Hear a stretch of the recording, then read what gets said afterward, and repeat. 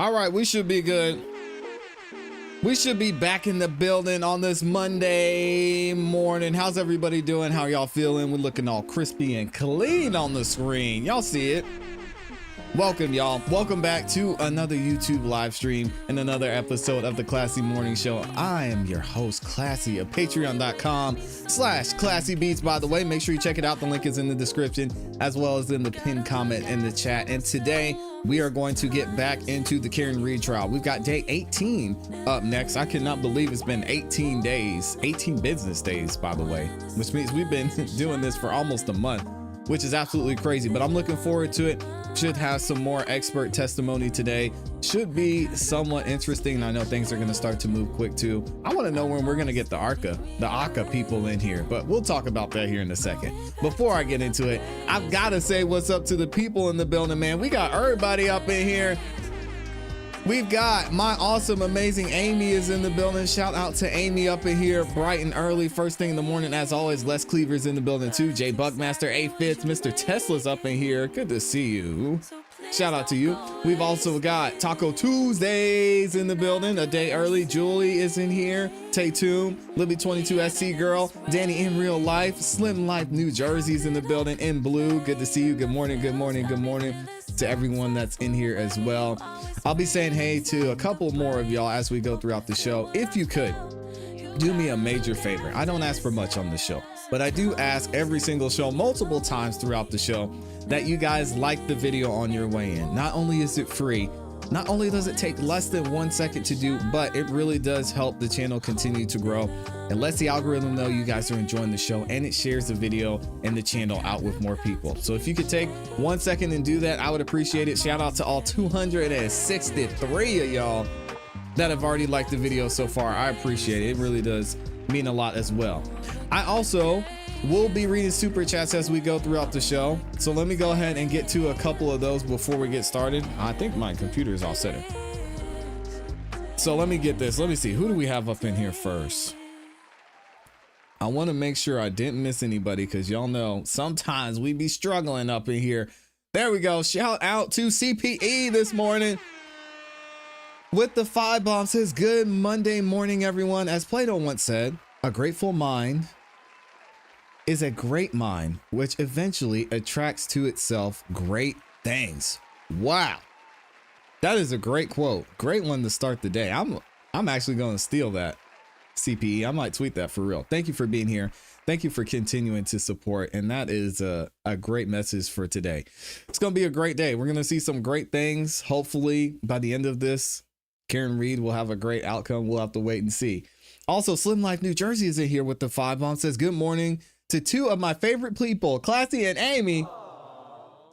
Much love to you both and to my CEB family. Have a blessed day, everyone. Let's get it. Let's go. Let's make today great on purpose. Thank you, Slim Life, for always being here and always giving great insight in the chat as well. I love the conversations you guys have, and Slim Life is always a big part of that as well. Curious Coco's in here. Good morning, y'all. Unique is in the building too. Good to see all the members in here. We've also got Kara Hampton starting out the day the right way. You know it. She says, good morning. It's Monday, a new week and another chance to have a great week on purpose. I love it. Much love to you all. Shout out to Kara Hampton. Again, another person who shows up and consistently supports as well. Let's do it on purpose, man. All right. I know y'all are tired of me talking, so I'm going to quit talking. We'll go ahead and get straight into the coverage. Again, if you haven't liked the video, please make sure you take 2 seconds and like the video. I appreciate it. It helps us out a lot. Let's go ahead and get into it. Oh, actually, and before I forget, and Trisha, shout out to Trisha. I will be reading that shortly. Why is my screen is looking crazy?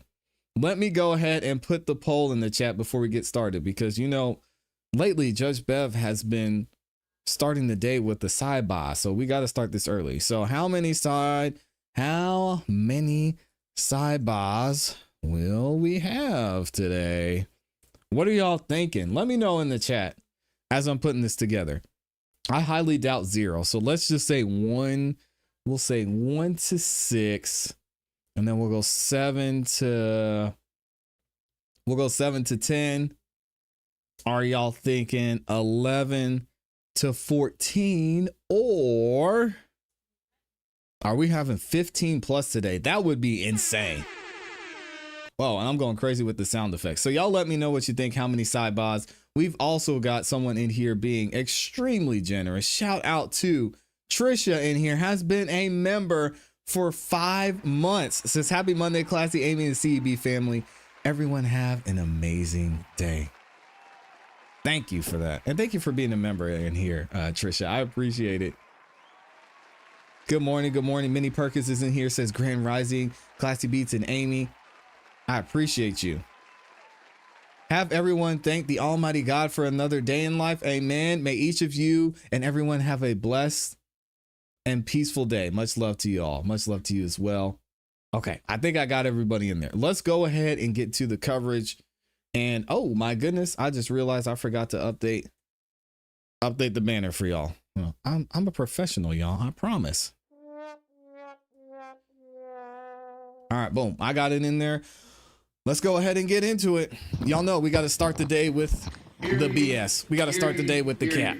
All persons having anything to do before the Honorable Beverly Cannoni, the Justice of the Superior Court, holding in Dedham within and for the County of Norfolk. Draw near, give your attendance, and you shall be heard. God save the Commonwealth of Massachusetts. This court is in session. Please be seated. May I call the case, Your Honor? Please. For the record before the court is Commonwealth versus Karen Reed, 22 CR 117. The parties are present. Our 18 jurors are present. The matter is on for trial. Thank you. Good morning, counsel. Good morning, Ms. Reed. Good morning, jurors. Good morning, Judge Beth. Here, ready, willing, and able to get started early, so we're happy about that. Thank you. I do have to ask you those questions. Were you all able to follow my instructions and refrain from discussing this case with anyone since They you did. left here on Friday? Everyone said yes or nodded affirmatively. Were you That's a also lie. able to follow the instructions and refrain from doing any independent research or investigation into this case? Yes. Everyone said yes or nodded affirmatively. They're watching the channel. Did anyone happen to see, hear, or read anything about this case since we left on Friday? Everyone Yes. said no or shook their heads. Thank you. Mr. Brennan, your next witness, please. They're lying, Judge Mr. Bell. Lally. Your Honor, the Commonwealth will call Nicholas Bradford to stand. Okay, we've got Nicholas Bradford up here. Do y'all know who that is? I'm gonna take a guess at how he spells his name. And shout out to the one sister, the only one in Canton, Massachusetts. We need to name her until we find out her name. The court and the jury and the matter now pending shall be the truth, the whole truth, and nothing but the truth, so help you God. I do. Thank you. Y'all let me know what we should name this officer, the one black officer in Canton. Oh, you know they're watching. All right, Mr. Lally, whenever you're ready. Thank you, Your Honor. Morning, sir. Good morning. Could you please introduce yourself to the jury, spelling your last name for the court? Yep, my name is Nick Bradford, Bradford. What do you do for work, sir? I'm goes by a Nick, DNA though. expert for Bodie Technology Oh, more DNA. Where is today. Bodie Okay. Technology located? in Lorton, Virginia. And where did you go to school, sir? I went to school at Mercyhurst College in Erie, Pennsylvania for a bachelor in forensic biology and a master's in forensic molecular biology from the George Washington University in Washington, D.C. And following your education, where did you go to work? I started at Bodie in about 2009. And so did you work at Bodie prior to your graduation? Yes. And how long have you worked there at Bodie? Since then, I spent 2 years at the Pennsylvania State Police at about 2021. And when you joined Bodie Technologies, what was your position and title that you were initially hired for? I was initially a DNA technician And when did you become an analyst? in 2014. And what is the difference between a technician and an analyst? The technicians operate the robotic equipment in the labs and assist with paperwork and various reagent duties and things like that. And what does an analyst do? An analyst analyzes the DNA evidence that's submitted from various police agencies from around the country. We come to court to testify and do statistical analysis of any comparisons that we might do. Now, if you could, sir, please I wonder why we have describe a for the second jury DNA the expert. training that It's you gonna be underwent interesting. initially as a technician.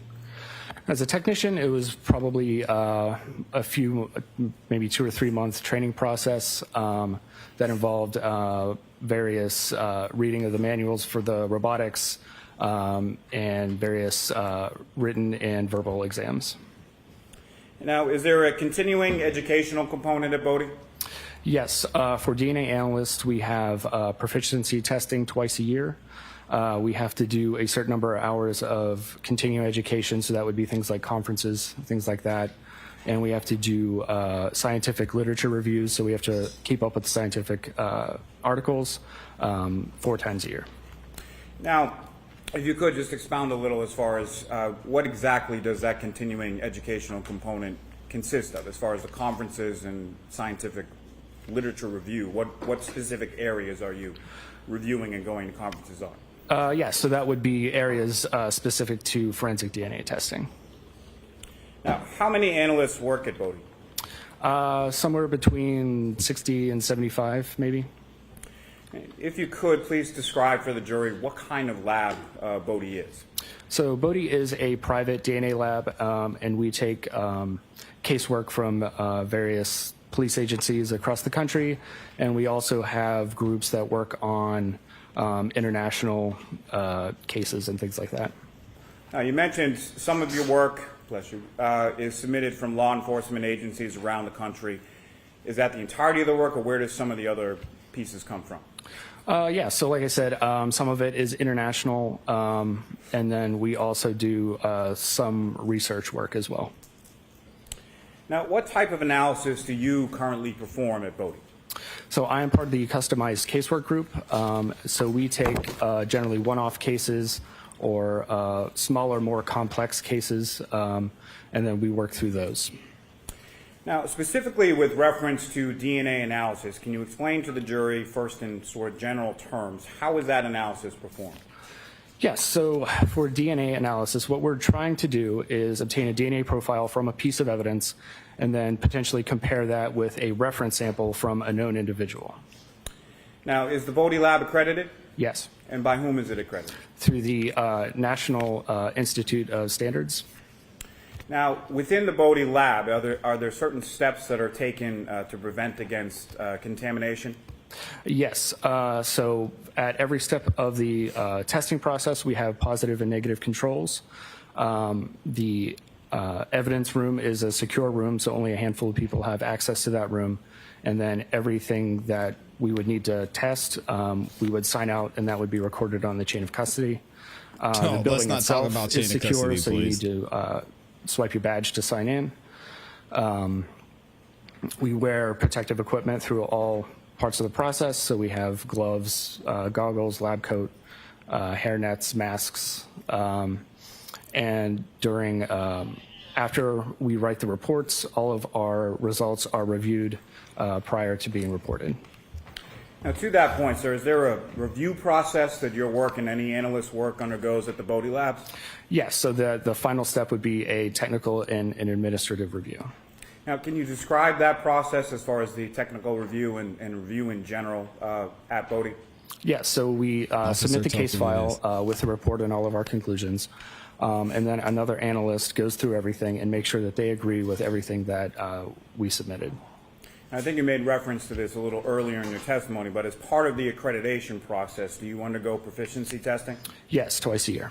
And can you explain to the jury that proficiency testing process?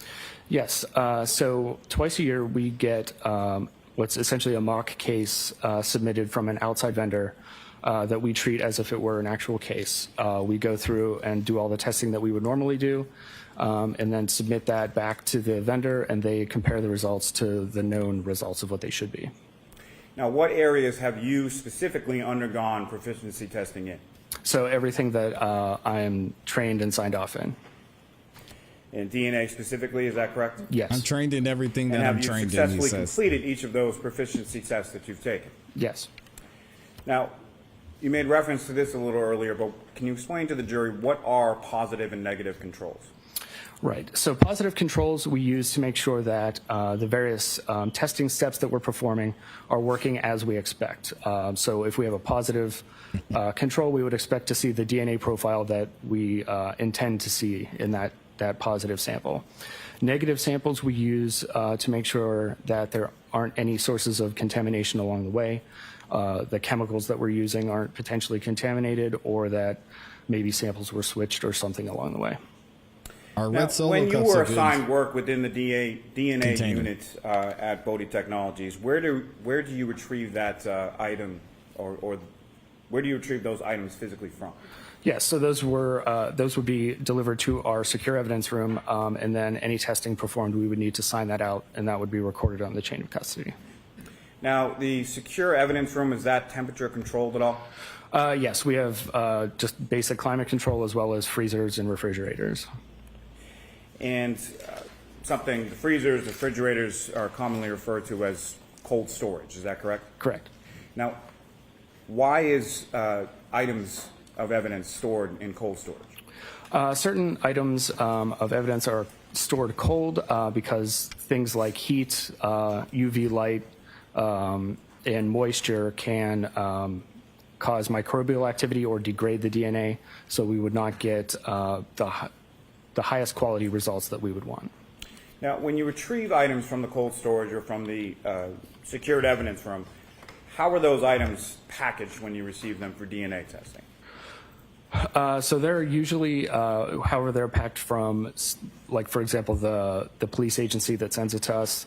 They'll pack them according to their guidelines and standards, and then they're sent to us, and we store them in the freezer. And then when they're signed out on our end, we just have a basic container that we put them in to keep the case together. Now, sir, what is DNA? So DNA is basically the manual for a living organism. I'll let it go. I'm sorry, y'all. Most of the DNA is contained within the nucleus of every cell, or pretty much every cell, and it contains all the information that is needed to make an individual. Now, is DNA the same in every cell of a person's body? Yes. And how many steps are included in DNA testing? So forensic DNA testing, the testing that we did, there are basically 4 steps. So there's DNA extraction, quantification, amplification, and profile detection. Now, can you describe for the jury what each of those steps are and sort of what they entail? Yes. So DNA extraction is we are basically trying to separate out the DNA from everything else. So all the other parts of the cell or any other material that might be part of the evidence. So we're left with just the DNA. Next is quantification, and we are trying to figure out how much DNA we have to work with. The steps further down the line are calibrated to a certain amount of DNA input. If we add too much DNA, it can cause problems. So we need to know how much we have to work with. Mm-hmm. And then the next step is amplification. So this is when we take 20 to 25 different locations within the genome that we're interested in looking at, and we make millions and millions of copies of each of those locations. And in each one of those copies, there's a fluorescent tag that's embedded into each one. So then that leads to the final step of profile detection, where we separate those fragments out by size, and that fluorescent tag allows us to identify those particular locations. Now, sir, in January of 2024, were you assigned to perform some work on a lab case number, your Bodie lab case number, CCA 2416-0023, pertaining to this defendant, Karen Reed? Yes. Now, you received those items for testing from the Massachusetts State Police Crime Laboratory, correct? Correct. Now, do you also, when you receive items from an outside agency, do you also receive a corresponding submitting agency case number from that agency? Yes. And in this case, that was Massachusetts State Police Crime Laboratory, lab number 22-02184. Is that correct? Correct. Now, what type of work were you assigned to do in this case?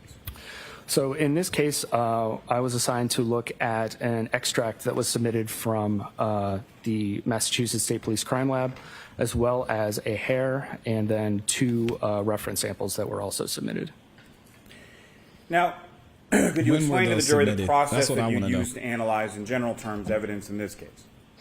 Yes, so generally we follow that same process with the exception of the extract that was submitted. Since the extraction process was already completed, we did not need to do that and we could move straight to quantification. And then we did the entire process for the hair as well as the reference samples. Now, you made brief reference to it a moment before, but was there a known standard that was done in this case? Yes. And did another analyst test and report the results from the known blood standard of John O'Keefe? Correct. And how was that done? Yes, so the entirety of the testing was performed at the state lab, and they submitted the final profile to us for comparison. Now, what is a DNA profile? So a DNA profile is basically just a list of all the variants at those 24 or 25 different locations that we're interested in, and the entirety of those different variations are what makes a DNA profile individual or unique. Now, as far as when you're looking or analyzing or examining a DNA profile, can you describe for the jury what does it look like? What are you looking at? So when we're looking at a DNA profile, it's essentially a graph with a series of peaks across the horizontal axis. And those correspond to the length of the DNA fragments that we amplified. And those are assigned a number based on the length of that fragment. And those numbers are what we refer to as the alleles. And those numbers are assembled into essentially a chart, and that's the DNA profile. Now, could you please describe to the jury the process of comparison between a known standard and an evidence sample? Yes, so when we have an evidence sample, we need to compare it to a reference sample. And then, so what we do is we take those two tables that I mentioned, one from the evidence sample and one from the reference sample, and we put them next to each other and do a comparison to see if the reference profile is potentially part of the evidence profile. And then if the two are consistent, then we would need to do a statistical calculation to determine the strength of the match. For example, if one in every 3 people would be a potential match, then that's not very strong. So we have to have some sort of mathematical weight to describe the potential match. Now, if you could again, sir, explain to the jury what was DNA your looks role similar. in the testing in this Well, it case? sounds like interesting. Yes, so my role was to analyze the DNA profiles and then do the comparisons. Now, what items specifically did you receive for DNA testing in this case? So yes, like I mentioned, we received the hair, we received the 2 reference samples, we received an extract from a taillight, as well as the negative control that was associated with that. And then we also received a reference profile from the state lab. Now, starting with what your lab has labeled as EO2, that has a corresponding State Police Crime Lab item number 3-1.1. Is that correct? Correct. And what was the description of that item, EO2 3-1.1? So that was the extract of the sample from the passenger side taillight of a vehicle. And was there any further description of that vehicle as far as the plate number? Yes, there was a plate number associated with it. Okay, and do you recall what the plate number was? So that would be 3GC684. Whose car was it? And did you receive 2 buckle samples identified as RO3 and RO4? Yes. And what was RO3 identified as? So that was a buccal swab from Yuri Bagetic.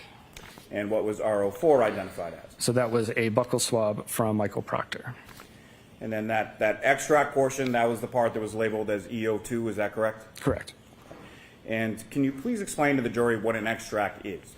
So like I mentioned, an extract is essentially, it's a tube with a small amount of liquid in it, and inside that liquid is the DNA that was extracted from the evidence sample. Now, the known standard of Mr. John O'Keefe, that had an item number as well, is that correct? Yes. And what was that item number first from the Massachusetts State Police Crime Laboratory? So that was 8-1.1.1. And did your lab, Bodie Technologies, have a corresponding item number associated with that known standard? No, we just used the Massachusetts lab number for that. And that known standard from John O'Keefe, did that appear to be a standard single source profile? Yes. And what is a single source profile? So a single source profile is essentially a DNA profile from one individual, as opposed to a DNA profile that could be a mixture of multiple individuals. Now, what does STR stand for? Stands for short tandem repeat. And can you please describe that short tandem repeat process for the jury? Yes, so like I mentioned, what we're doing with STR, short tandem repeat testing, is we're amplifying a number of locations in the genome, and then we're separating them out by size. Now, the reason we do that is because at the sort of at the DNA level, those regions of the genome have a series of genetic base pairs that repeats over and over again in sequence. So they're short tandem repeated DNA sequences. And the number of times that sequence repeats at that location is what we call the allele. So if the sequence repeated 5 times, we would call that allele 5. And that the summation of all those alleles is what makes the DNA profile. And what is an STR mix? So are you referring to the computer program, StarMix? Yes, STAR mix, excuse me. Yes, okay. Yes, so when we're dealing with mixture profiles, so that would be DNA, evidence profiles where more than one person's DNA is all mixed together. We need to be able to try to separate that out as best we can. We use a computer program called STRMix or StarMix, and that uses various mathematical calculations that allow us to make the best use of that mixture data that we can. And it allows us to run those statistical calculations to reference profiles as well. Now, item EO2 from the passenger side taillight of the vehicle. We got the tail light. Okay. Conclude as to that profile? Yeah, so that was a mixture of 3 individuals, including at least 1 male. Now, if you could, please sort of walk the jury through that process in making a profile comparison from the profile from the passenger side taillight of the defendant's vehicle and your other submitted samples. Why would there be a bunch of DNA on the tail light? That's super weird.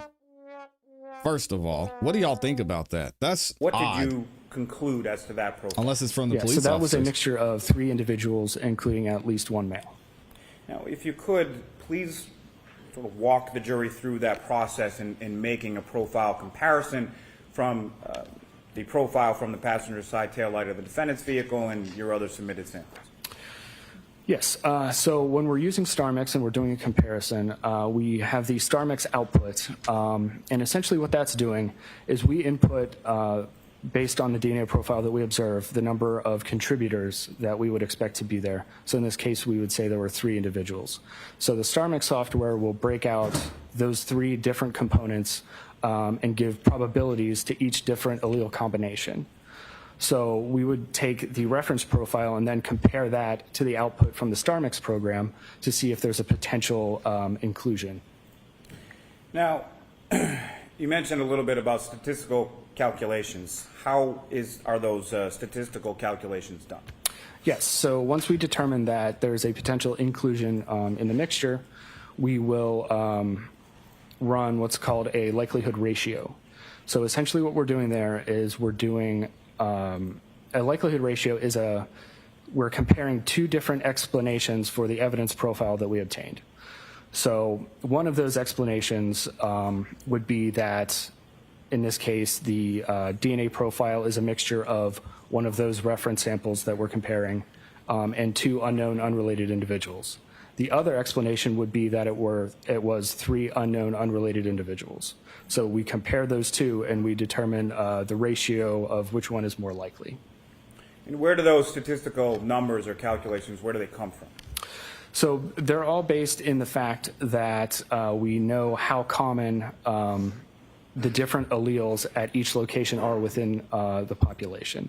So we can do a lot of mathematics and figure out how rare or common different alleles might be.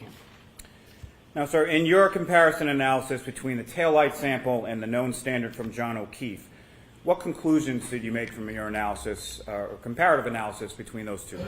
Between John O'Keefe and the mixture profile, John O'Keefe could not be excluded as a potential contributor to that mixture profile. He couldn't be excluded, but do we know if it was him or not? The more I hear about this science, man, the more it makes me think, is it really that advanced? It's cool we can see that maybe there's a potential match, but is it a match or not? It's 2025. And dang. As far as the statistical analysis, what, if anything, did you find with reference to that? Yes, so we did, like I mentioned, that likelihood ratio, and in the case of it being a mixture of John O'Keefe and two unknown unrelated individuals, it would be 740 nonillion times more likely that it was a mixture of John O'Keefe and two unrelated individuals versus three unknown unrelated individuals. Now, that number that you just referenced, as far as 740 nonillion times more likely, how many zeros are in a nonillion? Nonillion is 30 zeros. Now, this It's a lot of That's analysis, a lot of zeros. Supported a Cops are always touching your tail light. That's true. strong support for inclusion, correct? Correct. Now, can you explain to the jury what that means as far as a strong support for inclusion? Yes, so we have a chart that based on the likelihood ratio, so that 749 million number, based on the different numbers that we might get, we assign a verbal qualifier to that just to make it a little bit more user-friendly. So in this case, it would technically be very strong support for inclusion. Now, in your comparison analysis between the taillight sample and the known standard from Yuri Buchanan, what conclusions did you make from your analysis of those? So he could not be visually excluded based on just comparing the profile to the StarMix output. So we do the likelihood ratio to determine that, like I said, that likelihood ratio. So in this case, it was 46 million times more likely that it was three unknown unrelated individuals versus Yuri Buchanan and two unknown unrelated individuals. So that would be very strong support for exclusion. And again, sir, if you could just expound a little. When you say very strong support for exclusion, what does that mean? Again, we're just referring back to the verbal scale that we have as part of our reporting guidelines. Now, in your comparison analysis between the taillight sample and the known standard from Michael Proctor, what conclusions did you make from your analysis there? Yes, so he could not be visually excluded, again, based on that initial comparison. So we run the statistic, and it was 76,000 times more likely that it was three unknown unrelated individuals versus Michael Proctor and two unknown unrelated individuals. And that would be strong support for exclusion. So with reference to the comparative analysis between Trooper Proctor's DNA sample and the taillight sample, that was a strong support for exclusion, correct? Correct. Now, turning your attention to what your lab has labeled as EO1, that has a corresponding Massachusetts State Police Crime Laboratory item number of 3-6.1. Is that correct? Correct. And what was the description that was provided by the external submitting agency as far as that item? So that was the shaft end of a hair from the exterior passenger side rear panel of that same plate number.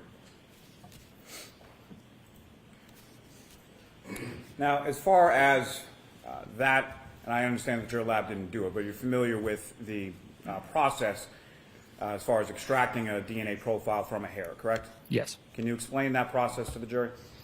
Yes, so during the extraction process, we dissolve the hair, and then we attempt to do our normal DNA processing. Now, what is different, if anything, in DNA testing when it comes to hair? So hair, generally, if it's the hair shaft only, we would not expect to get great STR results. However, it is possible, so we usually attempt that first. Now, are you familiar with the term follicular tissue? Yes. And can you please explain to the jury what that is? Yes, so that would be the hair follicle, and in the hair follicle, we would expect to find a lot of nuclear DNA. So that would be DNA from the nucleus of cells. You mentioned there any sort of piece of hair, there's a root end and a shaft end, correct? Correct. And can you, probably pretty well understood, but could you please explain to the jury the difference between the two? Yes, so the root end would be the end that we would expect to find the root or the follicle, and then the shaft end would be just the shaft of the hair itself. Now, what is autosomal DNA testing? Yes, so autosomal DNA testing. So autosomal DNA is the DNA that from mother and father that's combined in the child. So that would be opposed to DNA that's inherited directly from a single parent. So that would be something like Y chromosome DNA that would be inherited directly from the father. So all the sons of a father would have the same Y profile. Also, there's mitochondrial DNA. So the mitochondria exist outside the nucleus of the cell, and that is inherited directly from the mother. So all of a mother's children would have the same mitochondrial profile. Now, sir, from your analysis, what were your conclusions for the hair, EO1, in your autosomal or SDR testing? Yes, so we performed the extraction and then the quantification, and the quantification results were below the limit of detection. So we would not expect to get an STR profile from that hair. And if you could expound just a bit as far as that term below the limit Why? of detection, what exactly does that mean? Yes, so during the quantification process, our instruments are calibrated as part of our internal validations to detect a certain amount of DNA. And once we get below that amount of DNA, it's determined, we call that undetermined. So that would be below the instrument's limit of detection. And based on those validations, we would not expect to get a profile from that. And so what happened with the hair extraction sample in your lab at Bodie from there once you had completed the SDR testing? Yes. So like I said, it's not unexpected that the shaft of a hair would not give us STR results. So we often transfer those to the mitochondrial group that does the mitochondrial DNA testing. And why is that transferred from you to another analyst within the lab? I'm not personally signed off in mitochondria. We don't do quite enough testing to have everyone signed off in all the different technologies. Thank you very much, sir. I have no further questions now. All right. Mr. Jackson? Thank you, Your Honor. Oh no. Mr. Jackson? Thank you, Your Honor. Hold on a second. Mr. Jackson? We got AJ's about to take a swing at this DNA specialist. Good morning. Thanks for joining us. Shout out to Nick. Quick questions. You mentioned, Mr. Bradford, a quantification related to both urobutynic and a known sample from former trooper Michael Proctor. Can we go over? I'm going to ask you about the Michael Proctor sample related to Michael Proctor. I think I heard you say 1 in 76,000, correct? Yes. Describe that one more time for the jurors. When you quantify that profile as it compares to the population of the Earth, for instance, what does that mean? What's the significance of 1 in 76,000? Yes. So you need to be very careful when we're talking about statistics, because if we start to introduce different analogies to try to describe them, they start to go off the rails, and we're describing things that are not actually described in the statistic. It makes a lot of sense to compare that to the population of the Earth, for example. However, what we're talking about here are the relative likelihoods of those two different explanations of the evidence profile.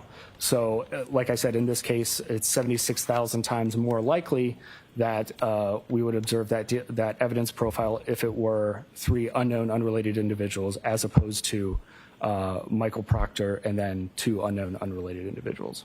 And sometimes, Mr. Bradford, we get numbers that are just sort of mind-boggling. You said 30 zeros. What is that number again? Non-alien. Non-alien? Non-alien, yes. Y'all literally, in your job, like almost have to make up new numbers. Non-alien, none of us have ever heard of that. That's I've one never heard of it. followed by 30 zeros, correct? Correct. As opposed to 76,000, which is 76, followed by 3 zeros. Yes. Much, much, much smaller number by factors of a 9 million, nearly, correct? Correct. So when you say that there is strong support for the exclusion of Michael Proctor in that DNA sample, you're not suggesting that he's completely excluded as a potential contributor. Well, no. What I'm suggesting is what the numbers state, that. so Right. that it's 76,000 times more likely that it were 3 unknown unrelated individuals versus Michael Proctor and 2 unknown unrelated individuals. Understood. What?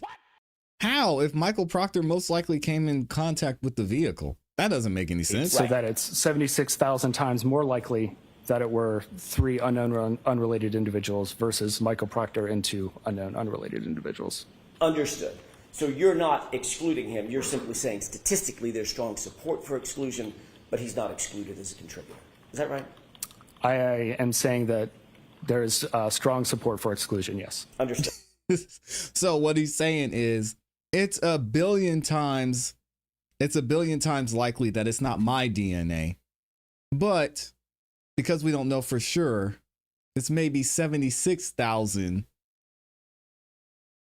like, or whatever, more likely that it's Michael Proctor, which is a lame way to say that. Yes, it could be Michael Proctor, but it's likely that it's not Michael Proctor. Why do we need the numbers? I guess for accuracy purposes, With right? regard to that taillight sample, It's crazy. you were It asked could to be my compare DNA. known samples to that taillight sample, the known samples being Jeez. State Trooper Yuri Buchanek and former Trooper Michael Proctor. Those 2 known samples, correct? Correct. Did they Were you test asked Michael to Proctor? compare a known sample from a person by the name of Brian Higgins? No. Were you asked Of to course compare not. a known sample from a person by the name of Brian Albert?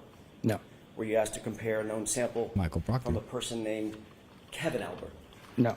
Were you asked to compare a known sample from a person by the name of former Chief Kenneth Berkowitz? No. Thanks. That's all I have. Okay, thank you. There's Mr. Lally, any follow-up? No. All right, you are all set. Interesting. All set, witness? Okay. There's- Oh, we got our first tie-by.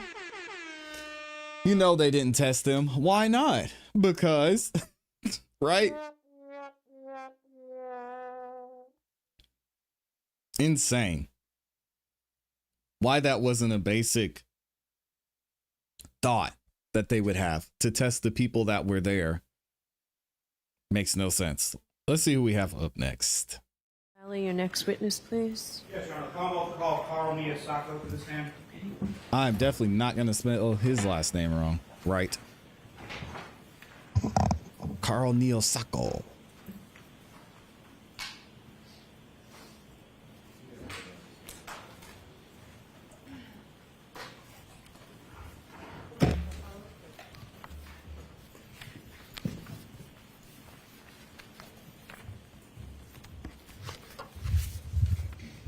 There's Officer Token.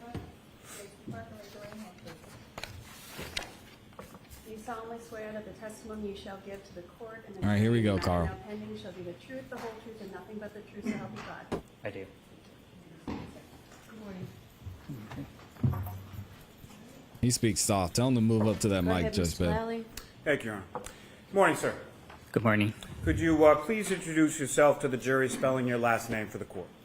Carl Miyasako, Miyasako. And what do you do for work, sir? I'm a senior DNA analyst at a forensic laboratory called Bodhi Technology, And Another where is Bodhi Bodhi Technologies Technology. located? Lorton, Virginia, And where did you go to school? Virginia Commonwealth University. And what degrees did you receive there? I have a bachelor's of science in forensic science. Now, following your education, where did you go to work? Bodhi Technology. And how long have you worked there? I've been employed at that laboratory for over 11 years. And when you joined Bodhi Technologies, what was your position and title that you were initially hired for? Initially, I started off as a DNA technician. And when did you become an analyst? After a few years at the laboratory, I became a DNA analyst. What is the difference at Bodhi Lab between a technician and an analyst? Technician mainly does laboratory work, and an analyst is allowed to analyze data and write reports. Now, could you please describe for the jury the training that you underwent initially as a technician? So I observed people perform all the tasks that I was training in, and then I'm supervised performing tasks by a qualified individual, and then I do competency tests where I'm performing things independently. Now, is there a continuing educational component of Bodie? Yes. And could you please describe for the jury what that entails? So continuing education just allows analysts or technicians to keep up to date with current topics within the community and future advancements in technologies. Now, could you please describe for the jury what type of lab Bodie is? Bodie is a private accredited forensic laboratory. And where do your cases come from? Our cases come from different agencies throughout the country, so law enforcement agencies, medical examiners, other laboratories as well. And is that purely on a statewide basis, national basis, or something else? National basis. And what is the difference at Bodie Lab or Bodie Technologies between a DNA Analyst 1 and a DNA Analyst 2? The type of caseload and different cases being assigned to these individuals. Now, what is your current role at Bodie Labs? My current role is a senior DNA analyst. And what is a senior DNA analyst, and what do you do in that role? So senior analyst provides expertise or leadership in at least one discipline within the company. Senior analysts report challenging cases, are independent of other analysts, and also train other analysts as well. Sir, I'm going to ask you to keep your voice up, please. Yeah, And sir, that I knew she microphone was in going to say front of you is something. adjustable. You can put it as close to yourself as you feel comfortable with. Thank you, Your Honor. Now, specifically with reference to DNA analysis, can you explain to the jury first in general terms how that analysis is performed at your lab? Yeah, so it starts with receipt of evidence, and then it goes through the laboratory through different procedures up until we develop that DNA profile, and it gets interpreted and analyzed. Now, is the Bodie Lab accredited? Yes. And by whom is it accredited? We are accredited by a NSI National Accreditation Board. Which we have Now, no are there idea steps what that taken means. within your lab at Bodie to prevent against contamination? Yeah, we have protocols to monitor contamination and to also prevent contamination. Now, also at the lab, is there a review process, and can you sort of describe your role as it applies as a senior DNA analyst to that review process? Yeah, so all cases go through a review process. So after, let's say, the reporting analyst completes a case, it goes into submission for a technical review. During that review process, the entire case file is looked over. So it's looked over to see if everything was done per protocol, if it's something that I or anyone else in the lab would have done, if any necessary reprocessing steps were taken. Data is reviewed. If there was comparisons, that's something that a reviewing analyst would also do and see if they come to the same conclusions as the other analysts. Now, just again, in general terms, can you explain to the jury just a little bit more in detail as far as the protocols that a technical review is concerned with, and sort of how a technical review is able to establish that the testing was done in comportment with that? Yeah, so as me, if I were doing a technical review, I would look over the entire case file. Did what the processing steps happen? Were they per protocol? Is it also something that I would have done in this case? If data is ultimately generated, I also do that comparison. Based on that comparison, what did I come to the conclusion to? Was that the same as the other analysts? Did we agree? Were stats done? Were they done the same way I would have done it? Essentially, all conclusions would have to be in alignment between both analysts. And so when you're doing a technical review, you're looking at or doing your own sort of comparisons, coming to your own conclusions, and running your own statistics. Is that correct? Yes, I'm doing the comparisons myself and seeing if I also agree and come to the same conclusions. Now, as part of the accreditation process, do you undergo any sort of proficiency testing? We do. And can you explain to the jury that proficiency testing process at Bodie Technologies? So an outside organization sends tests to our laboratory. Everyone participating in these proficiency testing completes their assignment. It gets submitted back to the organization, and they review the results to see if it matches up with the expected results on their end. And So how what is often do analysts at What your do you lab do, undergo proficiency Carl? testing? It's Carl Twice spelled a year. with K. Now, turning to you specifically, what areas do you specifically undergo proficiency testing in? I do testing within short chain and repeats, STRs, YSTRs, mitochondrial DNA analysis. And have you successfully completed each of those proficiency tests that you've taken? I have. Now, could you explain to the jury what are positive and negative controls, and sort of what is the difference between the two of those? So throughout processing, we introduce controls such as a positive and negative control. Positive control is just a known template that we introduce during processing. It measures the efficacy of the testing and to see if we develop the known profile that we are expecting, just to make sure that testing went as it should have. Negative control, on the other hand, monitors for any type of contamination and cleanliness of reagents. And there's no DNA template introduced in this, so we don't expect data. So once that aligns with it, then we know that reagents used were good.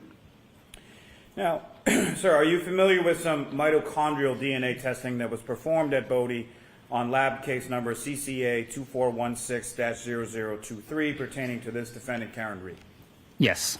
And All right, let's the get lab into it received then. those items for testing from the Massachusetts State Police Crime Laboratory, correct? Correct. And did you also, or do you also receive a corresponding agency case number from that or any submitting agency? It is, LaRonda. Yes. I'm like, what And do in you this do? case was the Massachusetts State Police Crime Laboratory, lab number 22-02184. Yes. And what type of work did Bodie Labs do on CCA 2416-0023 with respect to mitochondrial DNA testing? So we received 2 evidence items, a hair sample and a reference sample, and we were asked to type these for mitochondrial DNA. Now, could you explain to the jury the process in general terms used to analyze that type of evidence? So it's a similar process Shout out that to you may Johnny. have heard already for nuclear DNA or STRs. After DNA extraction, that's where we isolate and release DNA from the sample. It goes through amplification processing. This is where we employ the polymerase chain reaction or PCR technique. So we create numerous copies of targeted section within the DNA. This is just so we have enough DNA to generate a DNA profile. Following that, we do what's called quantification. So we determine a generated estimate of how much DNA is present within the sample. Following that, we do what's Interesting. called sequencing.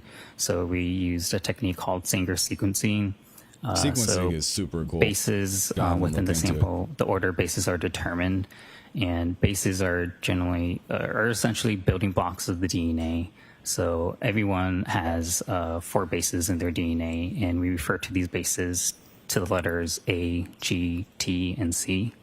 After sequencing, we go through what's called capillary electrophoresis, and so these bases are sequenced individually, and the data is interpreted. Now, was there a known standard done in this case? Yes. And did another analyst test and report the results from the known blood standard from Mr. John O'Keefe? What was that? Sorry. Sure. Did another analyst test and report the results from the known blood standard from a Mr. John O'Keefe? Yes. And again, with reference to mitochondrial DNA testing, what items did the Bodie lab test for? A hair shaft sample and the known DNA standard. Now, what? can you please describe A hair shaft to the jury, sample and a what? again in general terms, the process of comparison between a known standard and an evidence sample? So we generate data from typically the evidence sample first, and then just to see that we get comparable data, and then we process the known reference standard. Then we look at the two DNA profiles of these different samples and we compare them. Based on the data, are we seeing that we can or cannot exclude the reference donor as being a source of the evidence sample? What is autosomal DNA? Autosomal DNA is like nuclear DNA. It's something that you maybe more, when thought of forensics, traditional STR shorthanded repeats. And what is mitochondrial DNA? Mitochondrial DNA is a different type of DNA from nuclear DNA. Nuclear DNA, you get half of your DNA from your parents, so mom and dad, whereas mitochondrial DNA, it gets entirely inherited from mother to child. What is the difference between the two as far as where it's located in reference to the nucleus of the cell? So with STRs, there's basically 2 copies per cell, whereas with mitochondrial DNA, there are several copies per cell. So there's more abundance in mitochondrial DNA. Now, how does that apply to an extract from a hair sample? So for hair samples, we typically categorize these with like hairs with roots and rootless hair samples. So with hair samples, typically in the shaft end, there's more abundance of the mitochondrial DNA versus nuclear DNA, where nuclear DNA tends to be degraded or not present in high enough amounts. What does PCR stand for? PCR stands for polymerase chain reaction. And can you please describe the why do we care? PCR method to the jury? Yes, so that's the process where we create specific targeted sections of the DNA over and over. So we're replicating DNA using the source material as a template. This is because we want enough copies of that DNA to generate the end result of a DNA profile. So it would be similar to, say, like a copy machine. You start with a single piece of paper and you make many, many copies from that piece of paper.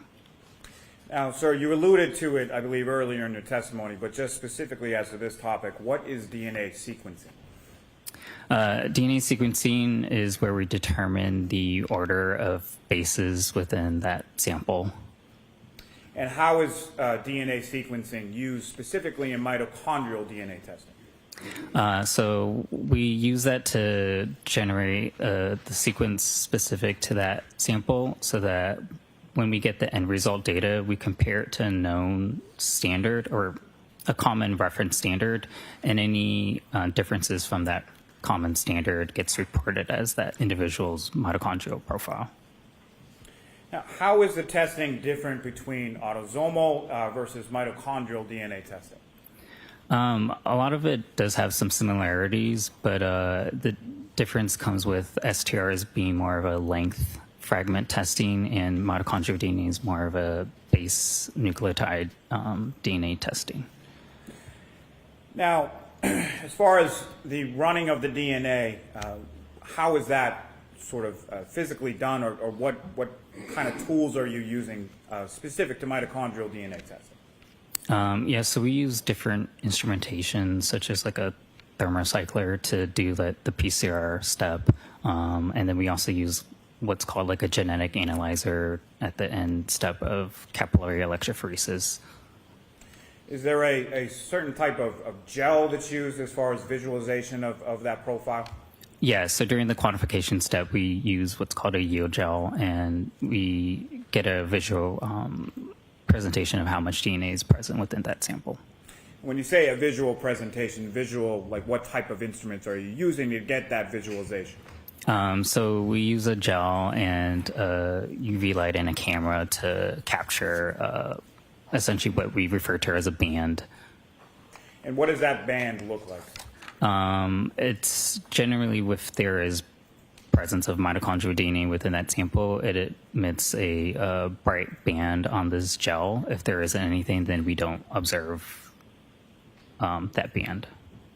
And what kind of instrumentation does your lab utilize in mitochondrial DNA testing? We use a thermocycler or 3130 genetic analyzer as well. Could you spell that, please? Yeah.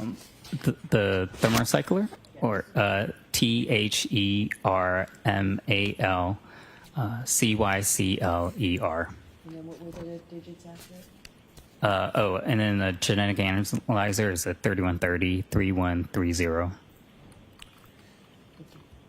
And if you could you please describe what those instruments do or what they're used for specifically within the process of the mitochondrial DNA testing?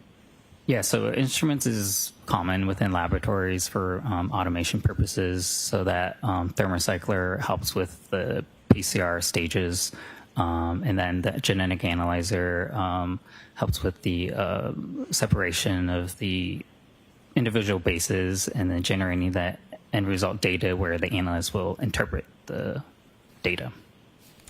Now, what is a D-loop? The D loop is the control region.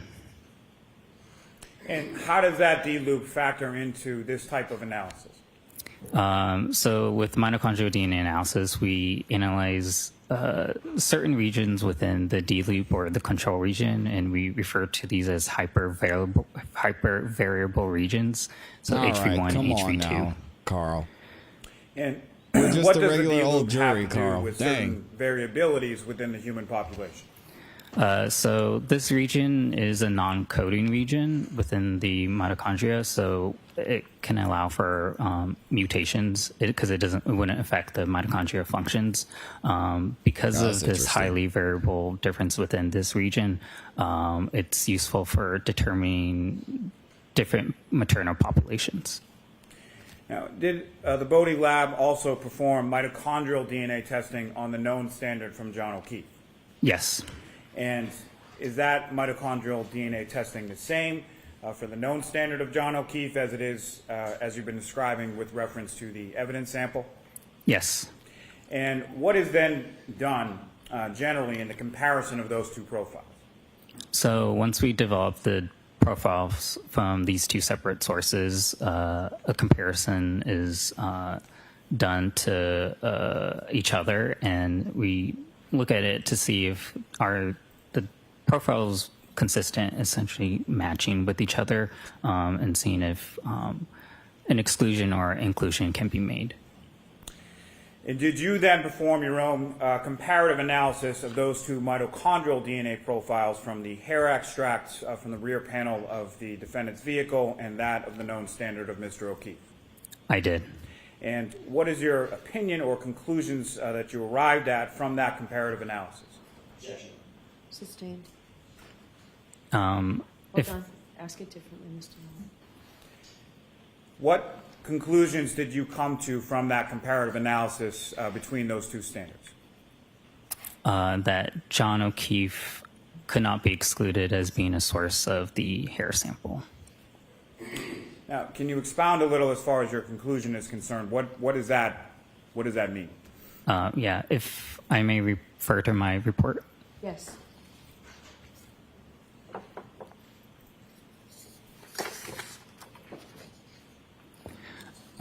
So whenever we have a conclusion of a probable inclusion, like in this case where I could not exclude John O'Keefe as being a source of the hair sample, we do a statistical analysis to give weight to that probable inclusion.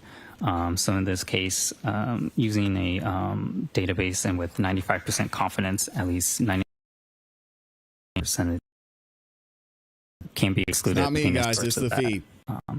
Hair sample. And let me ask you just in general terms, that database used is referred to as MPOP, EMPOP, is that correct? Correct. And what's an MPOP? So it's a searchable database where we search Oh, up in our laboratory. We search three There we main go. population groups within the United States, African American, Caucasian, Hispanic. And so the general goal is just to see how rare would that profile be within these populations. And so what conclusions did you come to with reference to the consistency of sample versus It's not me, guys. 95% confidence that 95% of the population can be excluded as being a source of the hair sample. Now, you made reference in your testimony a moment before Trial about remix. a confidence interval. What is that?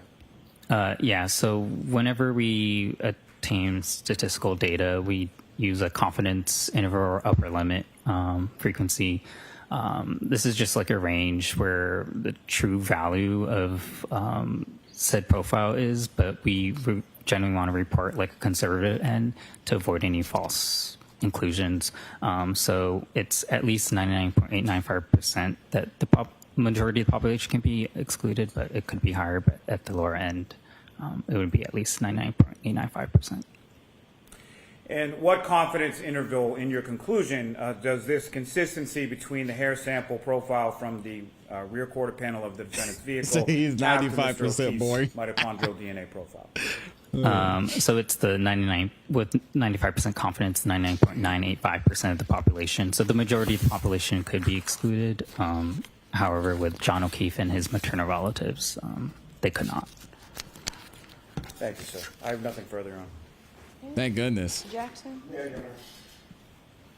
All right, let's see what AJ has to say.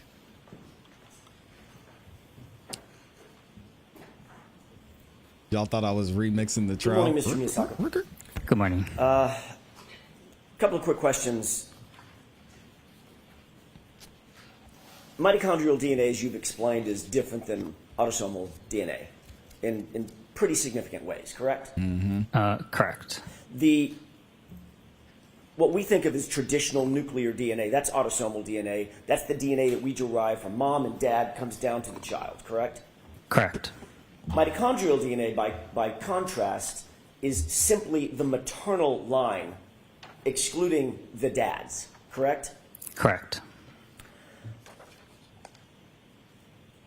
So, my mitochondrial DNA has nothing to do with my father, everything to do with my mother. Is that right? Yeah, mitochondrial DNA gets inherited from the mom to child. Okay, so a male like John O'Keefe, for instance, the known sample that you were working with, shares the exact same mitochondrial DNA as, for instance, his mother. Correct? Correct.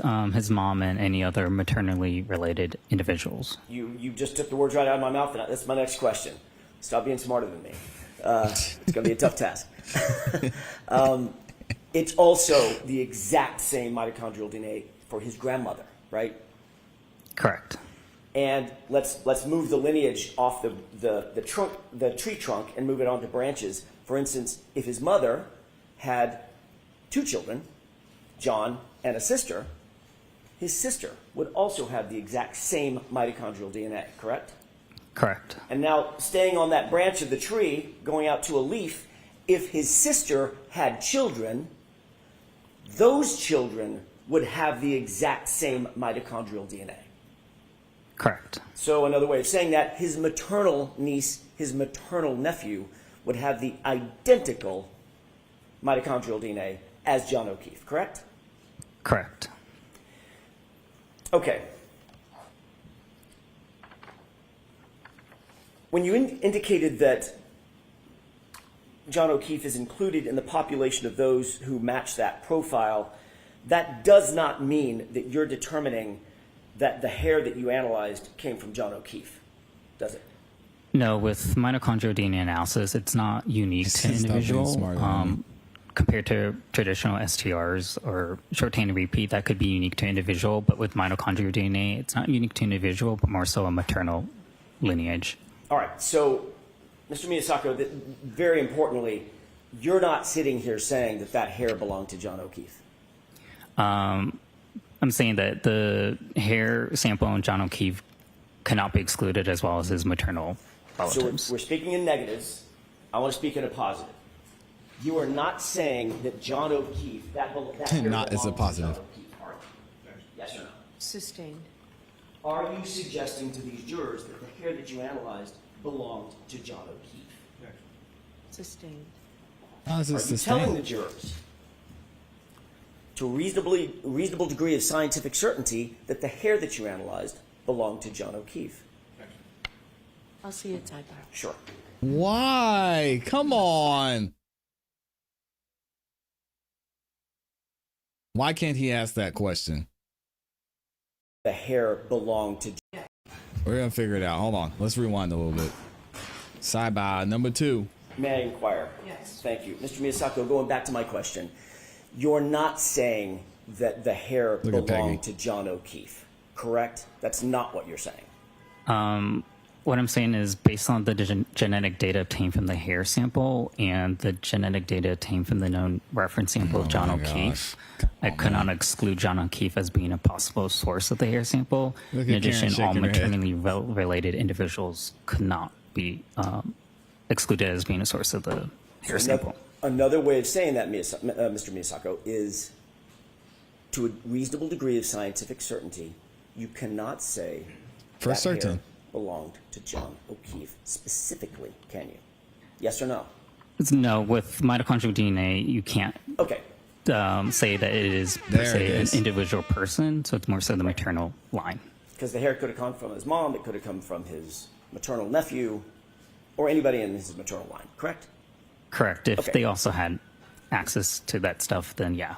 For instance, access to that stuff. Oh, look at them showing Peggy. His Oh, this maternal is nephew petty. lived in the home with him, where the SUV was stored. It's just as reasonable if the hair came from him, correct? Sustained. Look at this. Yo, why is this lady in the courtroom? Look at this. Peggy, I understand. I don't understand. I pray to God I will never understand. But I can empathize with what she's going through. This lady should not be in the courtroom. Period. If his maternal nephew lived Look in at the home cameraman with him, being petty. where the SUV was stored, it's just as reasonable if the hair came from him, correct? Sustained. Wow. This is crazy. Your analysis does not tell us. And she's sitting right when next to the Karen, hair too. Got to where it was found, correct? Correct. Your analysis does not tell us how the hair got to where it was found, correct? Correct. And mitochondrial DNA does not reveal anything about the hair's color or age or texture, nothing like that. Not on the analysis that we performed. Okay. So for all you know, that hair could have been Shout out to the cameraman. placed Camera where it was person. found by somebody else. Sustained. You're not telling this jury how the hair got where it was ultimately found and recovered, correct? Correct. Our testing is just based on the evidence provided to us and the comparisons done between the two different evidence. The jury can definitely see And her. in Yes. short, you can't say that the hair specifically They need came to from get her John out of O'Keefe there. either, can you? With mitochondrial DNA, I can't say that it is specific to an individual. Okay, including John O'Keefe. In this instance, John O'Keefe's profile was consistent with the hair sample. That's not what my question was, Mr. Miyasako. We can go round and round. I realize that you're saying it's consistent, but it's also consistent with his nephew, right? Correct. I can't exclude maternal relatives because mitochondrial DNA is not specific to individual, but just the maternal line. Right. So you're not saying it was John O'Keefe's hair? I can't say whether it is, but the profile obtained from John O'Keefe is consistent with that hair sample. You're not But saying it's John O'Keefe's Mr. Jackson. Mr. Jackson. Let's move on. We get the point. I think that I mean I'm with Judge Bev on this one. We got it, AJ. Mitochondrial DNA is in this case a little bit of BS. It's fine. The reason you can't say that it's John O'Keefe's hair is because it also matches everybody in his maternal line. That's what we're getting down to, correct? yeah, with mitochondrial The reason this is being brought up is because it could be his nephew. right? Because the maternal line, the kids came from his sister. Possibly could have been the DNA of one of the kids. DNA, again, it's not unique to an Peggy's. individual, but their maternal lineage. And if his maternal nephew lived in the same residence and had access to the same SUV, couldn't exclude him either, right? Sustained. So in short, Mr. Miyasako, you cannot tell this jury when the hair got to where it was, correct? Sustained. You can't tell this jury how the hair got to where it was found, correct? Sustained. And you certainly cannot tell the jury that the hair belonged to John, right? Sustained. Why is that Got it. sustained? Thanks, Your Honor. He can't tell the jury that. Anything? He can't tell them that. He just admitted.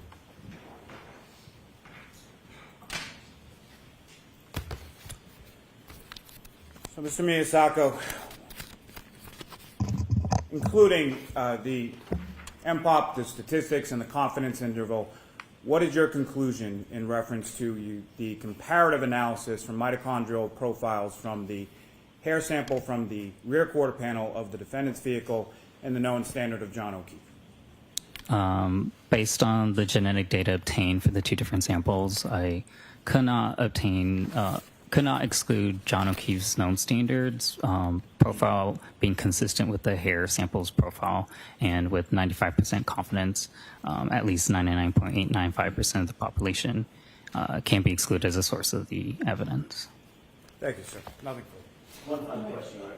Do you also maintain that 95% confidence that it could have been his nephew? Yeah, so again, with maternal You can populations. finish your answer. Go.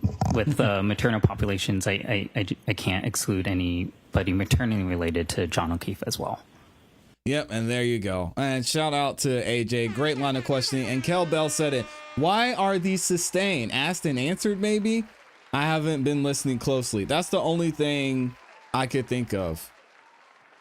Because they had to approach, when he started this line of questioning initially, they had to approach. They had a sidebar.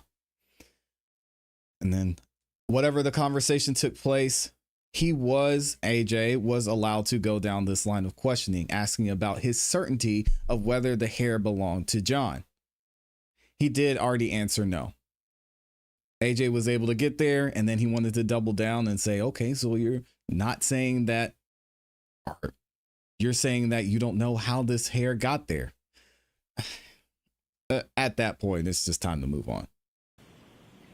Thank you very much, sir. You are all set. Shout out to Carl Miyasako in the building. All right, y'all give me 1 second.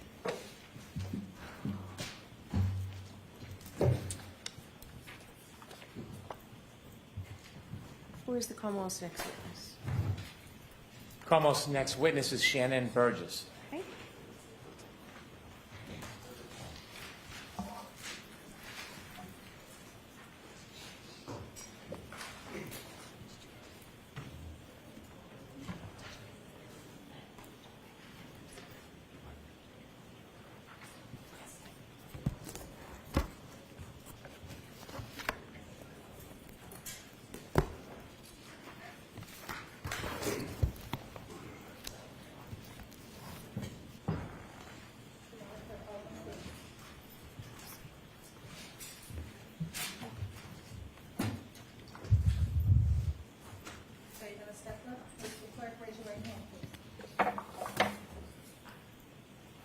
Do you solemnly swear that the testimony you shall give to the court and the jury in the matter now pending shall be the truth, the whole truth, and nothing but the truth, so help you God? Yes, sir. Thank you. Good morning. Good morning. All right, Mr. Brennan, whenever you're ready. Thank you, Your Honor. Good morning, sir. Good morning. Could you please introduce yourself to the jurors, spell your last name for the court reporter? Yeah, absolutely. So my name is Shanon Burgess, last name Burgess. Mr. Burgess, what do you do for a profession? Sure. So I'm a digital forensics examiner. So I investigate digital devices to see what evidence they may record or hold. Do you specialize in any type of forensic analysis? Sure. So digital forensics is kind of a broad field, but I do specialize in vehicle forensics and cell phone forensics. Oh, Lordy, here we go. He How is long not have you from been a digital Massachusetts. forensic analyst for? Sure. So I've been a digital forensic analyst for approximately 10 years. Before you were a digital forensic analyst, what type of work did you do? Sure. So before I was a digital forensics analyst, I was working in the automotive manufacturing field, specifically related to automotive presses and industrial robotics. I want to talk to you about some of your experience in digital forensic. Did you receive any certifications in digital forensics? I did. I've received several certifications, one being what's called GIAC, Advanced Smartphone Forensics, another from Celebrite, a company named Celebrite, in Certified Mobile Celebrite. Examiner, and then certifications from Magnet Forensics as well. Is Magnet a company that also includes Axiom?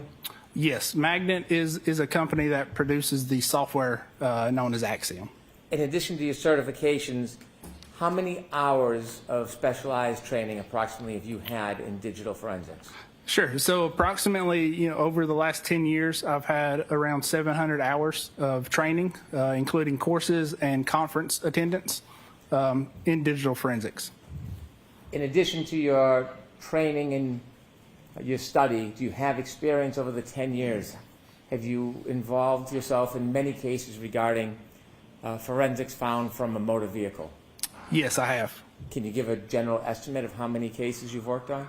Oh, not off the top of my head, I couldn't, but it's been numerous. You said that you specialize in Sorry, mobile Kara. phones and digital forensics in motor vehicles. That is correct. Do you teach seminars on those He issues? could be from I do. anywhere I teach south of the seminars Mason-Dixon. and presentations specifically in those disciplines.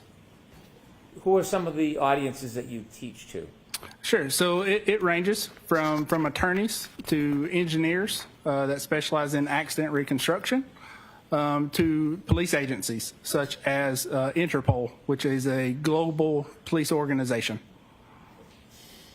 Have you testified as an expert in digital forensics in court before?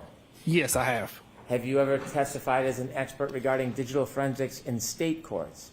Yes, I have. And could you share with us those state courts?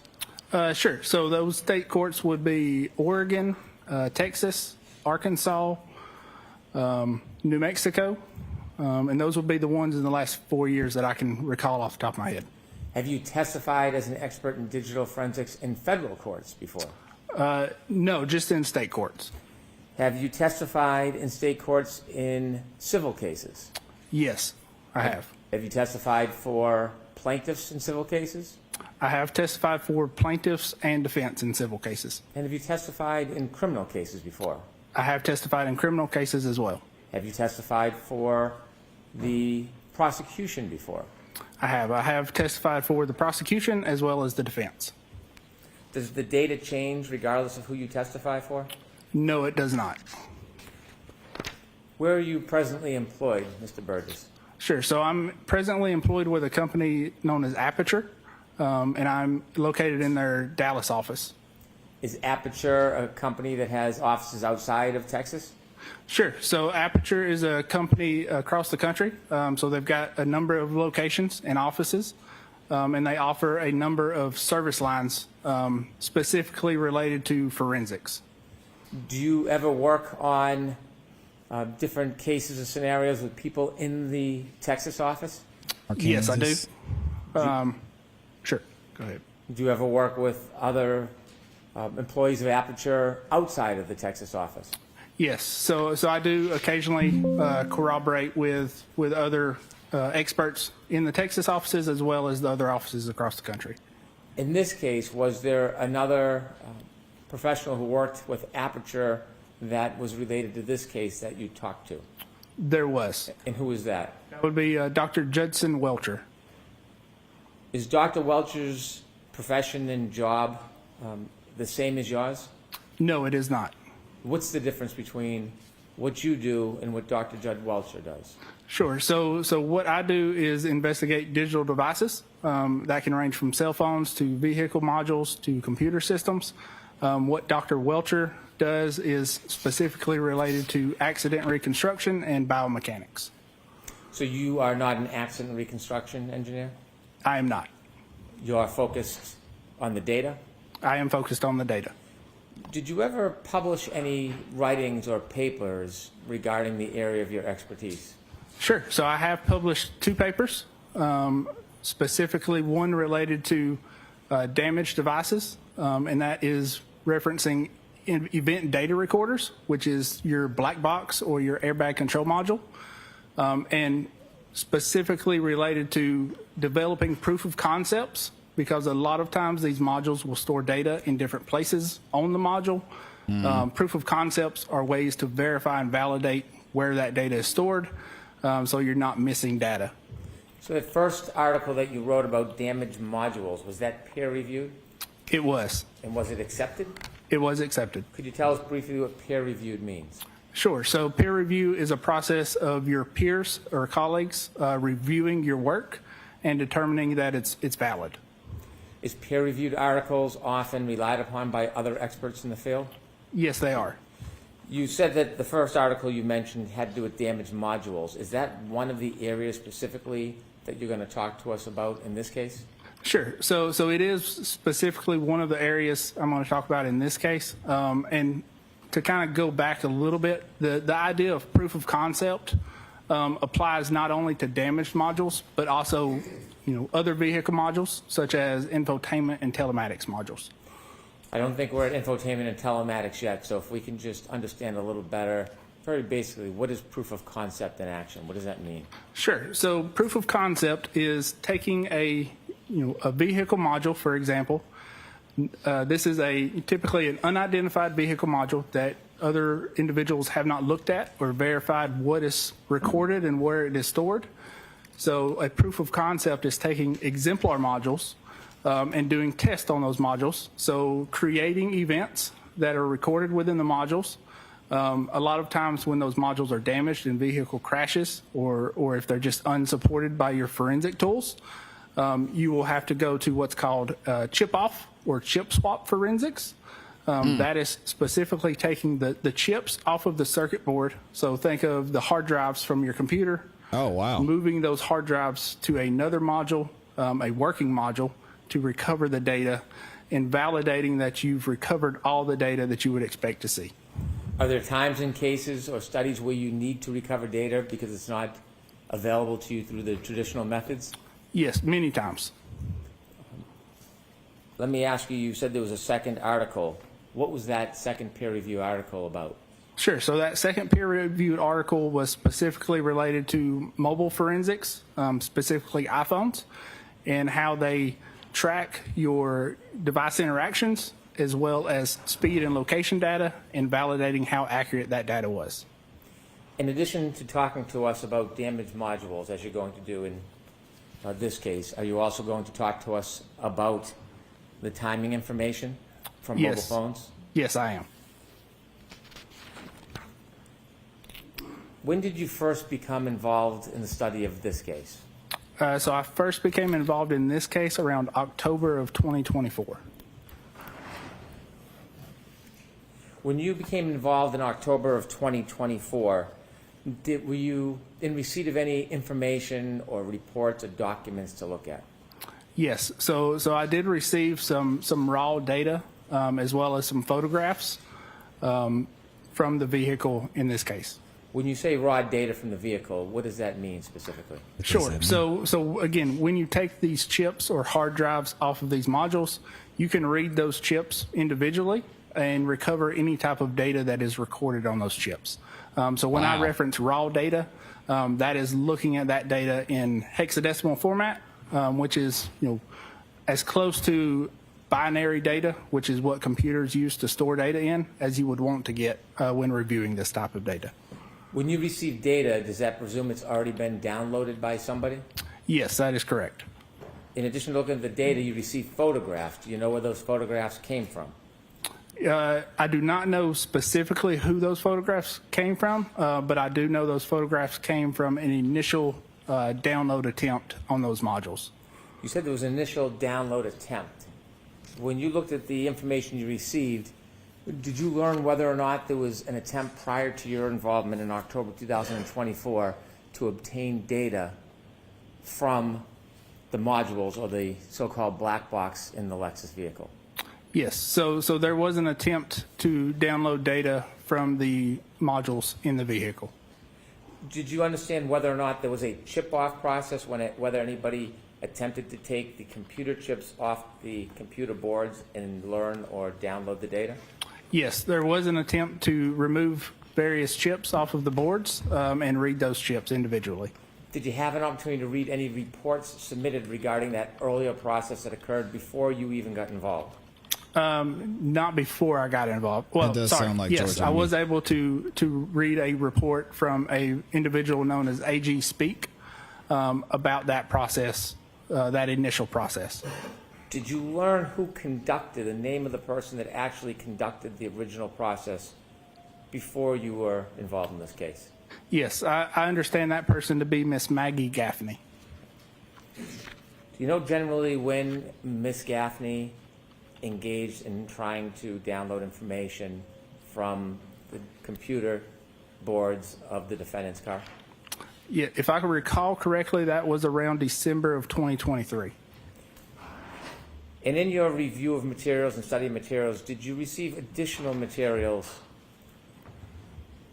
Yes, I did receive additional crash reports, just detailing the events of the night. When you say crash Interesting. reports, what does that mean? So that's going to be crash reports from the Massachusetts State Police. Is a crash report just a written report or is it data? No, it's just a report, no data. Did you receive any other reports from any other individuals or experts? No, not at that time. Did you later, over time, receive any more additional information during your studies? Yes, I believe so. And let me reference my report just so I don't misspeak. Let me ask for the court's permission before Yes. you do that. Sure, sorry. Yes. So I did, again, I reviewed a vehicle forensics report by AG Speak. I reviewed documentation that was identified to me as evidence review, a prior testimony of Trooper Garino, and I reviewed some surveillance videos as well as a report by Mr. Whiffen. When did you receive any study or reports from Mr. Garino? Do you remember? I do not remember exactly. Okay. Was it recently, some time ago? It would have been some time ago, probably late 2024 after we got involved. Mr. Last Whiffen's year? a celebrity. And how about Mr. Whiffen's reports? Mr. Whiffen's report, I believe I received in January of this year. Shout out to Celebrate. In the video, do you know when you received any video? It would have been this year. I don't remember the exact dates. Was it last month, months ago? No, probably around January or February as well. Well, I take that back. It would have been early January, maybe late December. Get it together, Bo. I want to ask you just generally so we have a general perspective on this. When you began your study, was there something specifically that you were looking for? There was. So specifically what we're looking for when we do a chip off on these vehicle modules, we're expecting to see one of two things: user data in a raw hexadecimal format or a file system where user data is stored. Were there certain events that you were focused on relative to the data in the defendant's Lexus? Sure. So there were specific events that we were looking for specifically. That would be including time-stamped ignition-on events or power-on events, as well as other data. Did you have any information or understanding that there were text stream events that you were to focus on? Yes, I did have an understanding that there were tech stream events located in a airbag control module. How many tech stream events were you focused on? 2 tech stream events. Could you just generally characterize those 2 events? Sure. So one event has been identified as a 3-point turn maneuver, and the other has been identified as a backing maneuver. These cars are too smart, Now, man. the That's studies crazy. of those events, is that the role of the accident reconstructionist? Yes, it is. So then what was your role related to, your specific role related to those 2 characterized events, the 3-point turn event and the backing maneuver event? Probably Sure. to So read that within that information, tech right? stream data, those events are documented with what's called a time count. So that's going to be a running timer from the time the vehicle powers on or the ignition comes on. So that counter will count seconds incrementally. And specifically, the focus was looking for any time-stamped data that would offer when that power on event occurred. Did you put together a PowerPoint presentation regarding your assessment of some of this case? Yes, I did.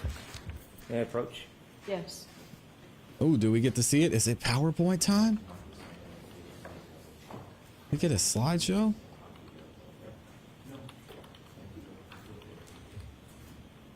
Handing you a package, you recognize that? Yes, I do. And what is that? That is my PowerPoint presentation that I prepared. Just turn a few pages so Sure. you can look and see if that accurately reflects the presentation you put together. Yes, it appears so. And does this reflect some of your study of this case? It does reflect some of the study in this case. Is it an entire comprehensive study of everything that you learned, or is it an overview? No, it is an overview. For our course permission, I would mark this for identification. I intend to use this with the course permission as a chalk. Okay, so we'll mark it for identification. Mock it. SS for identification.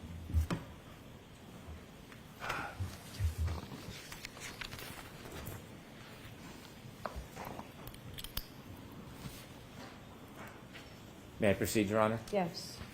Sir, I want you to teach us a little bit about the computers in a motor vehicle. Is there one computer, like a black box in an airplane? No, so there's actually many. Depending on the vehicle, there could be hundreds with very specific functions to what they're what they're meant to do. Tell us a little bit about why there's a need or why many computers are used in a single vehicle. Sure. So there's so many functions within your modern lot of vehicle nowadays. information. Yeah. So for instance, your infotainment module, that is a computer that operates your radio, your head unit. So that's going to be your obviously your radio, any type of built-in navigations, Android Auto, Apple CarPlay. There's what's called a telematics module. That's going to be what actually allows the vehicle to communicate with the internet services. So when you look at, if you've got an app that can track your vehicle or unlock your doors, that's being allowed through that telematics module. With the court's permission, I'd like to have Ms. Gilman show page 3 of the PowerPoint. Okay. Is there any objection, Mr. Alessi? No objection, Your Honor. Thank you.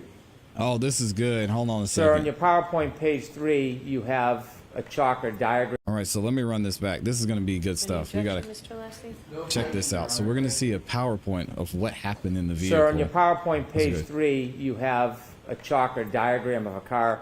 You may have a pointer in front of you if it helps. Sure. If you could direct your attention to the TV to your right. Could you explain to us what this diagram shows us? Sure. So this is a diagram that just shows, a small number of modules that you can find in specifically the Lexus in this case.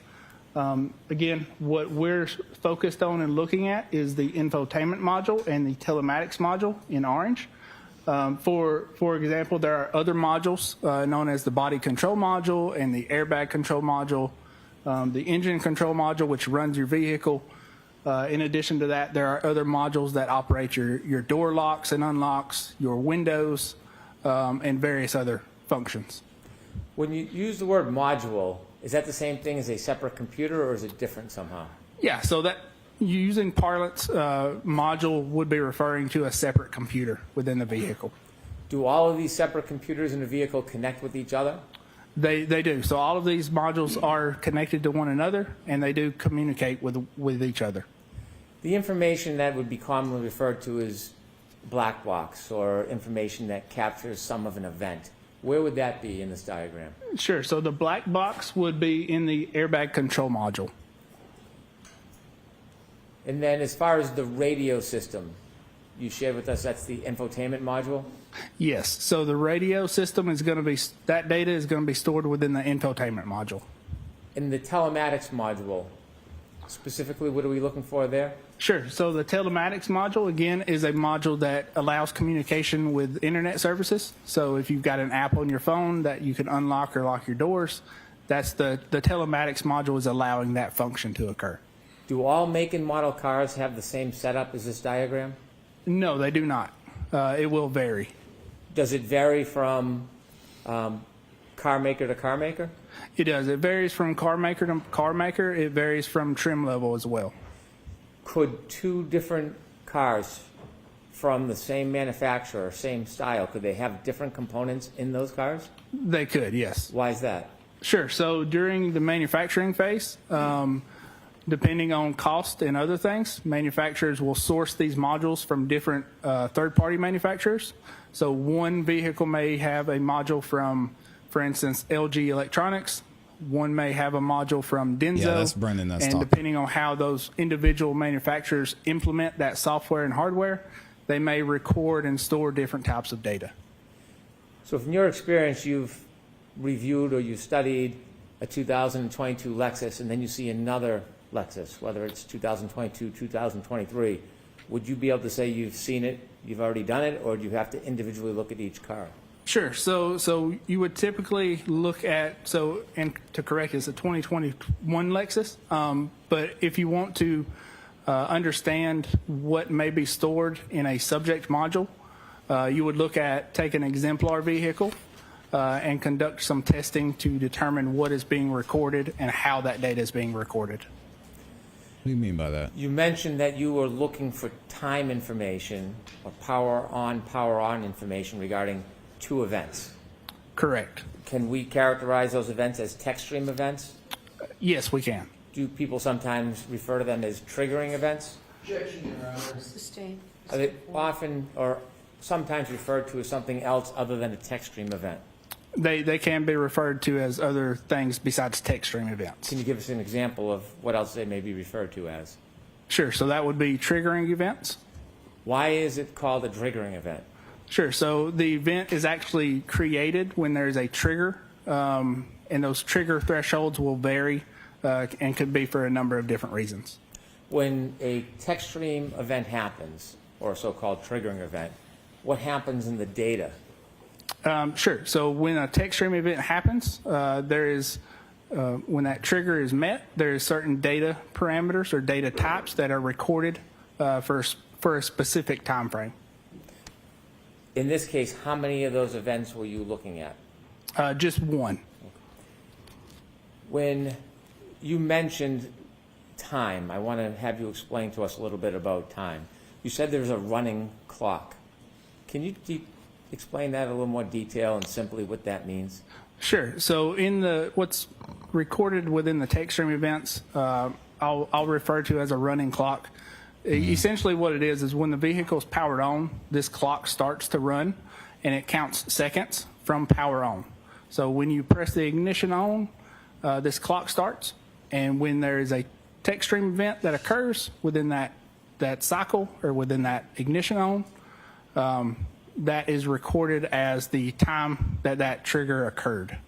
Does that give an actual time, like when you look at your watch or you look at your cell phone? It does not give an actual time, yeah. Excuse me, Your Honor, pardon the interruption. The chalk remains on the screen. Okay, are you still reviewing the chalk? We can take it down if it pleases Attorney Alessi. Thank you. So you were getting back to the clock. That's funny. You said it's like a running clock. Is that like a stopwatch? Yeah, that could be referred to as a stopwatch. Where is that running clock kept in the data? Sure. So that running clock is kept within the airbag control module. Is that the so-called black box part of the data? That is correct. With the running clock, how do you determine the actual time as it relates to, say, for example, your digital watch or your iPhone or another clock? Sure. So in that instance, you would need to have an event that occurs, such as a power on event, with a timestamp to reference back that running clock. When you got involved in this case and you looked at the information that was previously downloaded by Ms. Gaffney, was there any data regarding power on, power off to mark that time? From the initial download, there was not. When you involved yourself in your study, what was your primary focus as far as information you wanted to get and why? Sure. So primary focus when I initially got brought on was to look at the modules and see if there's any data that was not recovered. And then specifically, again, looking at any time-stamped data that may have been recorded within the modules. You talked about the differences in modules. In your PowerPoint, did you provide a couple of photographs of the modules so we can see what you were talking about? Yes, I did. With the court's permission, I'd like to put on page 4 of Let's the get PowerPoint. back to it. Okay. No objection, Your Honor.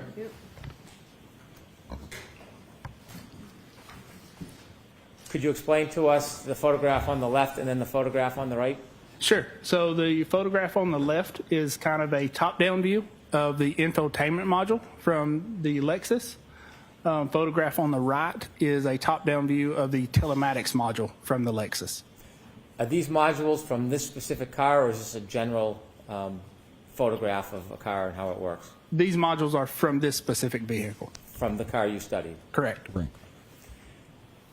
On the left infotainment module, you have different manufacturers. Why is that?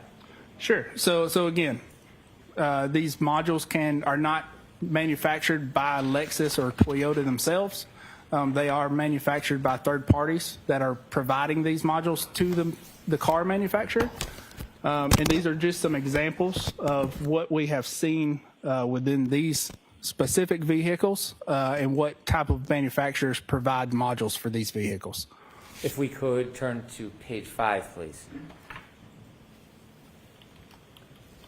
When you looked at the data that was provided in this case, did you draft a report? Yes, I did. Your initial impressions, can you share with us what your initial impressions were? Sure. So initial impressions were that data was missed from the initial download. What type of data do you think was missed, or did you conclude was missed from the initial download? Sure. So that would be, essentially all of the user data was missed during that initial download. How did you conclude or come to the opinion that data was missed on the initial download? Sure. So reviewing the raw data, you can see that what we would expect to find, which would be things like contacts or from devices or device connections or time-stamped data, was not there in those initial downloads. When you first looked at the data and you came to the conclusion that there was missing data, did you have a working theory on what you thought or how you thought the information was missing? Sure. So I did have a working theory initially of why the data was missing. And what was your initial theory? Sure. So if I'll reference kind of to the slide a little bit. We can take that down if you'd like, Mr. Alessi. Sure. So, sorry, can you repeat the question? When you had your initial theory of data missing, what was it based on? Sure. So the initial theory was based on two things. Either one of two things initially I thought could have happened, and that was a bad or partial read of the chips, or it could be that the data-bearing chip that we are looking for was overlooked and not downloaded. When your first thoughts were that this was a partial read of chips, was there anything about the chips when you looked at them that you concluded or came to an opinion on? Sure. So initially, when I was reviewing the data and reviewing the part numbers on the chips, we can see what how much storage is on each chip, and that can kind of get complicated. But essentially, what we're looking at we're looking at data stored as either bits or bytes. That is represented as a capital B or a small lowercase b. So initially, upon reviewing the data and with the assumption that a competent examiner would not miss a chip or a device or data bearing chip on the board, I misinterpreted and wrote a lowercase or a capital B when I should have wrote a lowercase b in my notes, which led me to believe that there was a partial download of those initial chips. Now, as a forensic analyst, do you rest on your initial impressions, or do you go through a continued process? No, so I do not. So just like the scientific method, if you have a working theory, you then review and research to either prove or disprove that theory. And did you engage in that scientific process in working theory? I did. And how soon after you wrote the report did you realize there may be another source of the material? Sure. So, I'll clarify a little bit. That initial was not a report; it was just a protocol that was proposed. But I believe that there was a supplemental protocol written within a week or two of the initial protocol. And when you used the scientific method and studied the theory that you had, what did you decide or what did you learn? Sure. So upon further review and research, I discovered that there was a SD card or a micro SD card that was on the circuit boards of one of the modules that was never looked at. Now, you weren't present at the original process? That is correct. When you looked at the modules, those computer boards, did you notice anything about them that happened during the original process? Sure. So I did notice during the chip-off process, what you do to take these chips off is you apply heat to them. So that essentially liquefies the solder, which is a low-temperature metal that connects the chips to the board and makes those connections so the board can communicate. And there was some damage caused from that initial chip-off. And again, why would you take the chips off a board chip if they're already attached? Why would you need to do that? Or a Sure. chip eating So competition. when you don't have, typically if you think about downloading data from your cell phone, you have a USB port on your cell phone that you can easily plug that into a computer. That's not the case with vehicle modules. So you have to remove these chips from the board, and then you've got programmers or readers that will read the data from these chips. Did you have a chance to study the boards that were already accessed during an earlier chip-off process before you got involved? Yes, I did have an opportunity to study some photographs of the boards. Could we have page 14, please, Ms. Gilman? Any objection, Mr. Lewis? No objection, Your Honor, thank you. Okay, if we could turn to page 15. Tell us what this is, please. Chip-off sounds Sure. amazing. So this is the infotainment module that you saw earlier. This is just two photographs during the disassembly process of taking that module apart. Could you zoom in on the right photograph, Ms. Gilman?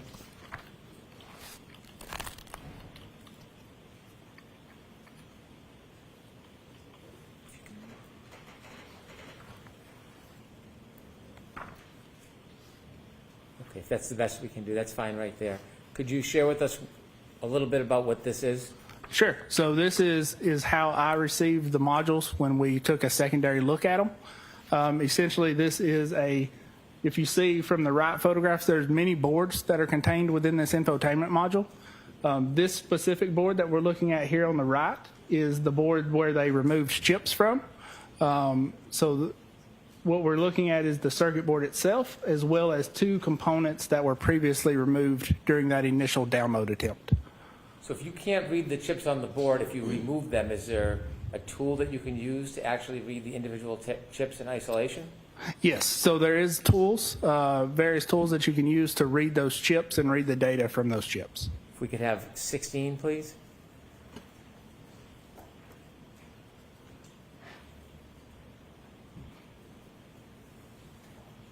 Can you tell us what you see here? Sure. So what you see here is two of the components that were initially removed from the board during that first download attempt. I've documented an additional chip that was still on the board that was not identified during that initial download on this side of the circuit board.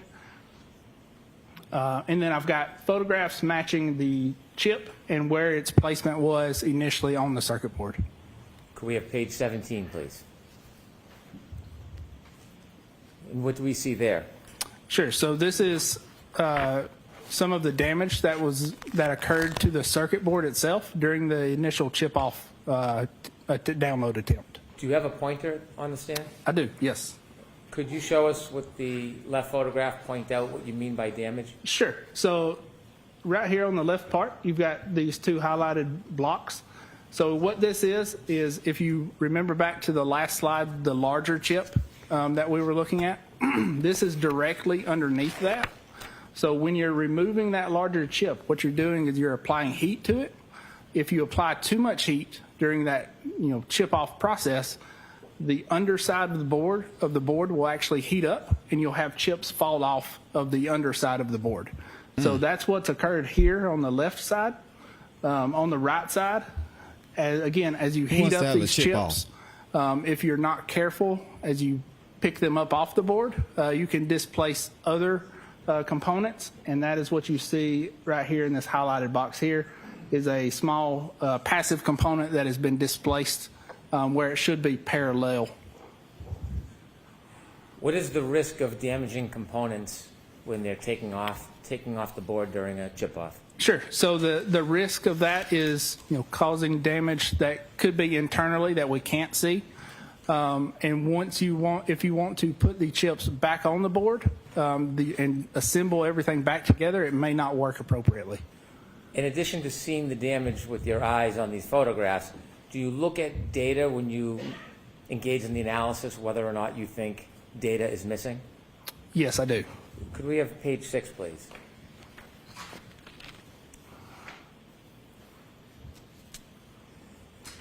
Could you tell us what this is? Sure. So this is just some examples of what user data would look like and what we're expecting to see when we look at the raw data from the chips that are removed from the board. So there's two ways to look at data, and one way is of looking at the file system, similar to the file system you would see on your computer when you store documents. Same thing exists in vehicle modules. There are instances, though, where you cannot rebuild the complete file system, and you've got to actually look at the raw data in hexadecimal format.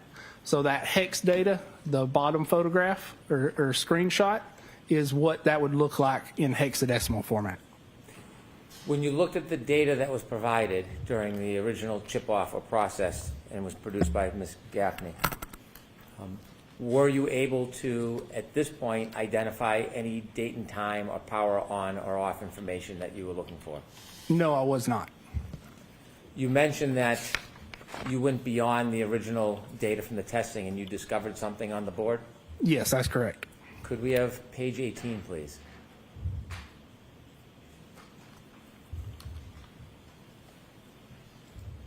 Tell us what you found. Sure. So this is a micro SD card that I identified on the subject vehicle and later validated that existed on an exemplar vehicle as well. Could you use the pointer? Sure. I know there's a red square, but I want you to describe for us what you saw and what that meant to you. Sure. So if you look at this side of the circuit board, obviously this is a zoomed in view.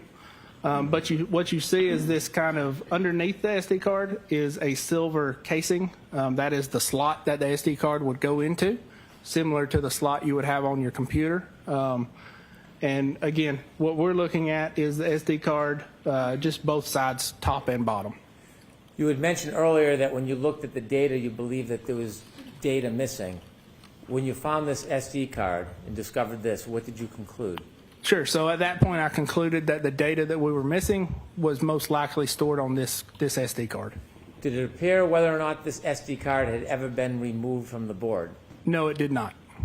Did you receive any information that this SD card was ever studied or downloaded? No, I did not. Could you just take this board and put it back in the car and use software to read it? There are instances where you can do that. For this vehicle, though, we could not. Why couldn't you? Sure. So there are commercial forensic tools that are available for vehicle systems. One of those tools is referred to, or is called Burla. Burla is a company that writes hardware and software, or develops hardware and software that pulls data from vehicles in a user-friendly way, so that non-technical people can gain access to this data without having to go through the steps that we did in this case. When you discovered this SD card and had your hypothesis that there may be data on it, did you have concerns about simply removing the SD card and trying to read it? Yeah, so anytime you see an SD card on a vehicle module, in the past there's research and there's documentation of finding these SD cards. Most of the time they are what's called Command 42 locked. So what that means is there's a lock put in place. So if you take this SD card out, plug it into your computer is not going to recognize it. So the SD card is actually looking for a passcode from the vehicle itself to unlock it and allow access to the data. What if you don't have that passcode? Sure. So when you don't have that passcode, there are ways around that lock. Specifically, if we look at the left photo, you can see there's a lighter shaded black area on the SD card.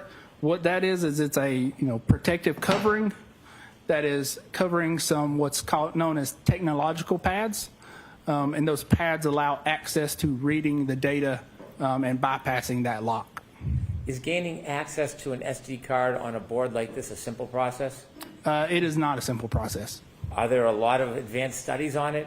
There are advanced studies on it, and it is a in-depth process to recover this data and interpret it.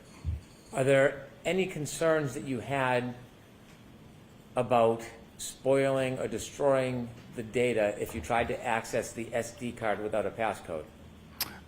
No, not that I'm aware of. There's no documentation or research that suggests you would spoliate or lose data by bypassing that lock.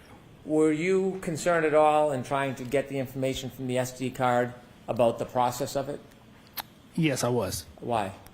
To get data from this SD card, we suspected that the user data that we were expecting was on this card. So in order to validate that user data existed on this card, we processed and went through a set of testing and validation on an exemplar vehicle. What's an exemplar vehicle mean? Sure. So an exemplar vehicle is a 2021 Lexus LX570 that is as close to the same trim and features that the subject vehicle was. We could take that down now, Ms. Gilman. Why did you want a similar but very separate vehicle to do testing before you tried to crack into the SD card? Sure. So, it's kind of multiple reasons. First, to validate that the process that we're theorizing to recover data is viable. But also, this is a vehicle that there's no documentation on as far as the data that is stored and the data, how it's recorded and what it means. So as well as being able to validate that process, we also wanted to do testing and create some of our own data and known data sets on a vehicle, so that when we got the data, we were able to look at it and compare it to our known data sets, and we were able to validate and correctly interpret what that data means. Mr. Brennan, why don't we take our break right now? Yes, Your Honor. All right, there it is. Bev said she had enough. Let me read some of the super chats, and we'll skip through this break. We should have enough delay to skip through this break and get right back into it. You are muted. Did I get? Oh, okay. I think I got all of them, so we're good. So we'll keep skipping ahead. And also, thank you to all 900 plus of y'all that have liked the video. If you haven't yet, please make sure y'all like the video. We're about to lose all of our delay real quick. So actually, let me do this real quick, and then we'll move forward. Give me 1 second, y'all.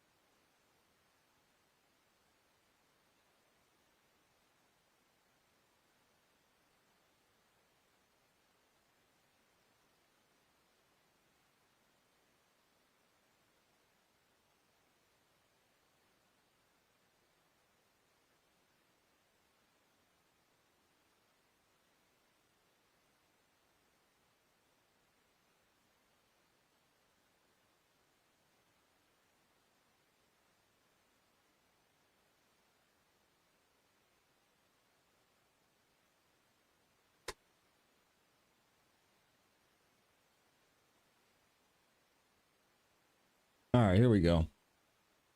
Let's get back into it. Unfortunately, we don't have much of a delay left, but I know you guys are super excited about this testimony we're hearing right now. Beverage breath. Back in session, you may Need be a seated. cigarette. Yeah. This SUV has a camera in that light. The camera is missing. Where did it go? Good question.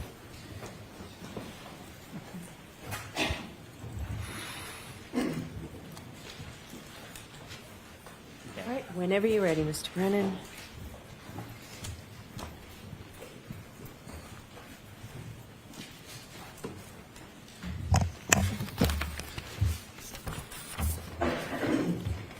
Mr. Burgess, when we left off, we were talking about an exemplar vehicle that you were using for tests and studies. If we could put up page 9, please, Ms. Gilman. Could you tell us what this is, Mr. Burgess? Yes, so this is the photographs of the exemplar vehicle that we conducted testing on.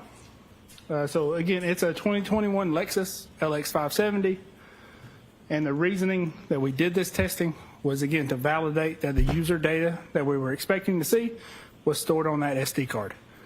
Additionally, in addition to that, we were also looking to create a exemplar data set, so a known data set, and we did that by connecting these cameras here. There's a camera here looking straight out. There's a camera here looking at the infotainment screen. What those cameras are doing is they're synced together, and they're recording timestamps as well as they're recording any interactions that we have with the vehicle. So us opening the doors, turning on the vehicle, turning off the vehicle, driving the vehicle, interacting with the infotainment system is all being documented. And then that way we can go back when we get the data off of the SD card and we can compare it to that documentation. How closely were you trying to match the exemplar vehicle to the defendant's vehicle? Obviously, as closely as we could get. If I recall correctly, this is almost a perfect match to the subject vehicle. If we could turn to page 20, please. Can you tell us what this shows? And Ms. Gilman, if you could you focus in on the top gray and white line part, if you could?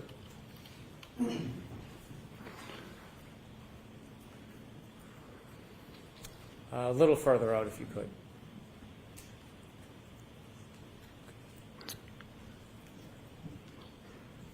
What is going on?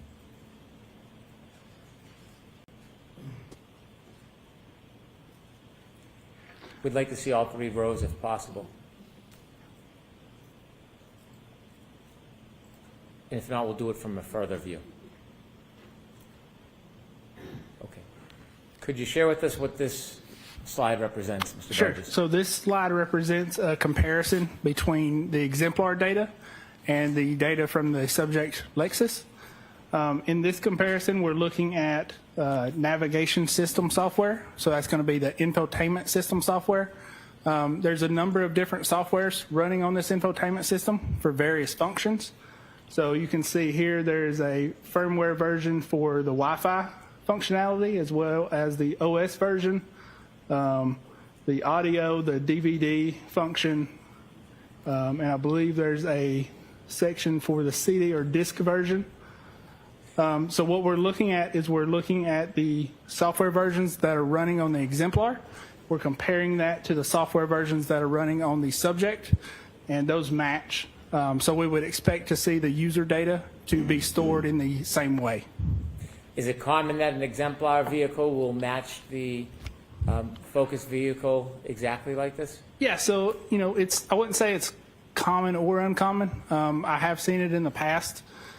A lot of times with your newer vehicles, you'll probably notice some of them tend to update more often than others.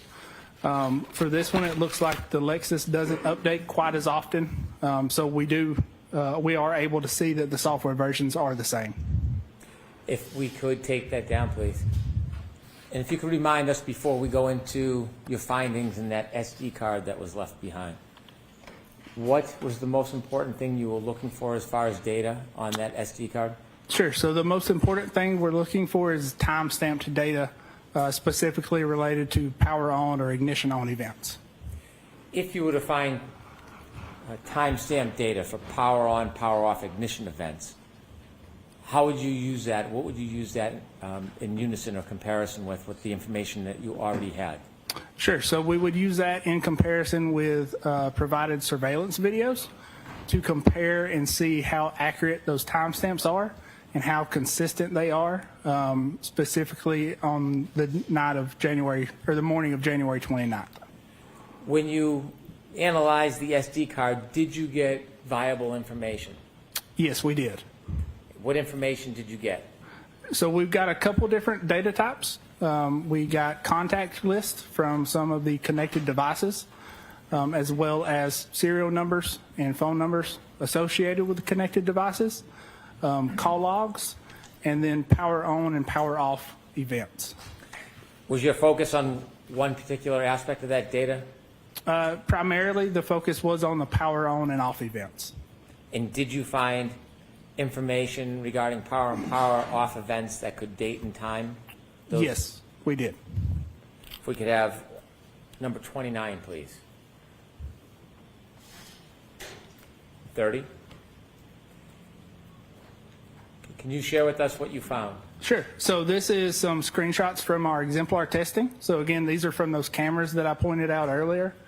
What we see when we go back and review this camera footage is we see when I press the ignition on button, there is actually a logo that appears on the infotainment screen as it's booting up.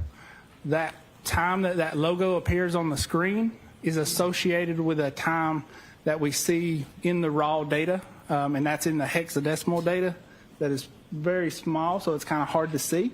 But essentially what you have is you've got a date and you've got a time in UTC, and then you've got a identifier that suggests that the vehicle's been powered on. So we've got 4 of these tests that we can kind of compare back to and determine that this is the time that the infotainment system powers on and that first logo screen appears. And then through testing, we can identify that that is approximately ignition on is approximately 3 seconds before that timestamp. So do I understand if you press the button to start the vehicle, there's a 3-second delay before the actual vehicle starts? Correct. So not the actual vehicle starting. So you press the ignition on button, there's a 3-second delay in when the infotainment system powers on. Is there any way, Ms. Gilman, to focus in on one of those 2 photos? Can you tell us what this information is? Sure. So this is those camera angles. And what you see is I'm pressing the ignition on at this time. In that second photo on the right, you'll see that this is specifically approximately 3 seconds after I press that ignition on, and you see the Lexus logo appearing on the infotainment module. Let me ask you something about the clocks while we're here. You see Never a heard her local called time that. on there? Yes, I do. Is that local time measured by a particular clock system? Sure. So that's measured by our reference equipment. So we're using what's called VBox equipment to capture these videos. So here, that local time is actually UTC time. So it's not actually local time for this area. So that could be a little, that could be an error in how that's reporting. But essentially what we're seeing is the infotainment system is powering on at that exact time of 21:48:08. And this was for power on. Can we have number 31, please? How's this different than the one we just looked at?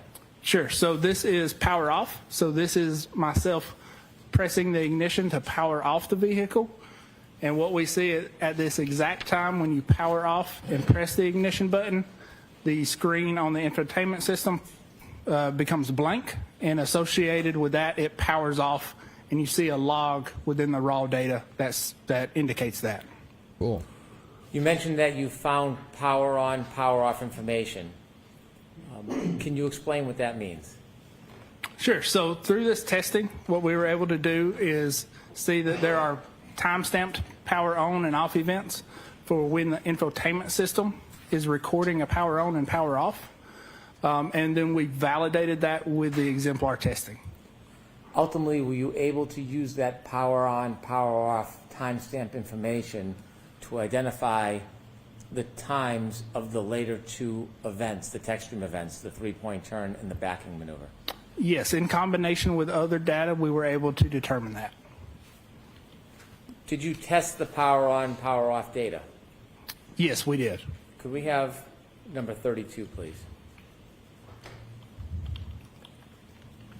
Can you tell us what this is? Sure. So this is the first power on event after 12 o'clock on January 29th. That power event is happening at 12:36 up here in the top. And the vehicle is powered on and it's not powered off until 12:42:08. Is there any power on, power off events in between those two times? No, there's not. And do you have an opinion to a reasonable degree of scientific certainty that whether or not the first power on event for that night, January 29, 2022, was 12:36 a.m.? Yes. Your Honor. I'll sustain it at this point. Do you have an opinion as to the first power on event of that Lexus on January 29, 2022? Same objection, Your Honor. Sustained at this time. When you studied the information from the data, does this slide reflect the information that you studied? Yes, it does. Were you able to determine from your data study the time that was registered of when that Lexus was turned on for the first time on January 29, 2022? Yes, I was. How were you able to do that? Sure. So through our exemplar testing and determining that those timestamps are accurate to when the vehicle was powered on, we are able to say that this power on event is the first power on event of January 29th after 12 a.m. And based on your study of the exemplar and the data from the SD card, did you arrive at an opinion as to the time of the first power on event of that Lexus vehicle on January 29, 2022? Yes, I did. Is your opinion to a reasonable degree of scientific certainty? Yes, it is. And what is your opinion? Objection, Your Honor. I'll see you at sidebar. Oh, we got sidebar number 3. We're gonna skip through it, but this is important. We need to get this figured out. Peggy's still in there. Paul's still in there. Mr. Burgess, could you explain for us how you can identify the power on event from the data that you discovered on that SD card that was left behind? Sure. So through our exemplar testing, we can identify a power on event, which is depicting the time the logo on the infotainment system comes on, and then the time the infotainment system goes blank. So that is representing a power off event. And then we can reference that back to the ignition on, which occurs approximately 3 seconds before the power on, the infotainment power on event. Is this a methodology that is used in your standard of practice? Yes, it is. And have you used this type of methodology before? Yes, I have. Is it a methodology that is regularly accepted in this type of analysis? Yes, so this is a methodology that is regularly accepted in the digital forensics community, and it is a process of testing and then validating. How does that process further validate the accuracy of the times that you are registering and finding? Sure. So through that testing, we are able to validate that accuracy. And through that testing, we've got 4 tests that represent a power on event and 2 tests that represent a power off event. In addition to that, we are comparing that data to surveillance video with timestamps as well to show the consistency. When you engaged in your testing, you said there was 4 test runs or examples. Data. Did you analyze it to see how, in fact, accurate it was? Yes, I did. And how accurate was it? It was accurate to the second compared to our reference clock. And when you actually take the data from that SD card, how do you interpret it? How do you get it from a piece of plastic with metal on it to actual numbers and data? Sure. So the process of that, again, is we're making connection to those technological pads on the SD card, and we're pulling that raw data. Once we have that raw data, there's a few processes we have to go through to make that raw data interpretable. So those processes are what's called XOR scrambling. So when data is stored on an SD card, there are two components to the SD card. There is what's called the NAND component, and then there's a controller component. The controller component is where that, if you remember, that command 42 lock is located in that controller component. So what we're doing is we're bypassing that controller, we're accessing that NAND, and then we're using forensic software to determine and interpret the XOR scrambling that is put in place on that NAND so that we can take that scrambled data and be able to read it and interpret it, as well as what's called error correction code. So NAND devices are not, they're not great at keeping voltages accurate like they should, and that's just based on how the architecture and how the NAND components are manufactured. So what the manufacturers have done is they've put in place error correction code to correct any bit errors within that data. So what we've done is we've identified the bit error errors, correction not byte code errors. and the XOR scrambling using software known as Resolute. That software, again, is hardware and software that we use to access that data and process it and interpret it.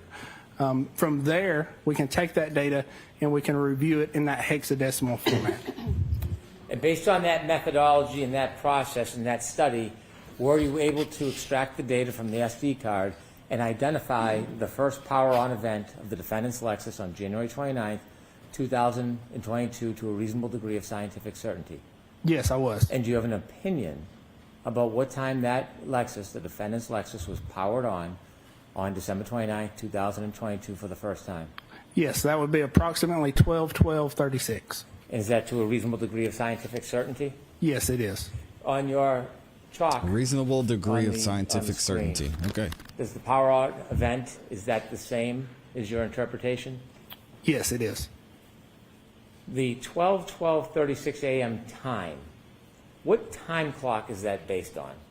Sure, so that's based on the internal clock in the Lexus. What happens if the battery The goes clock out? in the Lexus, Curious. is that a universal time, or do clocks on different devices run differently? Sure, so it's not a universal time. Clocks Obviously. on different devices run differently. So if you've ever noticed that your microwave clock is not running in sync with your iPhone, the same thing is occurring here. Even though the Lexus clock is communicating back and forth with the GPS satellites and other things, the clock is still not synchronized perfectly. So you would not expect this clock to match up perfect with other devices. When you're considering two very different or separate devices, if the time is different, what would that be called? Sure, so that would be called what's called a clock variance. I want to get into that later, but I want to finish what we have in front of us now. Sure. In addition to identifying the first power-on event of January 29, 2022, of the defendant's Lexus at 12/12/36, were you able to identify the first power-off event of that same Lexus for January 29, 2022? Yes, I was, and that was at 12:42:08 approximately. Did you use the same methodology and vetting that you did and testing that you did with the power-on event? Yes, I did. And do you have an opinion if that time is accurate to a reasonable degree of scientific certainty? Yes, I do. And what is that opinion? So that opinion is that time is reliable to the second as far as the Lexus clock is concerned. What is the graph on the bottom showing us? Sure. So the graph is just a graphical representation of the same data, representing the power on event on a timeline at 12:12:36 and the power off event at approximately 12:42:08.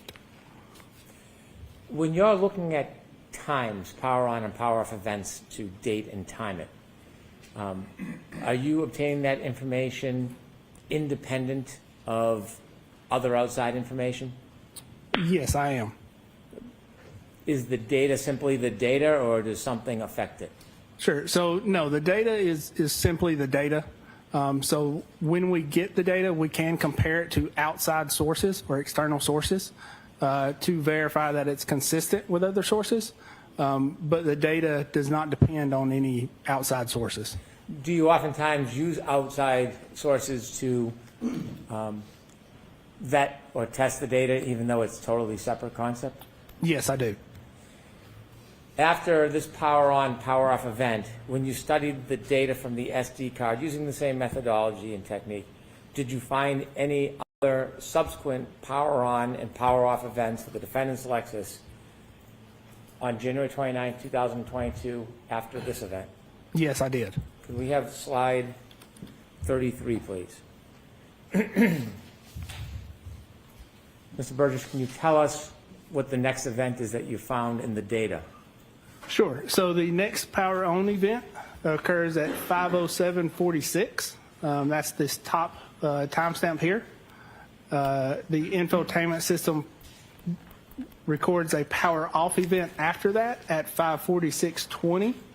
And what we have here is we've got surveillance video that was provided that depicts the approximate time range that those two events happen. So these videos do not capture the actual power on or power off event, but they occur around the same time frame and they are consistent with one another. The power on event time that you've listed as 5:07:46, where does that time come from? So that time is coming from the internal Lexus clock. And based on the data from the Lexus clock, do you have an opinion as to the accuracy of that time of 5:07:46 a.m. as it relates to the Lexus clock? Yes, I do. And what's your opinion?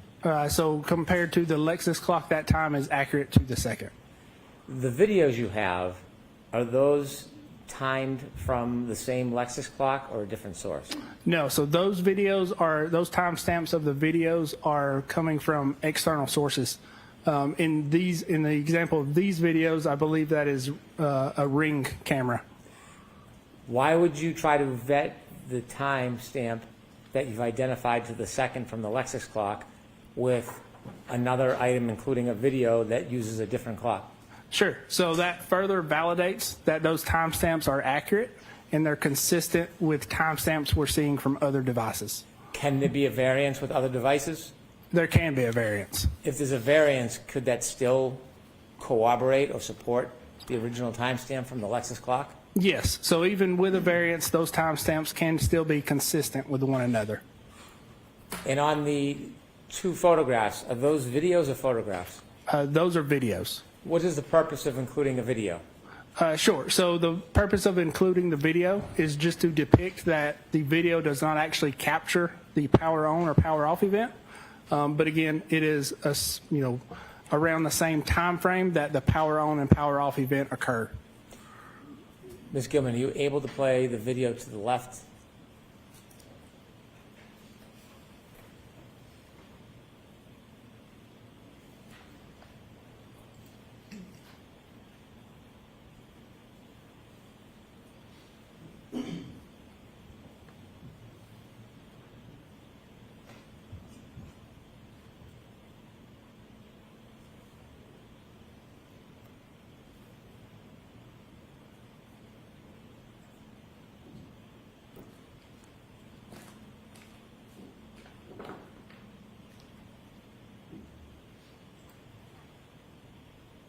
Thank you.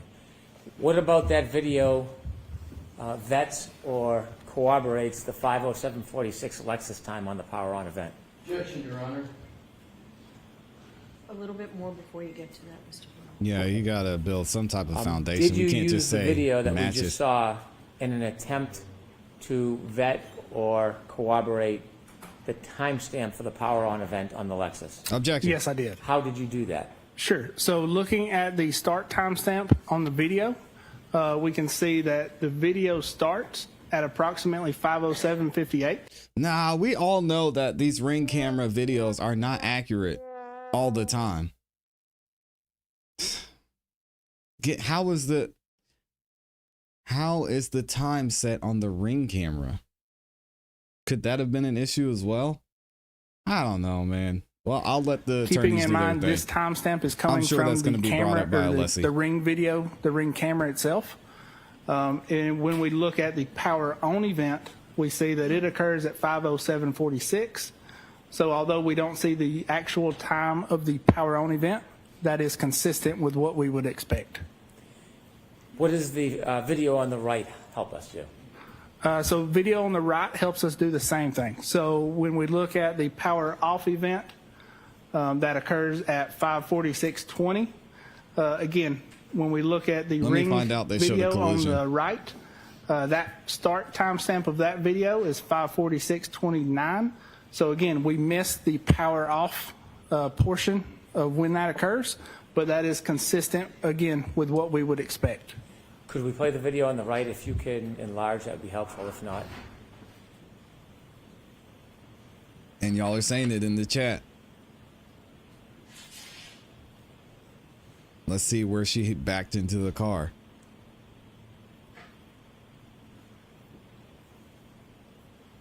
It's when they all show up to John's house. That's Carrie running behind.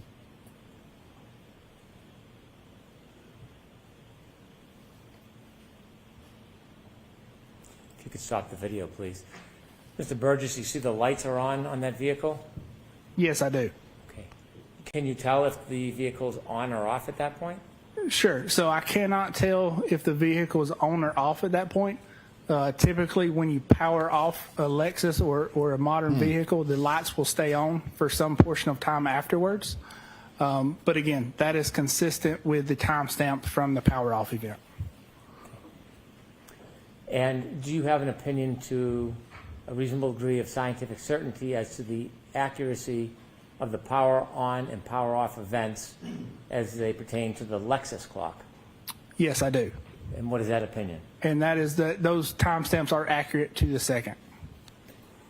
Did you further follow the data to see if there was any other power on, power off events relative to the Lexus for January 29, 2022? Yes, I did.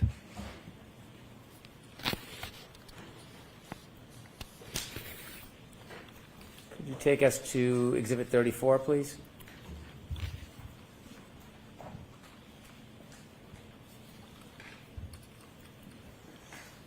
What is this, Mr. Burgess? Sure. So this is the next time that the vehicle is powered on and subsequently powered off. That power on event occurs at 12:35:01. The power off event occurs at 2:12:01.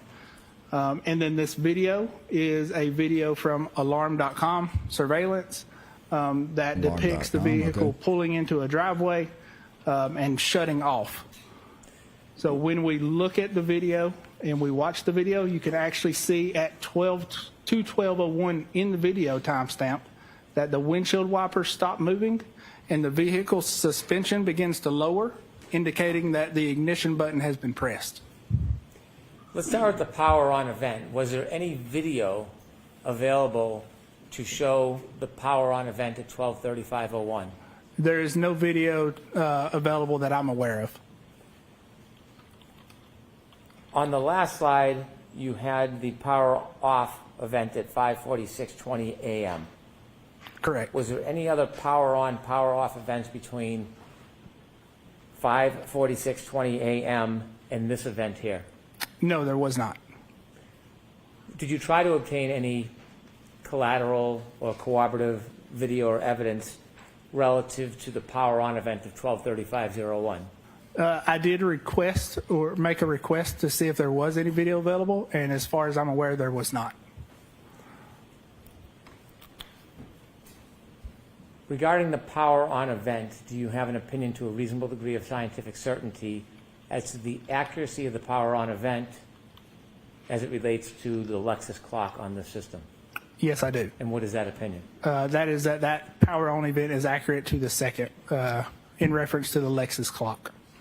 12:35:01 p.m.? Correct. And do you have an opinion as to the power off event to a reasonable degree of scientific certainty as to the accuracy from the data you recovered from the SD card? Yes, I do. And that power off event, again, occurred at approximately 2:12:01, according to the Lexus clock. I don't know if you can enlarge the video, Ms. Gilman, but if you can, and if not, could you play anyways?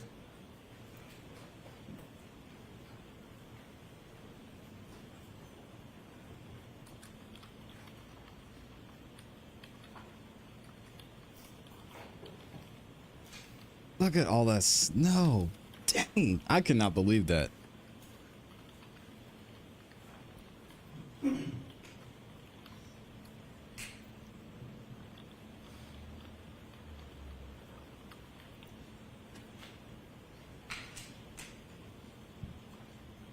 Look at that. I mean, that's up to their knees in snow. Y'all can keep that, man.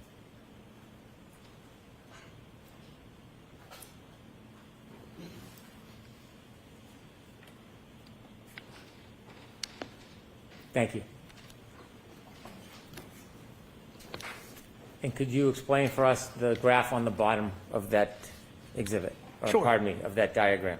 Sure. So that graph, again, is just a timeline graphical representation of when that power off event occurred, and when the power on event occurred, and when the power off event occurred at 12:35:01 and 2:12:01. Based on the data you analyzed from the SD card, was there any further power on and power off events on January 29, 2022 after this 12:35:01 to 2:12:01 event? Yes, there was. Could you display for us page 35, Ms. Gilman? And what is this, Mr. Burgess? Sure. So this is the next power on event that is recorded within the system. And that power on event occurs approximately 4:11:46, and the power off event occurs at 4:12:56. The video we see is that same alarm.com surveillance video. The start timestamp of that video is 4:12:03. So again, we don't see the actual power on and off event within the video, but it is consistent with what we would expect as the power on event occurring at 4:11:46, and then the video starting, and we see the car backing up at 4:12:03. Would the alarm.com be using a different clock than that of the Lexus? It would be, yes. And based on your methodology in vetting and testing in view of the data on the SD card, do you have an opinion to a reasonable degree of scientific certainty as to the time of this power on event? Yes, so that power on event would be 4:11:46. And do you have an opinion as to the time of the power off event related to this diagram? Yes, that would be 4:12:56. Is that opinion as well to a reasonable degree of scientific certainty? Yes, it is. Is that a photograph or a video? That is also a video. Ms. Gilman, could you help us?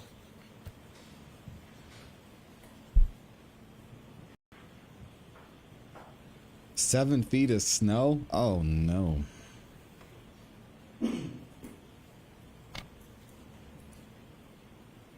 Seven feet of snow is criminal.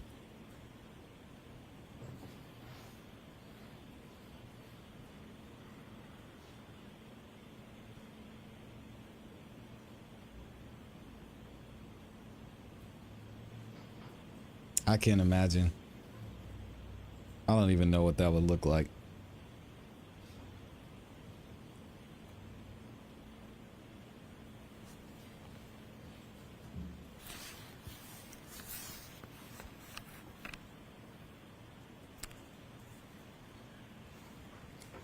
Thank you. And similarly, does the graph give a general idea of the time? Yes, so similarly, the graph is a timeline representation of the power on and power off event. Mr. Burgess, was there an additional power on, power off event after the power off event at 4:12:56 p.m. at the Dighton residence? Yes, there was. Ms. Gilman, could you show us number 36, please?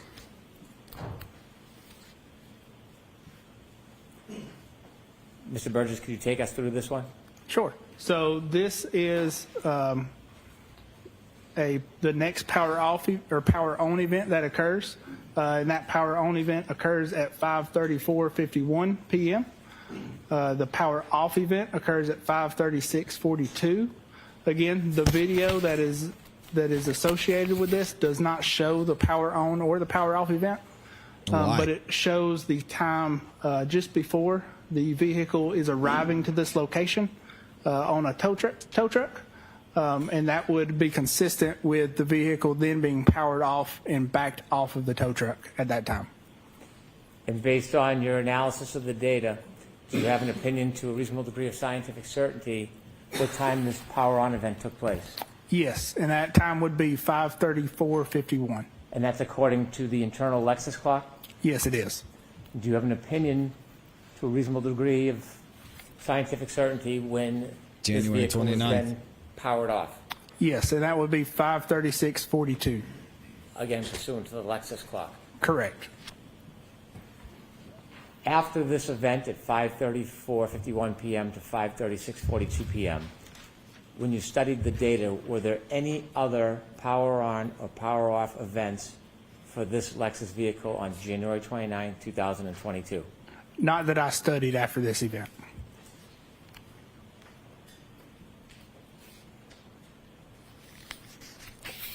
Could you take that down, please?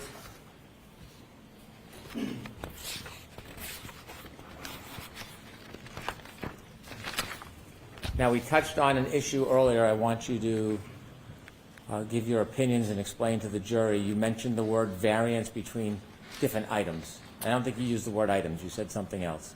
Sure. So that's going to be the clock variance between different devices. So in this instance, what we're referring to is the difference in the clocks of the Lexus module and an iPhone. So we would not expect those clocks to be perfectly synced. Typically what we see, and is what is generally accepted, is a clock variance of up to 60 seconds. And that is because when you think about when you're looking at your radio and you're looking at the clock, it's representing to you the hours and the minutes. It's not representing the seconds. So again, it's accurate. Its function is to be accurate to the minute, but its function is not to be accurate to the second. Is a variance between different devices an accepted concept in your community? Yes, it is an accepted concept in my community. When you were looking for power on, power off information from the data on the SD card, what clock would that information, that time, be dependent on? Sure. So that's going to be dependent on the Lexus clock. That Lexus clock is continuously running, but it also syncs up with GPS systems to update the clock on occasion. We do not know how frequent that activity occurs because that is proprietary to the manufacturer themselves. Why is that proprietary? That seems like it would Bring be us easy back. to get. When you started this case, there were two important text stream events? Correct. There were two text stream events. Remind us what those were. Sure. So one is going to be associated with a three-point turn, and the other is going to be associated with a backing maneuver. In those two text stream events, are they related in any way to the running clock that is on the text stream data? Sure. So when we think back, the text stream events have that running clock from ignition on, and because we know the power on events from the infotainment module, we can reconcile when those time counts occurred. If there's information about timing from text stream data on the Lexus, what would you have to do if you took a separate device like an iPhone and you wanted to reconcile the variance? Sure. So if we want to reconcile the variance, what we would need is we would need an event that occurs. that both clocks record. So, for instance, if you've got two cameras that are recording you jumping up and down, you would take your motion of jumping up and down, or your event of jumping up and down, and you would use that event to sync the clocks of those two cameras. Makes sense. So essentially, we're doing the same thing with the Lexus clock and the iPhone clock. When you did your analysis Interesting. during this case, initially, did you have any interest in trying to reconcile those clocks? No, I did not. Why not? Because that is generally accepted that the clock variance is up to 60 seconds. And while reviewing the power on and off events and comparing that to the surveillance videos that were provided, that was consistent with what we would have expected. Did something compel you to further your study and compare the Lexus clock information on those two tech stream events, the 3-point turn and the backing maneuver, to a different device? Yes, there was a claim of attempting to synchronize those two clocks that I believed was potentially misleading. So based on reviewing that information and coming to that conclusion, did you on your own do any further study about the difference in clocks and attempt to synchronize them? Yes, I did. You said that you can synchronize if you have more than one device identifying a particular time. What did you mean by that? Sure. So if we've got two devices that are recording a similar event, so let's say, for instance, a 3-point turn, if that is recorded with an iPhone, with the iPhone's clock, we can compare that event to the time that that event occurs and is recorded by the Lexus. Were you aware of any device other than the Lexus recording that 3-point turn? Yes, I was. What were you aware of? That would be an iPhone from Mr. O'Keefe. Did you have data and information from Mr. O'Keefe's phone some time ago? I did have partial location data from Mr. O'Keefe's iPhone. Did you do something with his iPhone data as it relates to the Lexus clock on those two events, the 3-point turn and the backing maneuver? I did on the 3-point turn, yes, and the backing maneuver. Okay. Tell us what you did. Sure. So I looked at when the 3-point turn occurred within the iPhone data and the location data in reference to that clock, and then looked at the same 3-point turn event as it was recorded from the tech stream and the Lexus clock. At some point, did you have enough data to make that full analysis? Yes, I did. I mean, you did say that it didn't Now, look as a like he general got hit by a concept, car. before we get to the 3-point turn in detail, I want to turn to page 39 of your PowerPoint.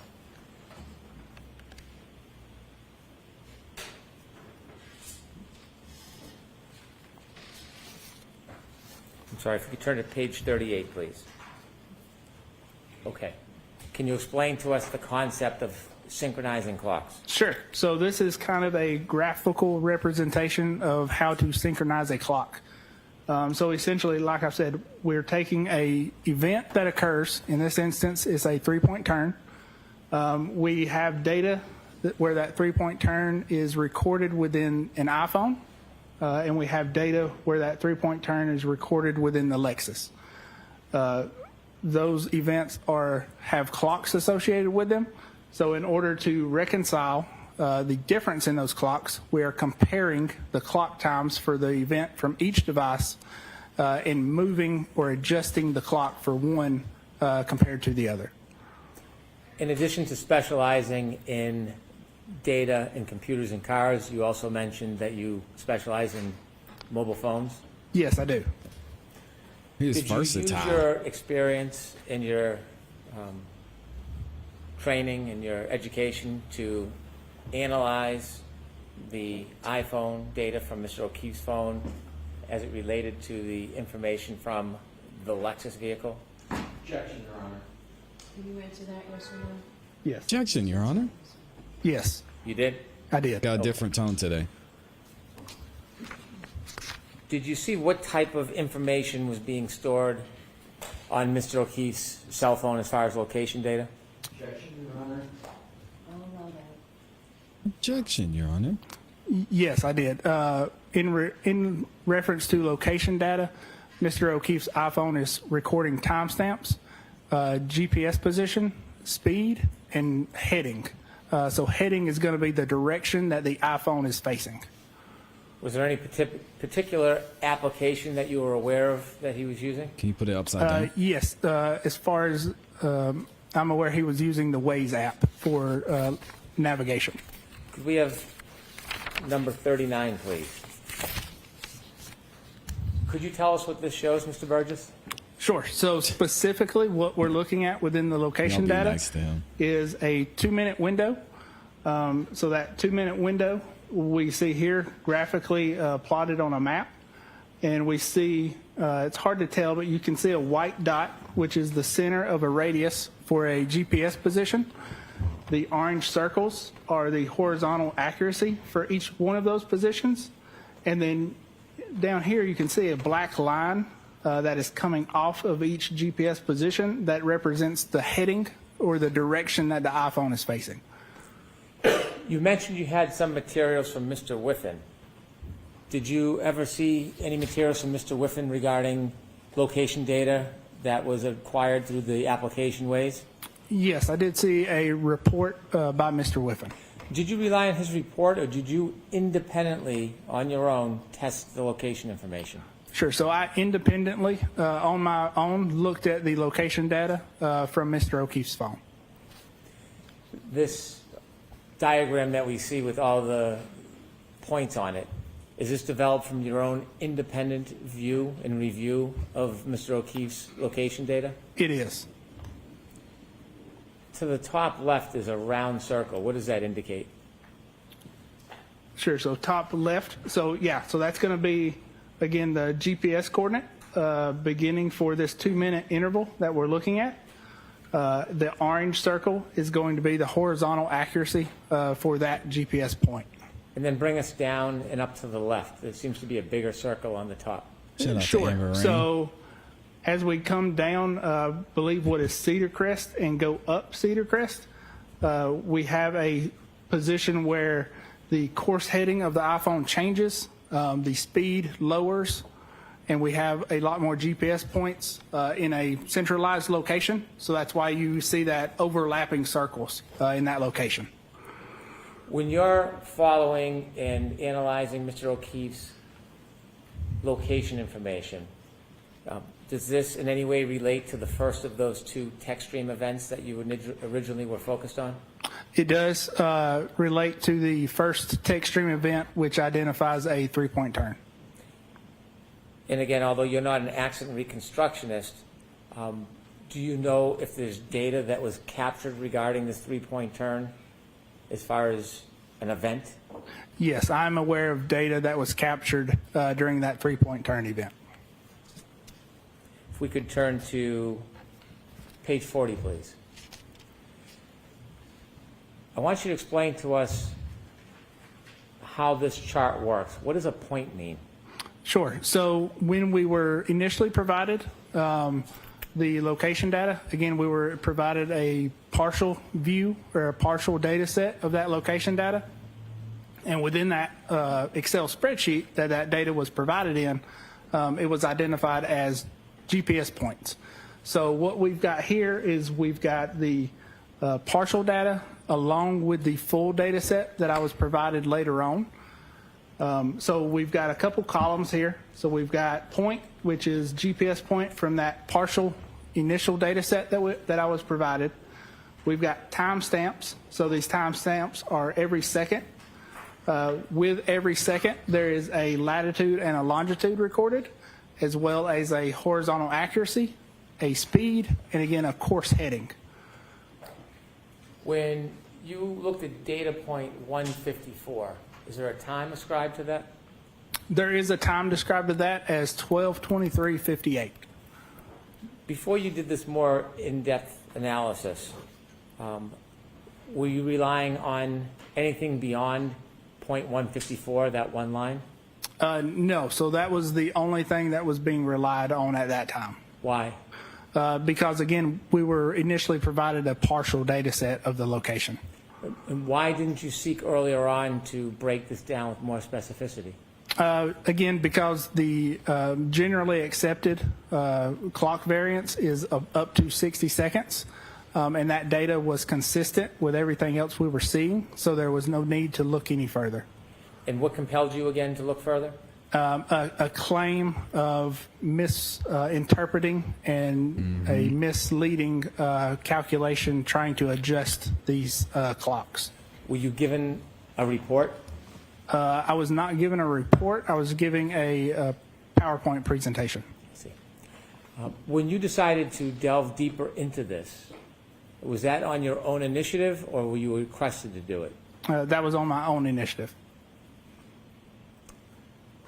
Now, rather than simply relying on point 154, what does breaking it down with all of the times and numbers between the green and orange do for your analysis? Sure. So breaking it down, we can see between the green. So the green highlighted in green is position or timestamp 12:23:59.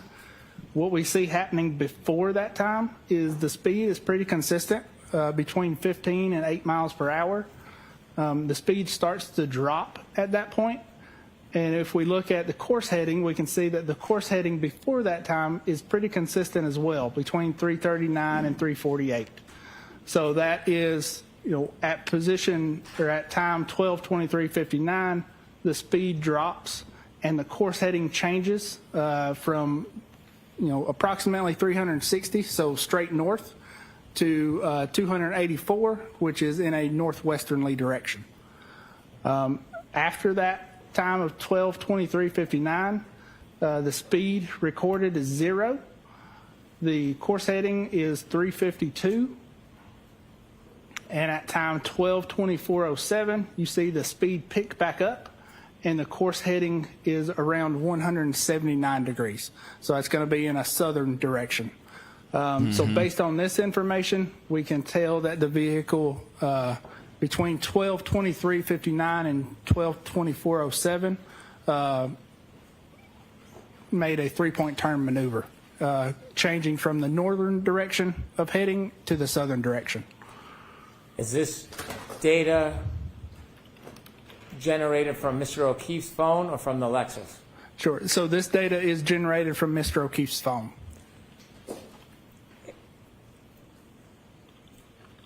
Where you initially relied on 154 as a timestamp to identify the time and location of the car at a later point, does this give you more of a benefit breaking it down? This does give you more of a benefit breaking it down. The zeros and the speed, what does that indicate to you as far as the data relative to the portion of the 3-point turn? Sure. So it doesn't necessarily mean the vehicle is at 0 miles per hour. Again, if you look at the horizontal accuracies, we've got anywhere between 16 and 29 feet. So that's the range in the GPS and what it's seeing. So if the car is, slightly moving or moving like you would expect during a 3-point turn, you would expect to see that speed at, 0 miles per hour. Did you develop a photograph with some detail to explain this in more of a picture format? Yes, I did make a graphical representation of this. If we could have 41, please. Could you break this down for us, Mr. Burgess? Sure. So this is, again, a zoomed-in version of the map that we showed earlier. And what we've done is we've cleaned out or just removed, for the sake of simplicity, the other points leading north to this point and the points leading south. Those are going to be those 0 mile per hour indications. So what we're looking at is the heading change and that speed change, which occurs at 12:23:59. And you can see the heading change from the black arrow leading off of the center radius of the GPS position. And then at 12:24:07, you see the heading change to a southern direction, and then the other GPS points are consistent with the vehicle moving southbound on Cedar Crest.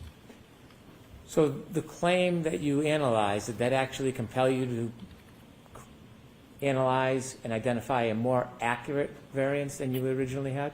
It did.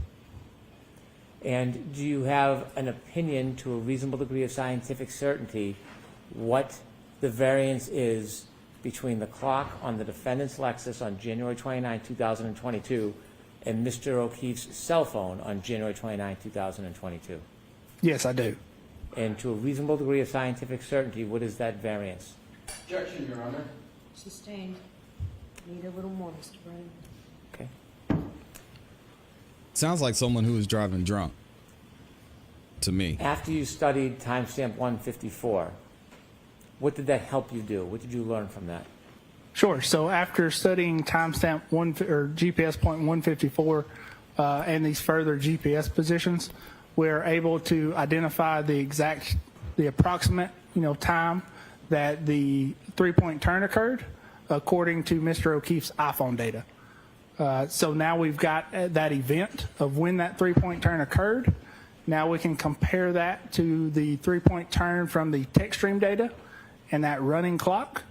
Again, what we're doing is taking the power on event at 12:12:36 and adding the time count from the tech stream data to come up with the time of 12:23:38 in the tech stream data. So the tech stream data indicates a 3-point turn ended or a trigger event, a tech stream event ended at approximately 12:23:38. The iPhone indicates that a 3-point turn occurred between 12:23:59 and 12:24:07. So since we've got that shared event between the two devices, we can reconcile any type of clock variance. So adjusting the Lexus clock to the iPhone clock, we can calculate that clock variance. Is this a methodology that is commonly used in your practice? It is. Is it commonly used in the scientific community which you're part of? It is. Are there scholarly papers about this type of methodology in comparison of synchronizing clocks? Are there what? There are. One of the papers you wrote, did that have anything to do with synchronization of clocks? It did not have anything to do with synchronization of clocks, but it was relative to how accurate the timestamps are of events from iPhones. And that was one of your peer-reviewed papers? Yes, it was. And are there scholarly journals and studies on the synchronization of clocks?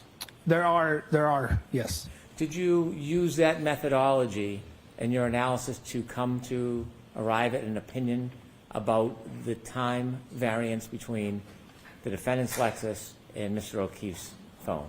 Yes, I did. Okay. And do you have an opinion to a reasonable degree of scientific certainty? Yes, I do. And what is that opinion?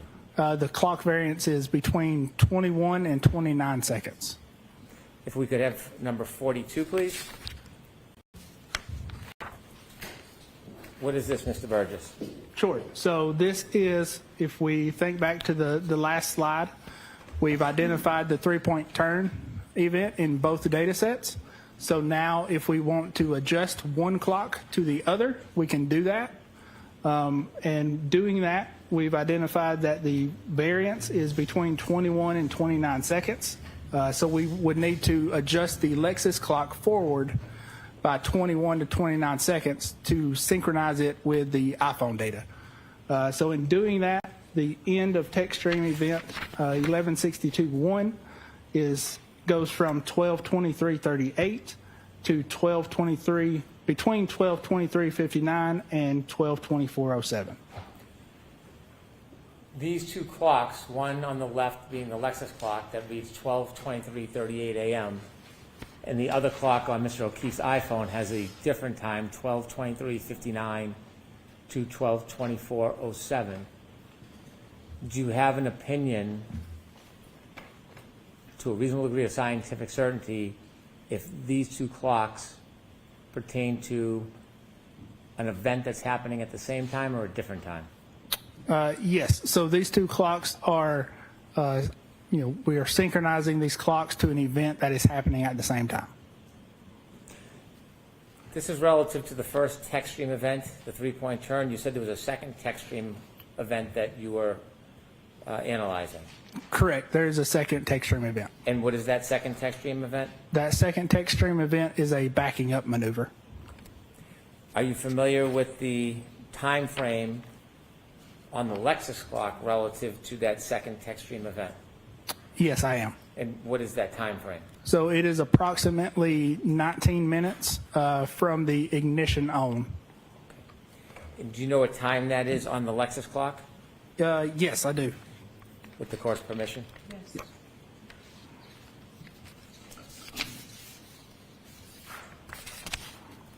So that is going to be 12:31:43 is going to be the end of that text stream event.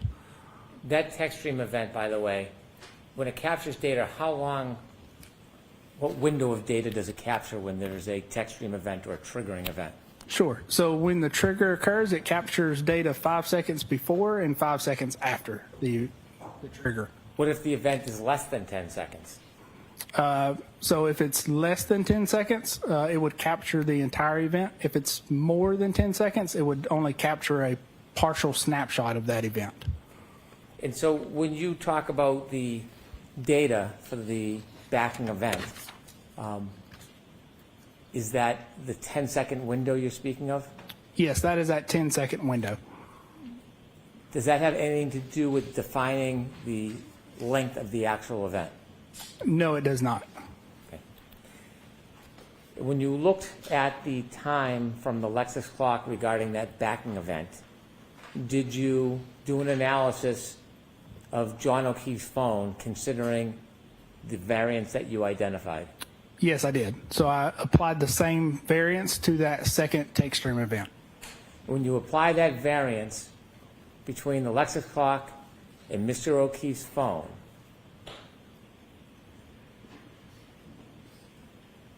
what is the, could I turn to 43, please?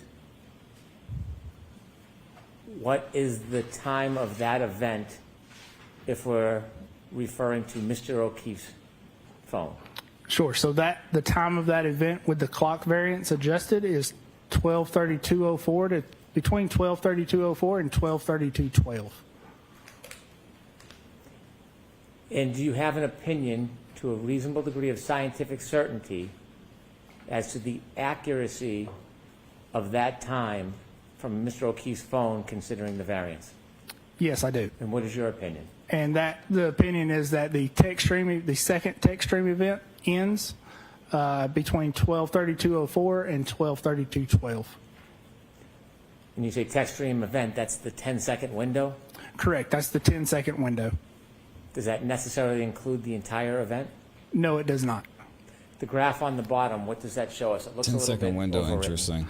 Yeah, so that graph more is a reasonable doubt? timeline representation of the text stream event ending, being adjusted with the 12:32:04 to 12:32:12 in comparison with the last lock event that is recorded by Mr. O'Keefe's phone at 12:32:09. Your analysis relative to the data that you obtained from the SD card, is your analysis and opinions separate from the other information you looked at that corroborated or supported your analysis? Yes, they are.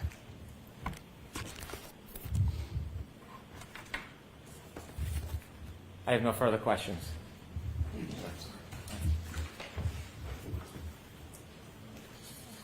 All right, this is going to be good. Now we know we've got Alessi up here is going to ask about all the timing when it comes to the video footage that we've seen.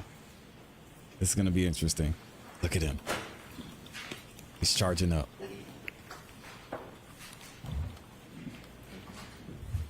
Oh, no, not the water. That's as good as they can be, huh? One's burnt out. I'll see. Here we go. Ow, they got the sidebar already.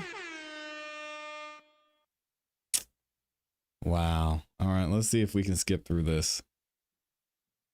We were ready for it and everything. He was, our guy was loading up, ready to go. All right, so it looks like we're not ready yet. We lost all of our delay. So I've got to say a big thank you to Amber Rain up in here, gifting 5 memberships. Shout out to Amber Rain. Thank you for the love and support. If you got a membership from Amber Rain, please make sure you say thank you. over here making it rain. And then my guy, Mr. Brownie here with the 5-bomb, showing some love in here as well. Thank you, Mr. Brown. Hopefully you're doing well. Still continuing to pray for you and a speedy recovery. I cannot wait to see what Alessi does here, because he's definitely going to go in about this timeline, going to go in about the accuracy, what they found, how this was tracked. Wild stuff. I wish they would get back though. And we should have lunch coming up soon. So I wonder if that's what they're talking about. Maybe they're going to take an early lunch. Let me see what you say. Let me see what y'all are saying. Kitty Cat says, my son says side bar. Shout out to the side bars. Let me see. Let me see. Witnesses were there to view the SUV at that time. All these scientific people, but no one checked the neighbor's cameras across the street. That's crazy work. There's a reason I didn't. That fits with the testimony of the arrival time for John to that address. I agree. The Commonwealth has changed their theory so many times. It's really getting hard to follow at this point, to be honest. I don't know what they're doing. With the DA, with what the DA said to the news shortly after the incident, prior to trial 1 opening, the testimony and closing, as well as so far changed from trial 2. Where's the data showing that Karen Reed reversed at 24 miles an hour? BS. Yeah, we're going to get into it. It's funny your son says sidebar. It's about to get messy with Alessi. I like that. Alessi, where's the video? He's going to be sounding like Brian Steele up there. Wait, was the Commonwealth allowed to give him Whiffin's PowerPoint? No, this is a PowerPoint that he put together.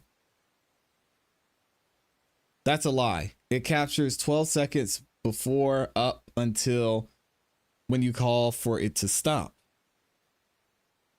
Why are we adjusting clocks? They're trying to sync everything up. And to me, I guess that makes sense because the iPhone's on I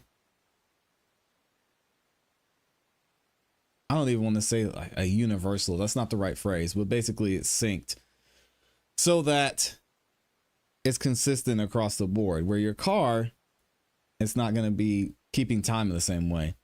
Amy says the framing of Karen Reed is as horrible as the framing of Daniel Holtzclaw. I don't know who that is. Qualified immunity allows corrupt state agents to operate without fear of consequences if they are caught. Oh, think about it. Think of how many trials we've seen. ASAP Rocky trial being the most recent example, and we've seen it in this trial too, where a state's witness is able to sit on the stand, commit perjury, and nothing happens. Just like that. And even in closing arguments during the ASAP Rocky trial, the state was like, hey, listen, we know Relly lied. We know he came up to the stand and lied, but it's not a big deal. It happens. Put that all aside. Wild stuff, man. It's scary. That's why I always say I want to stay on this side of the law. I'm not even doing all that. AJ took the power cord out his back. That's why I'm so confused on. No one in the neighborhood has a Ring video. Well, there was someone in the neighborhood who had a video, but they didn't get the access to the video. And this is actually looking like it might be the lunch screen. So let me see if she says they're going to go to lunch. You cannot sync clocks. Even if you try, there will be a fraction of a second off. I agree. What's she saying?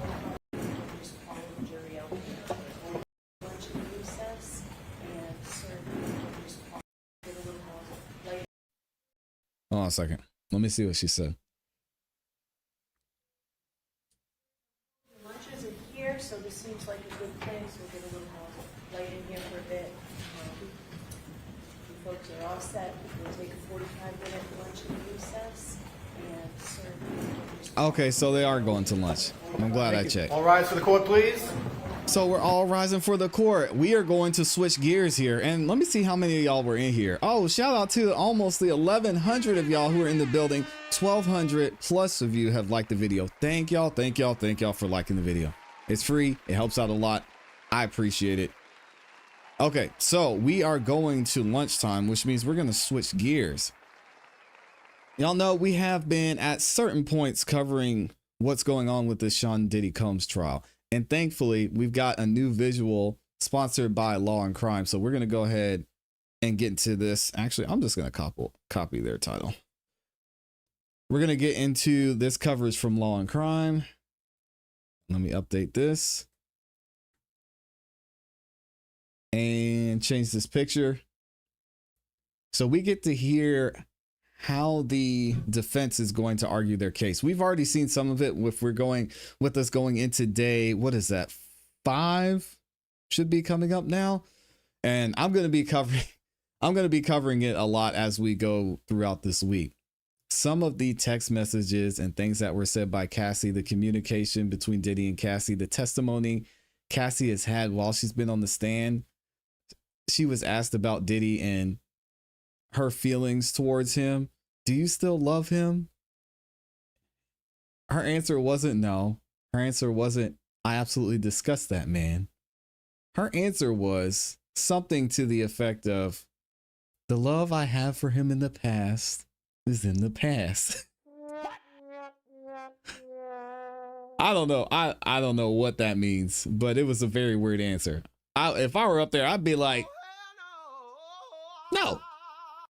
Get this dude out of here. All right, so let's go ahead and get into it. Again, I want to give a big shout out and round of applause to Law and Crime for making this possible. So dope for us to be able to see not what went down, but to have a visualization and the audio of what was said by both sides during opening statements. According to Law and Crime, they're going to be releasing a lot more of these videos. So we're going to listen to the defense's opening statements and see what they're trying to argue and what they actually have to prove. This is going to be good. Y'all check it out. All right. Who will be presenting opening statements? I am, Your Honor. And if you're in the gallery and you have a device, use this opportunity to silence it or it will be taken. Good morning. Sean Combs is a complicated man, but this is not a complicated case. This case is about love, jealousy, infidelity, and money. This case is about voluntary, adult choices made by capable adults and consensual relationships. This case is about those real-life relationships, and the government is trying to turn those relationships into a racketeering case, a prostitution case, and a sex trafficking case. It will not work. Let's start with the basics. The most important things in this courtroom are you and him. At a time when everything in government can feel so uncertain, one thing has remained the same in our justice system, and that is standing between all of us and a criminal conviction is a jury of our peers. That is you. You will hear the evidence. You will get to the truth. You will see the witnesses and evaluate them one by one. And finally, the story about this case can finally come out. Why do I say that? Well, I say that because this case is not about what you've heard on the news, read in the news, or have seen on social media for the past year and a half. This case is not about what civil attorneys looking for a payday are trying to make my client out to be. There has been a tremendous amount of noise around this case for the past year, and it is time to cancel that noise and hear and see the evidence that will be presented in this courtroom, and it will be crystal clear. The story of Sean Combs is a fascinating one, but it is a human one. We are going to tell you his story over the next 2 months in this courtroom, and you will learn that he is a man who grew up here in New York City in Harlem, who came from little but built groundbreaking, lawful businesses. You will hear that he is a wealthy individual, but know that the evidence will show that nobody gave him his money. He worked for it, and no one gave him a dime. It will show that he made every single dollar, recreated a culture, and produced music that I believe you will hear will change the generation. And I believe that the evidence is going to show that this ingenuity is what drew people to Mr. Combs. Witnesses will share with you that Mr. Combs is a fascinating person and that people are drawn to him. Yes, he is famous. Yes, he is wealthy, and that's certainly part of it, but he was charismatic and magnetic and a larger-than-life figure. If you had any interest in climbing the social ladder at the time and being involved in the music industry, the apparel industry, spirits industry, attending his legendary parties, you wanted to be around Sean Combs. You also wanted to be around him because of the benefits that came along with being him. As you listen to the evidence in this case, try to remember why that matters. Try to remember why people stayed around him and why it matters. I expect it will matter to you as the jury because he gave people opportunities and gave people chances to work at his companies. They believed he had a vision that few others had, and for the most part, I believe the evidence will show you that they loved him.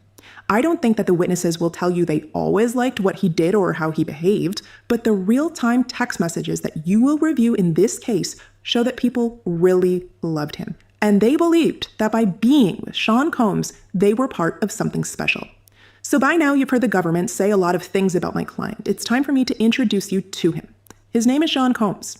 You may have heard him by Puff Daddy, P. Diddy, Puffy Diddy, but standing in this courtroom at 55 years old is the same place he was born and raised. He's going by the same name he was born with, Sean Combs. My name is Tenny Garagos, and I'm one of the attorneys honored to represent him. The government started their opening statement by telling you about this 20-year racketeering influence corrupt organization, Act Enterprise, that he committed with his apparent trusted inner circle. The only people in this courtroom who will tell you that they participated in, knew about, or came to an agreement to participate in a racketeering enterprise are the prosecutors. Not one witness will get into this courtroom and will take the witness stand and tell you that they were part of any racketeering influenced corrupt organization Act Enterprise. And the reason is simple. There was not one. You heard what the government tried to say the enterprise is, that he used his lawful businesses to feed his every desire, including his sexual ones. This case is about Sean Combs' private, personal sex life, which has nothing to do with his lawful businesses. The government has no place here in this man's private bedrooms. The government can say over and over again that this is not about his private sex life, but the evidence will show you that it is. The people who will come into this courtroom and testify are the people who would know about a racketeering enterprise, and those people will all say they knew nothing about any enterprise. That is because these hard-working individuals were either doing their jobs as personal assistants or as top executives running his successful businesses. These are individuals educated at places from Harvard to Howard University. The prosecution will bring in those same employees and others into this courtroom and have them testify that Sean Combs has a temper. And when he drank or when he did the wrong drugs, he would get violent. My client is not proud of that, but it is one of the many things we are going to own and fully admit right up front at this trial. Sean Combs had a bad temper. He sometimes gets so angry or so jealous that he is out of control. You will see evidence and you will hear some testimony that does not portray my client in a good light. You will hear some text messages, some voice notes, and some witness testimony that may make you think, I don't think this guy is a great guy. I don't like how he lied to his girlfriends. I don't like the things he just said in that text message. I want to tell you now, there may be one point, there may be multiple points at this trial where you think, I think he is a jerk and I think he's kind of mean. But he is not charged with being mean. He is not charged with being a jerk. He's charged with running a racketeering enterprise. And though there was violence that you were going to hear about, you already have, that violence is not part of any RICO. That violence is not connected to sex trafficking, and that violence is not prostitution. There was a name in criminal law for the violence we will hear about and we will see at this trial. It is called domestic violence. It is called assault. Domestic violence is a very serious matter. I want to say that now. It is a bad, illegal problem, and it is something that the law addresses. We take full responsibility that there was domestic violence in this case. Oh, they're saying Diddy was slapping her up. So there was DV, but guess what? He's not being charged for that, is he? I'm sure Tenny's going to get into it. We take full responsibility that there was domestic violence in this case. And he apologized. Domestic violence is not sex trafficking. I want to say it again. Domestic violence is not sex trafficking. Had he been charged with domestic violence, had he been charged with assault, we would not be here right now.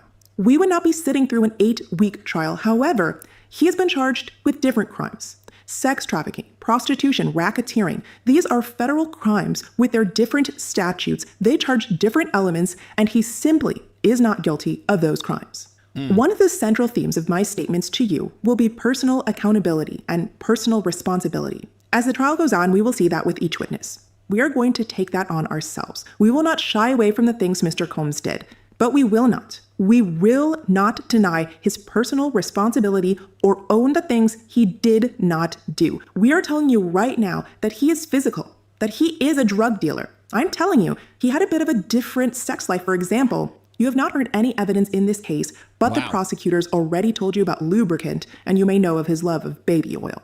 Is that a federal crime? No. You will hear that he got IVs after ingesting drugs. Is that you may know about his love of baby oil is a wild thing. A wild thing to say. I have to stop there for a second. That's crazy. You know of his love of baby oil. What is going on? Right now, that he is physical, that he is a drug dealer. I'm telling you, he had a bit of a different sex life. For example, you have not heard any evidence in this case, but the prosecutors already told you about lubricant, and you may know of his love of baby oil. Is that a federal crime? No. That's crazy. You will hear that he got IVs after ingesting drugs. Is that a federal crime? No. He will be responsible. He will be accountable for the things that he did. But we will fight for his freedom throughout the next 8 weeks for what he did not do. And he cannot be the only person in this case who accepts personal responsibility and accountability for his actions. The alleged victims who will testify in this case are capable, strong adult women. They were all getting something each of them wanted from him and from being in a romantic relationship with him. And these adults, capable, strong women, will have to take on the same level of personal responsibility for their lives that he is going to take on for his. When any person in life makes an adult choice, that is a free choice. A free choice has pros, it has cons. You may think there are better choices. You may think there are worse choices, but that does not eliminate the personal responsibility behind those choices. And each of the women you will hear from, they all had personal responsibility and the freedom to make the choices that they made. You will hear from these women. You will see these women. You will meet them. They will sit in that witness chair a few feet away, and you will evaluate them for yourselves. You will see that they are capable. You will see that they are strong, and you will see that they made free choices every single day for years. As you are listening to the evidence and you listen to them testify, I want you to ask yourselves, what are all the ways that this individual had the ability to make that choice? Ask yourselves, what are they getting from being with Shanon Combs? They are not with him because they are stuck or because they are without a choice. The government will try to show you that Shanon Combs is the only one getting something from each of the alleged victims who testify in this case. But with each of these individuals, ask yourself, what is this person getting? They are with him, or they are working for him because they are getting something they want from being with him. Now, with each person, that something may be different, and it usually is. But with each person, they are all getting something. So as you listen to the evidence, watch closely to the role that jealousy plays in the case. We have talked to you, both of us already, about jealousy and how it is pervasive and present in every single relationship. But I want to also let you know it drives a lot of the choices that the alleged victims make here. Combs is one of those men that, I'll submit to you, we all know, the evidence is going to show that he is somebody who never married, but needed to always have a woman around him. He is a many-woman man. He has 7 children by 4 different women. And he's the kind of guy who is always in relationships. In fact, he was always in multiple relationships. But critically, he was not always honest about that fact. And you'll find that even when women knew he was in multiple relationships, this would drive a primal jealousy in people. It would drive a lot of the choices you are going to see in this case. Cassie. You are also going to see that Shanon Combs is extremely jealous. You might think that it's hypocritical. You might not like it, but you are going to see that he is also extremely jealous. So as you're listening to the evidence and you're evaluating the testimony, ask yourself, what is causing that fight?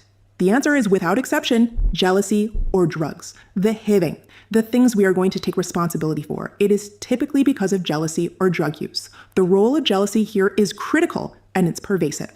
The evidence will show you that over the course of the 20 years we will examine in this courtroom, we'll see the same women over and over. They remained in multi-year relationships with him, and I believe that you'll pretty much know about every relationship he's had over the past 20 years. Again, that's whether this is an employee or a girlfriend. You will pretty much know about every girlfriend he has had. You will see that these women are strong, capable, and they were in love with him. You will see that breaches of trust, infidelity, and jealousy are what drove the domestic violence you will hear about. You will see that alcohol and drugs played a major role in his temper. The evidence is going to show you a very flawed individual, but it will not show you a racketeer, a sex trafficker, or somebody transporting for prostitution. So as we've said, you're going to hear from two women, Cassie and Jane. Now, the this case is, for in large part, prostitution, I don't about know. his sexual relationships with these two women.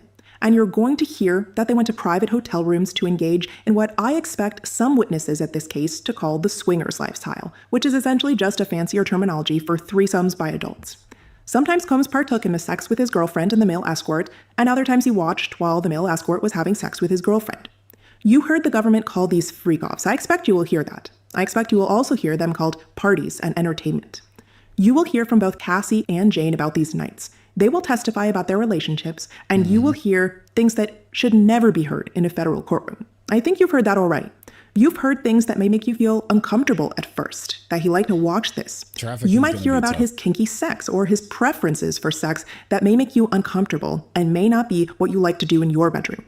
But you are not here to judge him for his sexual preferences. You are not here to judge him for all purposes. You are here to evaluate whether the government can prove beyond a reasonable doubt what they actually charged him with.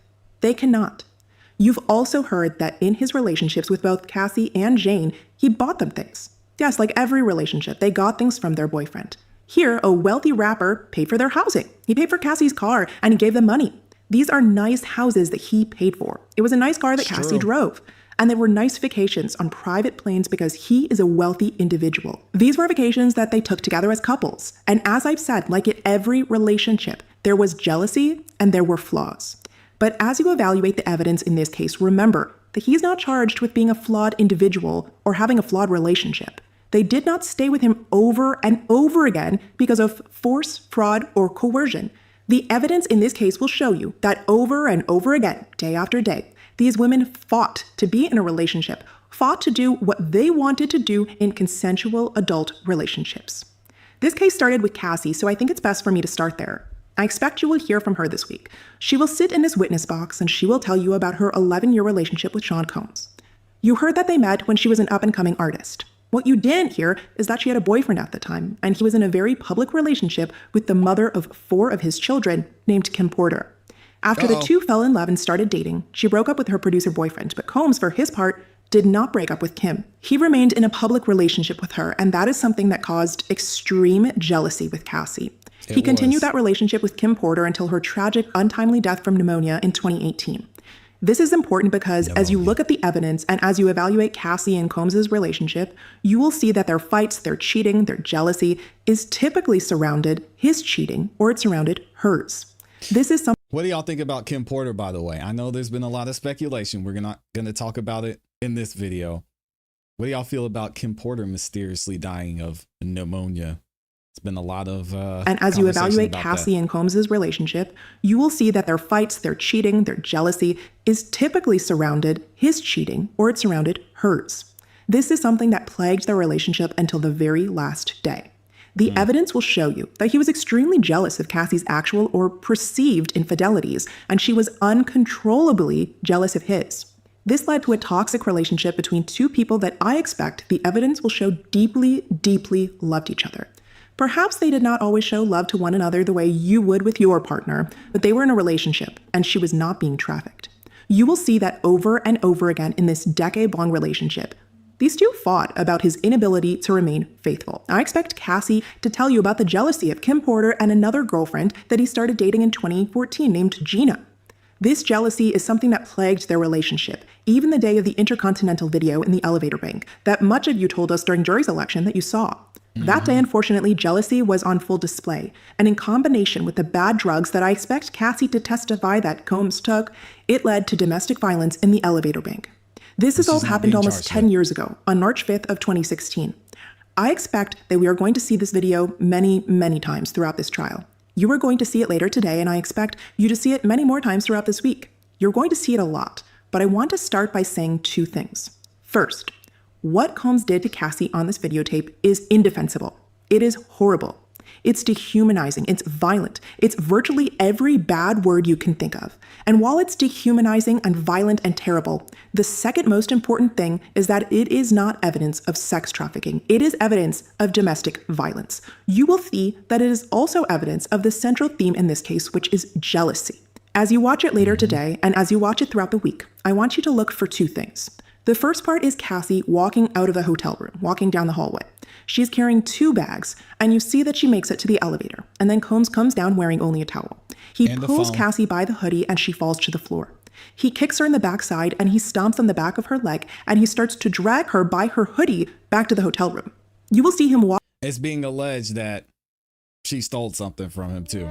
Again, I'm sure they'll get into this in opening statements, but that's the case. I don't back know. of her leg, and he starts to drag her by her hoodie back to the hotel room. They're not You will see him arguing it, walk though. away momentarily with her bags, and you will see this. Then he comes back around and walks toward her, and she is kind of in the left part of this screen. When he comes toward her, he has nothing in his hand, and when he walks away from her, you will see an illuminated phone in his hand. He wanted this phone, and he got it. Please understand that this video is overwhelming evidence of domestic violence, but it's overwhelming evidence that this domestic violence is over a phone and not because of sex trafficking. What causes a fight over a phone? We can all use our life experiences to show us that phones keep the secrets of infidelity. And you will hear that there was another fight even later that year, again, about a phone. I'm not justifying the assault, not by a long shot, but I'm putting it in proper context because you will see that as soon as he gets the phone, he sits down. He's visibly disgusted. He broke a vase and he threw flowers and stayed away. The video has a second part. Cassie calls security from the hotel phone. The security officer comes to the floor, and I expect you will hear from him later today. Combs is sitting in the chair slumped over. He's holding his head in his hands, and the security officer tells him to leave the public area of the hotel where they are making a commotion. You will see Cassie turn to Combs and gesture to her, and pay attention to the words that I think you will hear her say to him, which is, "Get back to the room." 2 parts. Both of them important, and both of them important to show that Combs assaulted Cassie. But you can't stop there, because he is not charged with assault. Is it because of sex trafficking, as the government is going to argue to you? Or is it because of something else? I expect the evidence, even just this week, will show you that the fight was over a phone. These two stayed together 2 more years after this incident, and to understand how and to understand why is to understand how this relationship ended. You'll hear that, even into 2018, these two were fighting to stay together. But the evidence will show you that in the summer of that year of 2018, she woke up to a gossip site that showed a photo of Combs and Gina, the same woman who he had started having an affair with in 2014, or a relationship with, I should say, walking out of the standard hotel together.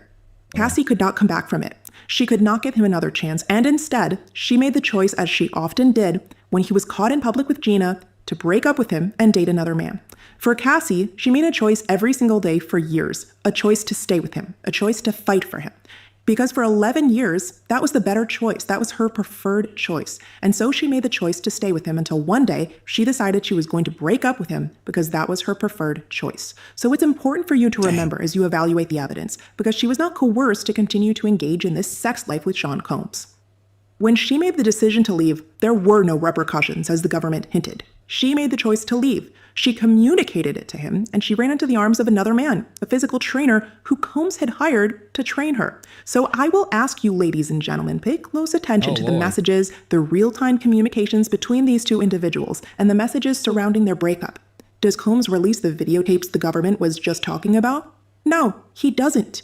You will hear that the government raided 2 of his homes. You've already heard that over a year ago. They seized countless electronic devices. The only freak-off videos you will see or hear about at this trial came from her devices that she kept for 5 years.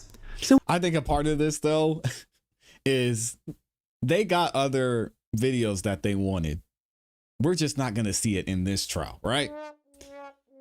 I don't believe for a second, especially knowing Diddy's connection that he had with the CIA, the FBI, I don't believe for a second that they just went in there and they're like, hey, let's find some videos that will make sure we convict Diddy. No. There's a lot more information, a lot more videos that they have access to that we're never going to see. And how that will be used, I don't know. But it's clear what the intention was here from the CIA and the FBI. Leave that alone for right now. Came from her devices that she kept for 5 years.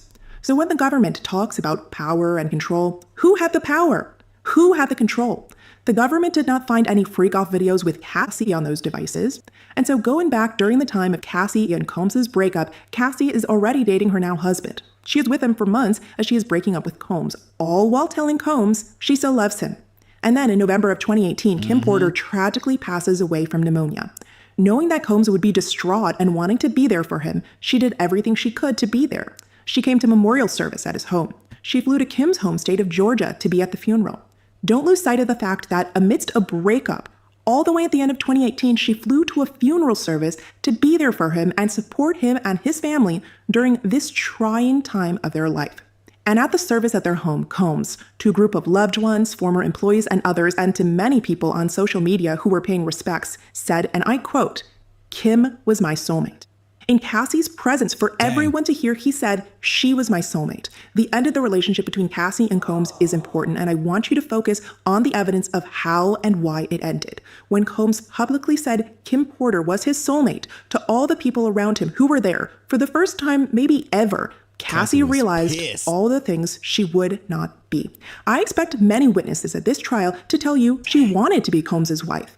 I expect she may even tell you that. That is what she spent 11 years trying to get. And in one day, it became clear to Cassie she was never going to get that. And if she was never going to be Combs's wife, if she was never going to be the love of his life, then she would leave. And that is what she did on her terms, her choice, for reasons that, for her, were the right reasons. This is where bringing personal experience to this jury matters. This is something we have all been through. That one life event you can point to where you can say, that is when I knew it was over. Because that is what this was for her.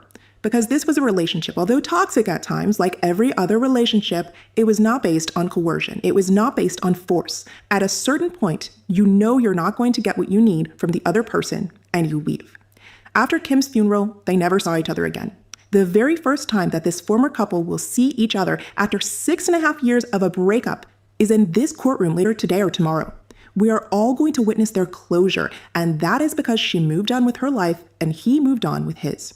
You will see that she married the trainer. She had 2 children with him, and she's pregnant with her third. And Combs 20 M's. also moved on with his life.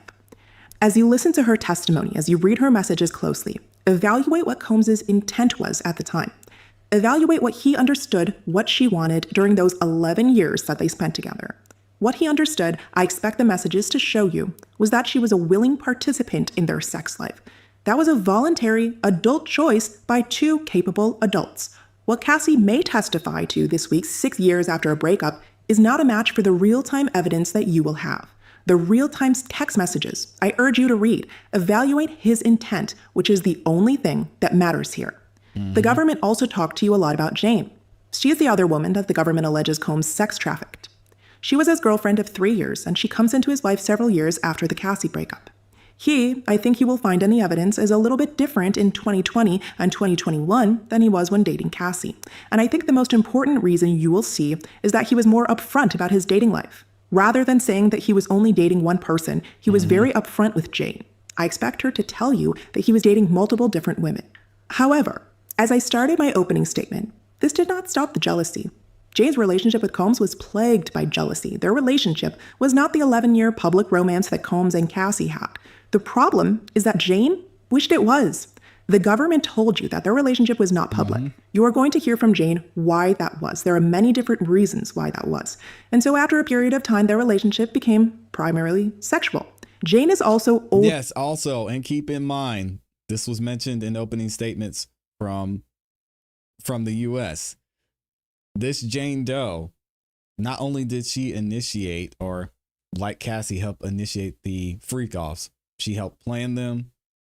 When the freak-offs were going to take place, she actually would choose or help choose some of the guys that were going to be involved in the freak-offs.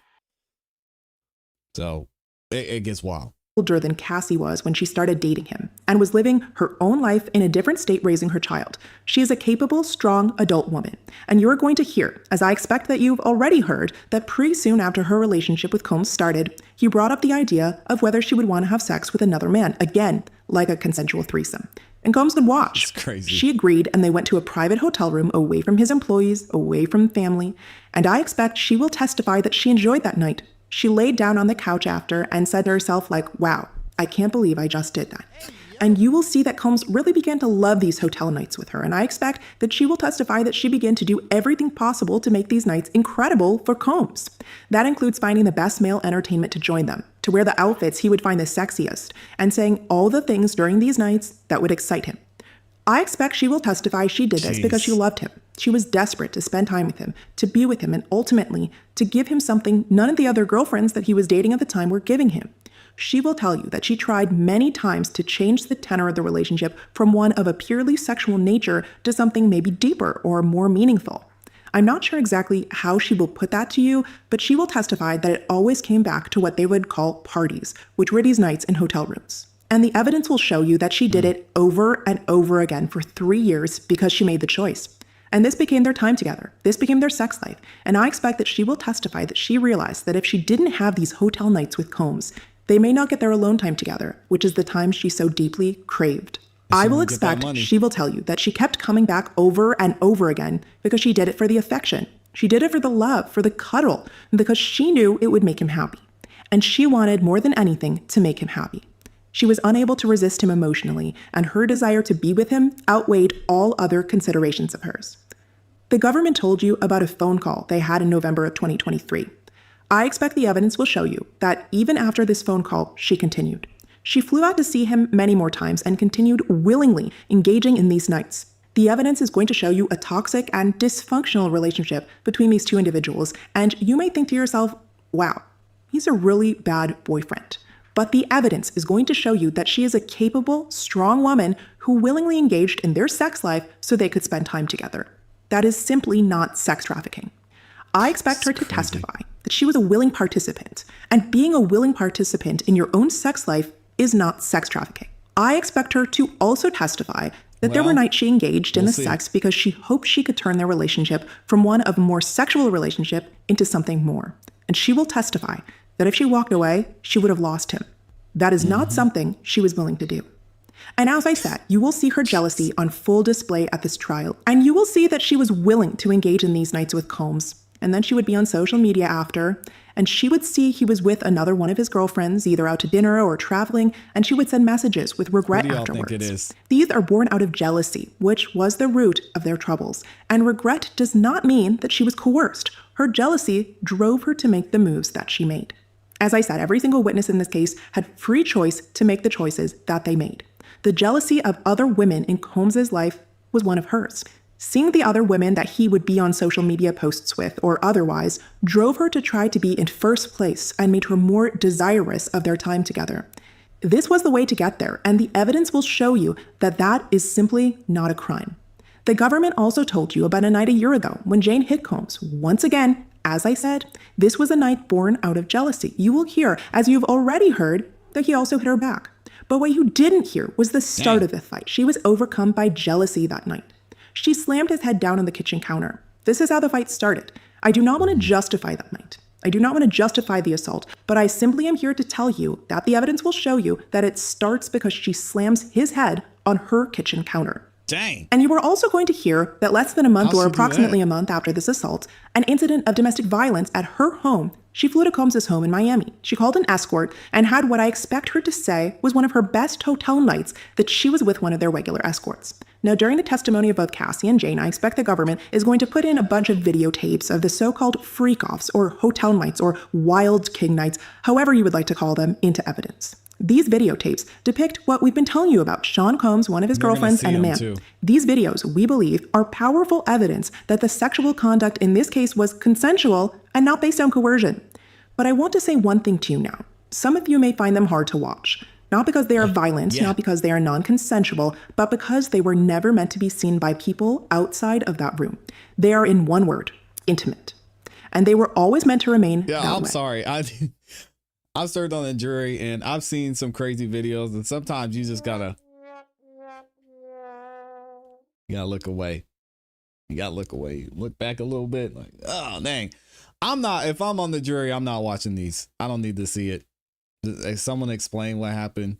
If there's something specifically about that one, just tell me. I ain't watching that. That's wild. The reason these videos will be seen by you is because the government has chosen to take possession of these videos and to put them in evidence in a federal courtroom. Playing these videos will feel invasive, but the government has charged him with sex trafficking, and the evidence of the alleged sex trafficking is on these videos. This is why you will have to see them. I'm good. You may hear about other women. The government told you about someone named Mia, for example. I urge you to pay attention to these other women's real-time communications with Combs. Ask yourself, why are they making these allegations now? What is their motive? You will conclude, like you will with every single other witness in this case, that everybody who testifies has a motive. With Mia, for example, I ask you to evaluate her motive when you listen to her testimony. What are the reasons she is saying what she might be saying now, what she never said before, and certainly never said when she first started cooperating with the government? This is someone you should evaluate her messages carefully, ones of unbelievable love for Combs throughout her employment. You are also going to hear from several other past employees of his. They will try to paint a picture for you of a hostile workplace. As I've said with nearly every single witness in this case, when these people testify, ask yourself, why did anybody, if they were so scared and if this was so hostile, ever call the police? Why not? I expect that the evidence will show you that the testimony against him, their former boss, for many, not all, is vindictive, or they are being subpoenaed to give it.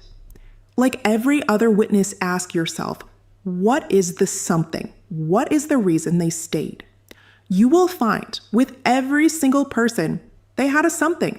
So when you hear from the witnesses who testify here, who will tell you they were victimized, and you ask yourself, what is their motive? For many of them, the answer is simple: money. This critical case started because of Cassie, not because she went to law enforcement with her allegations, but because she filed a public lawsuit against Combs in November of 2023. I don't think that's completely true. Diddy was already being watched, and Cassie was a part of it, but I don't think this whole thing started because she filed a lawsuit and the video came out. They were already looking at Diddy. They had more than enough reason to go in there and do what they needed to do. Cassie just made it a lot easier. But I disagree with that statement. At this time, when she was having financial trouble and living in her parents' modest home in Connecticut with her family. Rather than go to law enforcement about what had allegedly happened to her, she went to a civil lawyer who is here today. I expect that this trial, from nearly every witness that you hear from, they will tell you that instead of going to law enforcement, after either their employment ended for the alleged victims, they went to a civil lawyer for a money grab, they will claim that they were so afraid of this man that they could, of course, not go to the police because he was so powerful. But they were not so afraid that they could not go to civil lawyers to make money demands against him. Demands for unbelievable amounts of money, more money any of us have ever made. Cassie, for example, will tell you that she first made a demand on Combs for $30 million. Another witness will tell you that in a breach of contract case, she made a demand for $22 million. And as you listen to these witnesses, and there will be many, as the prosecutor told you, who made civil demands against him, I want you to ask yourself, how many millions of reasons does this witness, swearing to tell the truth and nothing but the truth, have to lie? How many hundreds of thousands of reasons does this witness, swearing to tell the truth and nothing but the truth, have to lie? Will you really believe that these people who have demanded an unimaginable amount of money from Mr. Combs would have traded all of that not to be abused? Because if that is the case, I submit that you will reconsider, why did they never go to law enforcement? So in closing, the evidence will be framed to prove from the government. They will attempt to prove racketeering influence and Corrupt Organizations Act charge, 2 sex trafficking charges, and 2 prostitution charges. The evidence you will hear at this trial will not make out any of them. The conspiracy charge is that Combs allegedly committed 2 counts of acts of kidnapping. 1 count of arson, a bribery, an obstruction of justice, forced labor, and drug trafficking. I'm going to take these briefly in turn, and then I'm going to ask you to evaluate the evidence by the witnesses who will testify on these acts. First, he did not commit any of these acts. In terms of the alleged bribery and the obstruction of justice, this relates to the Intercontinental Hotel incident that we talked about this morning. You will hear, as you already did, that he paid money to a security guard at the Intercontinental so the footage would go away. This was solely related to preventing bad publicity for both Combs and Cassie, and had... Are y'all buying that? That's gonna be a tough one for me. Obviously, he didn't want to get it out. He didn't want it to get out to the public, but still, I mean, Trying to get rid of evidence is never a great look, in my opinion. As you already did, that he paid money to a security guard at the Intercontinental so the footage would go away. This was solely related to preventing bad publicity for both Combs and Cassie, and had nothing to do with obstructing a law enforcement investigation. No law enforcement investigation existed, period. That is a requirement. And so evidence will show you he simply did not commit those acts. As to the kidnappings and the arson, I submit that you are not going to find there were any kidnappings, and he was simply not involved in the alleged arson. The government told you that the kidnappings relate to one employee who I am telling you the evidence will show worked for Combs for almost a decade. As you listen to her testimony and evaluate, was this person actually kidnapped? I expect the evidence is going to show you that even after the criminal investigation into Combs started, she asked to work for him again 12 years after her employment ended, 12 years after she claimed she had been kidnapped the last time.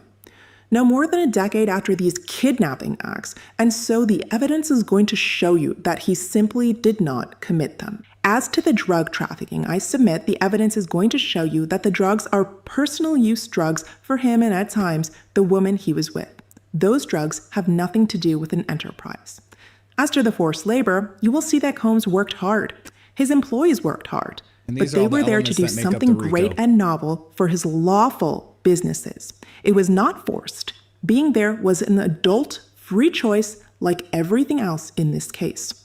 Second, the RICO conspiracy requires a group effort, even if the group is 2 people, and there will be no evidence of that. So as you are listening to the evidence, ask yourself, who is Combs actually conspiring with to violate the Racketeering Influence Corrupt Organization Act? The answer... I can tell you the answer. The FBI. The CIA. All them. That's who he was conspiring with. I mean, there's just so much evidence out there that we can see. They wanted to get certain information about certain people. It's just that simple. After listening to the evidence, ask yourself, who is Combs actually conspiring with to violate the Racketeering Influence Corrupt Organization Act? The answer will be no one. The FBI. Finally, the last of the charges I will talk to you about are the 2 counts that charge him with causing interstate travel for the purpose of prostitution. For him to be guilty, I expect the judge will tell you that he had to intentionally engage in what he knows to be prostitution. What the evidence is going to be is that he was paying different men for their time and inexperience. Think about the pornography industry, for example. Actors in pornographic movies are paid for their time. He's not beating that charge. Out of all the charges, he's not. You can't. Let me rewind this back again. She said he was paying those men for his time and inexperience. No. He's not beating that one. Racketeering Influence Corrupt Organization Act. The answer will be no one. Finally, the last of the charges I will talk to you about are the 2 counts that charge him with causing interstate travel for the purpose of prostitution. For him to be guilty, I expect the judge will tell you that he had to intentionally engage in what he knows to be prostitution. What the evidence is going to be is that he was paying different men for their time and inexperience. Think about the pornography industry, for example. Actors in pornographic movies are paid for their time and generally they have sex. Otherwise, it wouldn't be pornography. You'll also hear about many companies. I expect you'll hear from one later today called Hunkomania, a company called Cowboys for Angels that advertise online across the country where you can pay money for time and an experience. These escort companies are common and they do not advertise themselves as money for sex. They advertise themselves as money for time and money for an experience. And that's what Sean Combs was doing. He was paying money for that experience. Oh boy. So in closing, I ask you once again to listen carefully to all of the evidence. You are not here to judge or impose your moral beliefs onto this man. You are here as a jury of his peers to determine whether the government can meet its burden of proving beyond a reasonable doubt that he committed these crimes.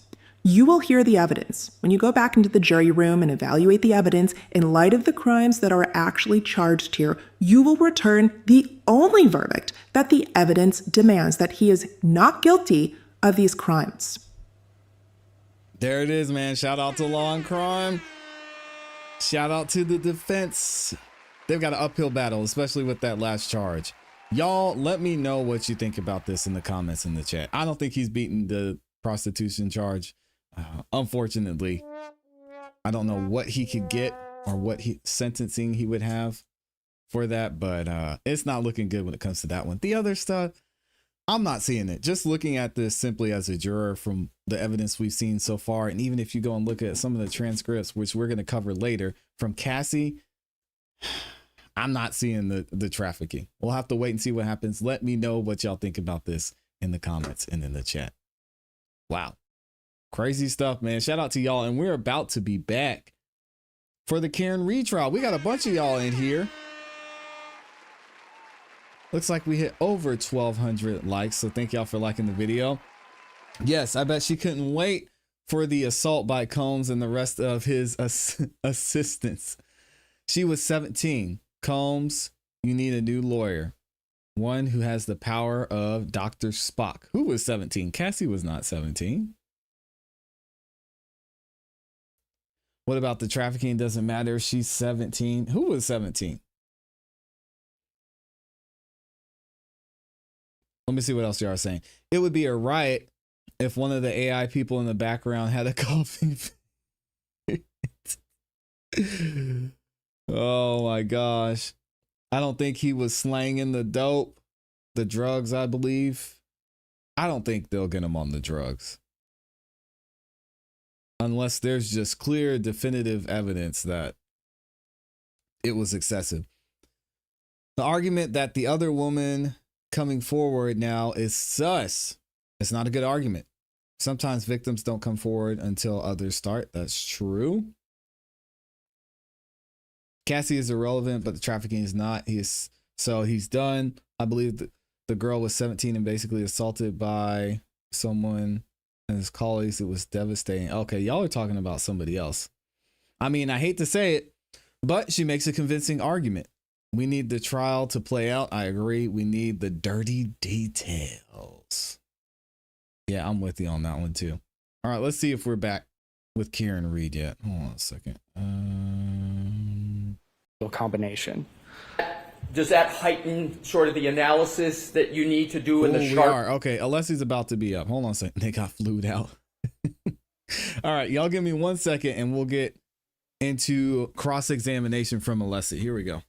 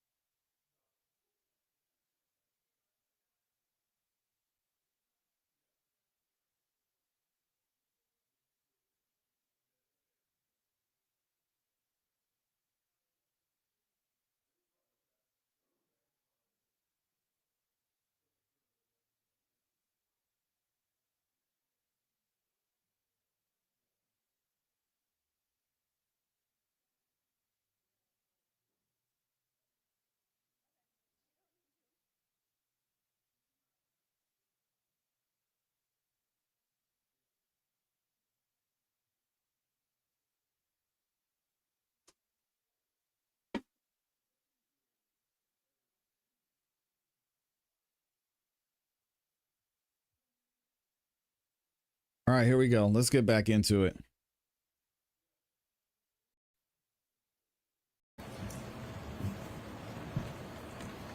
Boom. Court is back in session. You may be seated. All right, we're back. We got cross-examination. Shanon is back on the stand. We got Alessi up here. Let's get it. Hey, what's up, Josh? Good to see you back in here.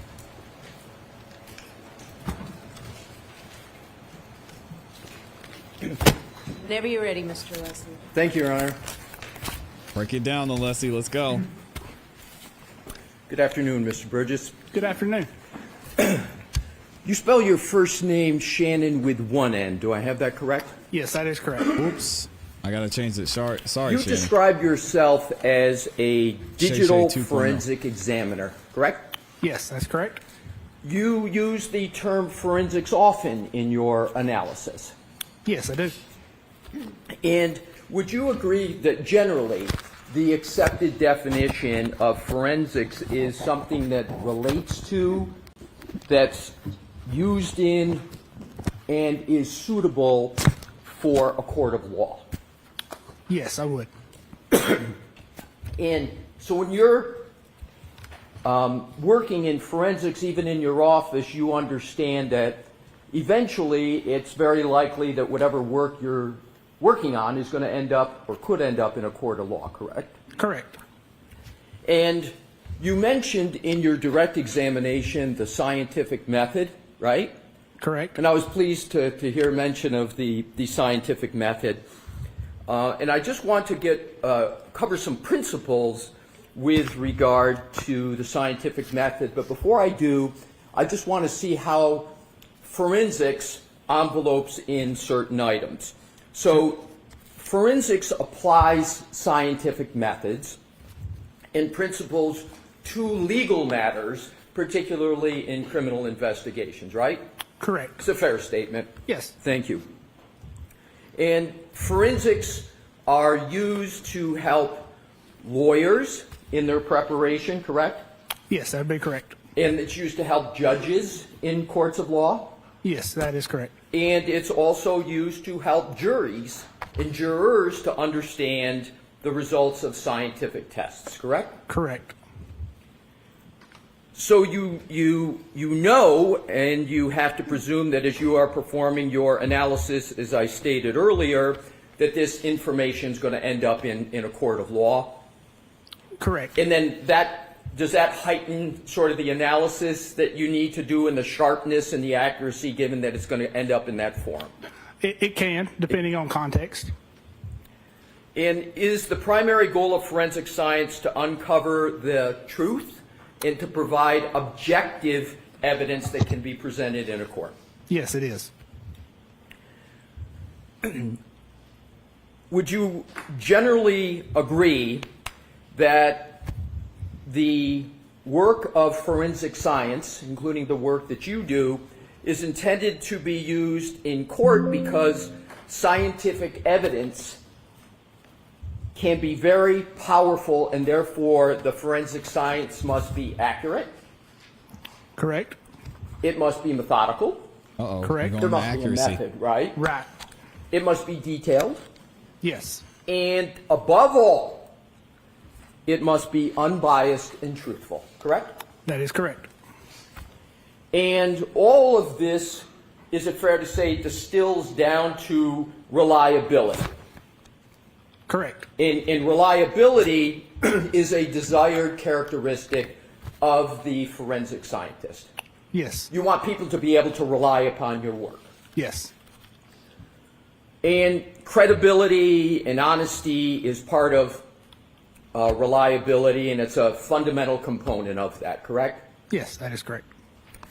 You've stated that you hold your opinions to a reasonable degree of scientific certainty. You said that several times on direct, correct? Correct. And because the discipline of forensics involves the application of the scientific method, as you stated on direct, you therefore, of course, applied the scientific method throughout your analysis, right? Yes, that's correct. Would you agree with the following statement of the scientific method and tell me whether, well, let me start with, you understand, you know the National Institute of Standards and Technology, NIST? Yes, I am familiar, yeah. And Would you agree with a definition of the scientific method as the systematic pursuit of knowledge involving the recognition and definition of a problem, the collection of data through observation and experimentation, analysis of the data, the formulation, evaluation, and testing of hypotheses, and where possible, the selection of a final hypothesis? I know there's a lot there, and if you'd like me to break any of it down, you let me know. No, I find that generally acceptable. Yep. And I wanted to emphasize the end, the evaluation and testing of hypotheses, and where possible, the selection of a final hypothesis. You understand what I'm meaning by hypotheses? Yes, I do. The scientific method is used, among other reasons, is it not, to avoid certain biases in the science process, correct? Yes, Right. correct. So the method is trying to prevent a scientist, not cultural bias, but scientific bias, correct? Correct. Do you know what the American come on, Academy of Forensic Scientists refer to as cognitive biases in science, generally? No, I do not. Have you heard of the term confirmation bias? Yes, I have heard of that term. Have you heard of the term anchor bias in the scientific method? I have not heard that term. Let's start with confirmation bias. Is a fair definition, and you said you're generally familiar with that, right? Yes, correct. So let's start with that. That's the practice of sort of selectively gathering and interpreting evidence to confirm the scientist's belief or a belief of another, and at the same time neglecting evidence that contradicts them. Is that a fair definition of confirmation bias? Yes. And an example of confirmation bias is not considering alternative hypotheses once an initial hypothesis has been selected, even though the data and other information might contradict the initial hypothesis. Fair statement? Yes, that's a fair statement. And confirmation bias, although sometimes it occurs, is intellectually and analytically antithetical to, it's opposing of the scientific method, correct? Correct, yes. And it's to be avoided. Right. Anchor bias is, and I know you said you didn't recall it, but let me see if this triggers a recollection. If not, fair enough. Okay. Anchor bias is when you prioritize information and data that supports your initial impression of the evidence, even where the impressions are incorrect or it's unknown when the impression is incorrect. You sort of anchor into that. Does that sound like a reasonable definition of anchor bias? Yes, that sounds reasonable. So biases are to be avoided in the application of scientific matters and methods because they can lead to incorrect conclusions in science, right? Right.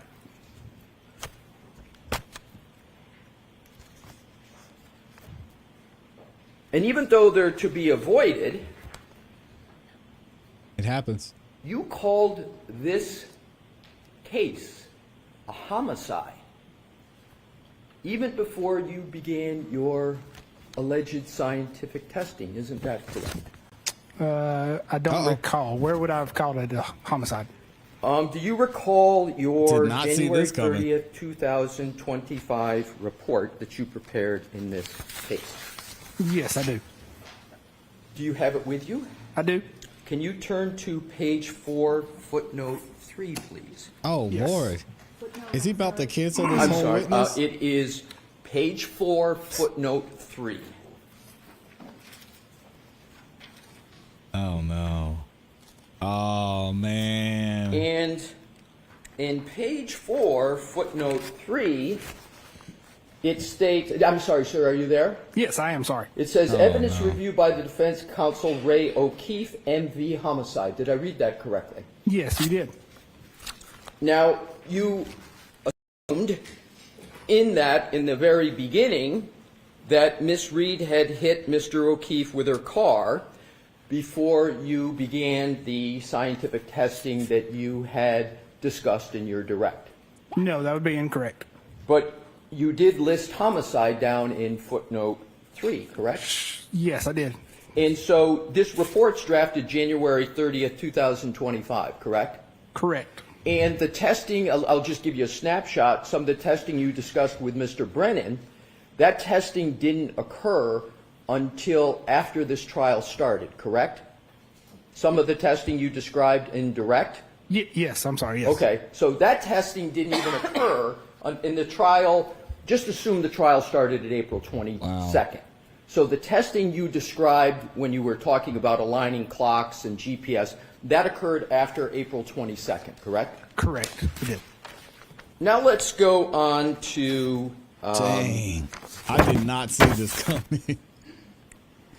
That's crazy. Oh, that's Alessi. Another mic. Let's talk about professional credentials. You know what I mean by the term credentials? Yes, I do. Professional credentials are important in any profession, correct? Correct. And they're important in your forensic examiner profession as well.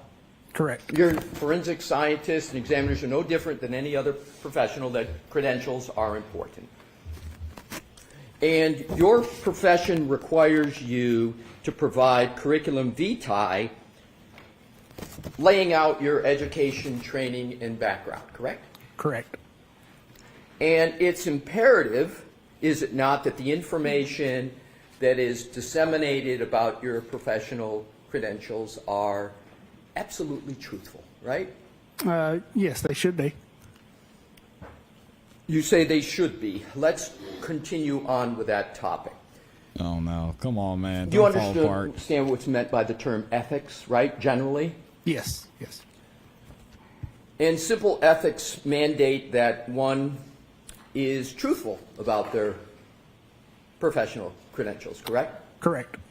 And a fundamental credential is what type of college degree you hold, correct? Correct. People rely on those credentials, and the credentials are the foundation of your expert opinions and analyses, correct? They can be, yes. They can be, and they What often is happening? are, correct? Yes, they can be depending on context. But more often than not, they're important. Yes, again, depending on context.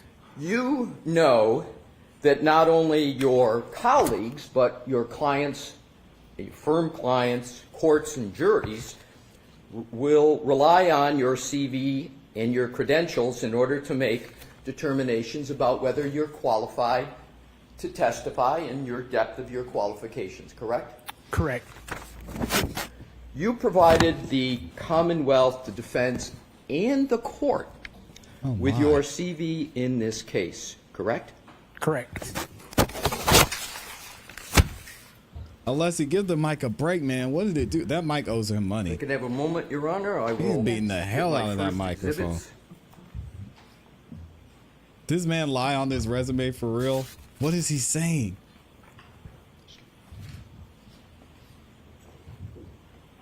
He got his bachelor's degree from Timu. Oh man, that's tough. Say it ain't so, Shannon. What's with all these Shay-Shays out here, man? The Shannons are under attack so far. May I, Your Honor? Yes.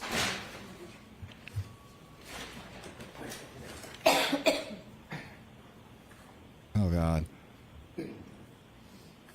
Your Honor, if I could have this marked as the next exhibit. If this is how we're starting cross, Okay. we haven't even got to the evidence yet. Oh, his. Well, actually, I'm going to have it off. I'm going to be eventually This guy's offering it into cooked. evidence. So, Okay. they have presented to the So witness let's mark it for identification first. Yep. Okay. Oh my goodness.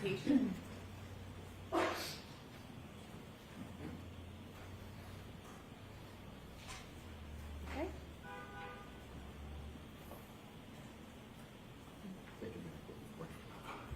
May I present it to the witness? Yes. Thank you. Mr. Burgess, Yes. I am presenting you with Exhibit TT for identification. I was, thank you, Your Honor. I'm learning not to talk while I'm walking backwards so Madam Court Reporter can hear me. So I'm presenting you with what is Exhibit TT for identification. Do you recognize that document? Yes, I do. And what is that document? So this document appears to be my CV. May I approach further? Yes. Thank you. And is that CV a document that you have prepared? Yes, so that is a document that either I have prepared or the company Apter has prepared. And is that a fair and accurate document? It appears to be. Your Honor, I offer that into evidence. Any objection, Mr. Brennan? No, thank you. Okay. Yes. And if you could just, if you want to have the witness hold that, I have some Hold questions. on, let's let it mark first. Yep. Yep. Exhibit 183.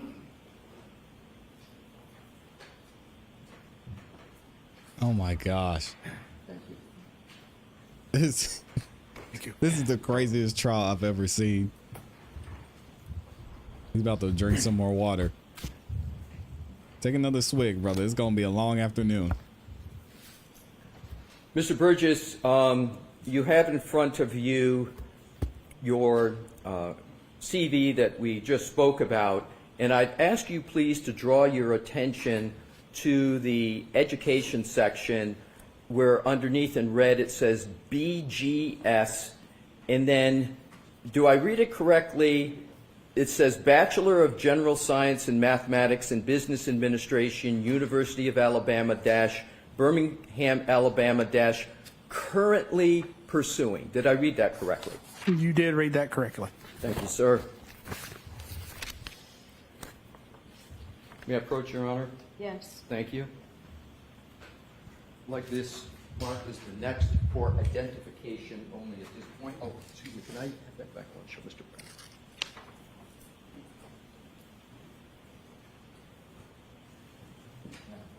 Sure.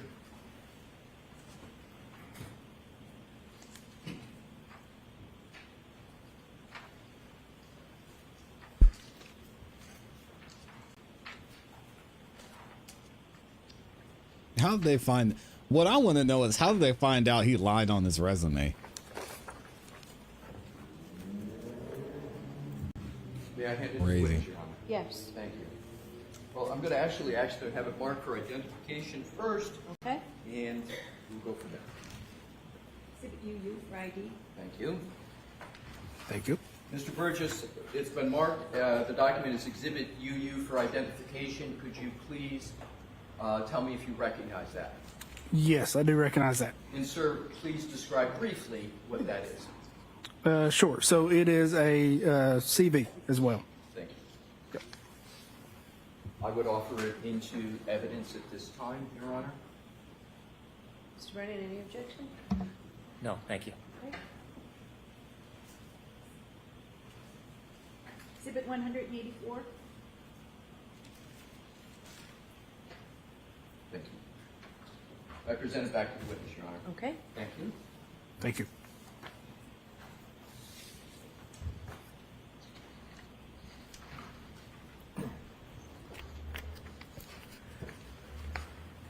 Mr. Burgess, once you've had a fair opportunity to look at that, I have a question, and that question is simple. Is that your April 2025 CV?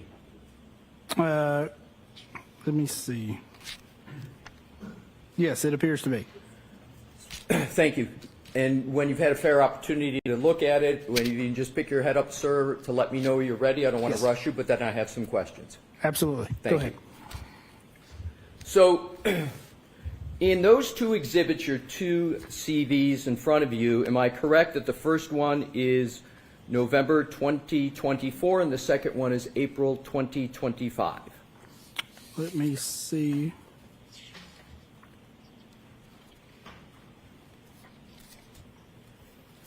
You said he was from Alabama. Yes, that appears to be correct.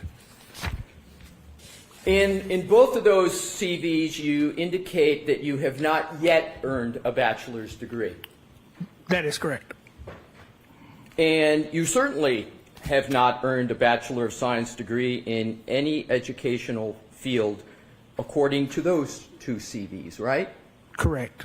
And in fact, as you sit here today, you do not possess any bachelor's degree. Correct. Dang, man. Brother. This guy.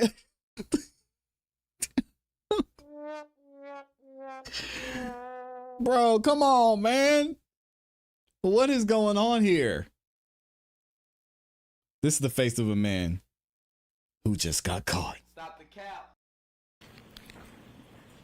And the reason, Yikes. as you state, is because that bachelor's degree is currently pending. That's the term you use. How you have a So I pending use degree? currently pursuing. Currently pursuing, yes. So, hey guys, my billionaire status is pending. I'm gonna put that on my resume. So anybody who wants a consultation, I am a pending multi-billionaire. You guys can pay me about $25,000 an hour for consultations. I'll be doing consultations. Again, I am a pending multi-billionaire. If you guys want to do that, you can email me. The link is in the description. so you have a public profile that's published on Aperture's website, correct? Yes, I do. And it's in the form of a biography page? Yes, I believe so. And that biography page has your education listed? Very possible, yes.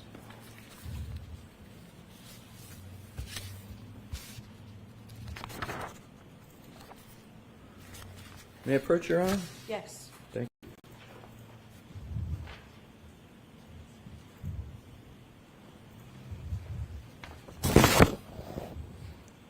If I could have this marked, please, and once Mr. Brennan reviews it.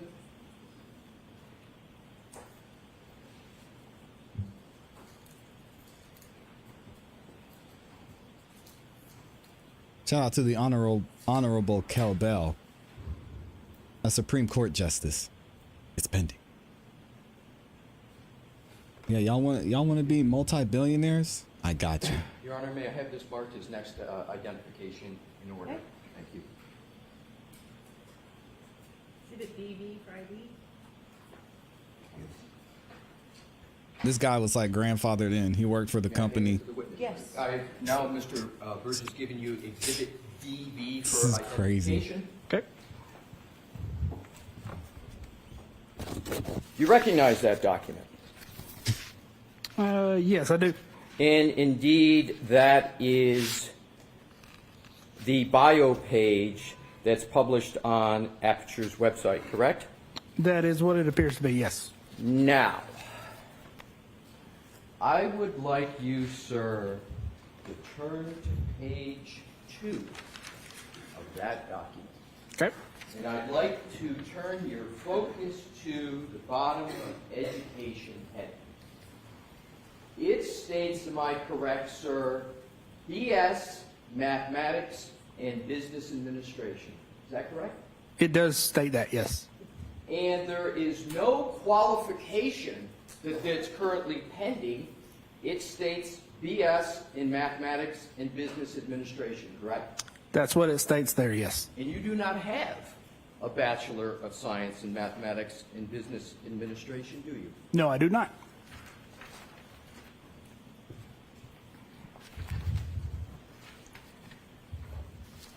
Insane. And if you click on the hyperlink for your CV on that same website, do you know where that hyperlink takes you? No, I do not. To his LinkedIn, probably.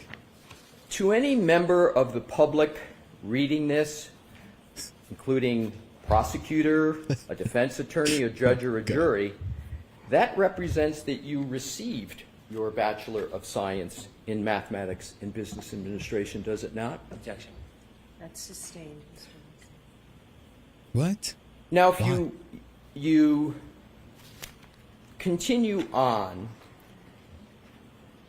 to your This is photograph, are you familiar with Aperture's website that speaks about you and presents you generally? Vaguely, yes. Are you aware that Aperture has two hyperlinks, one that says CV and one says LinkedIn? Are you aware of that? Yes, I am now. And LinkedIn is a professional networking platform designed for career and business professionals. I called it. He put it on to his connect, LinkedIn too. share contact, find jobs, etc. Is that a fair description of LinkedIn? Yes, it is. And oh my God. could we also conclude that it's a professional networking platform, especially for private sector firms like Aperture, that's used to attract clients or potential clients? Yes, correct.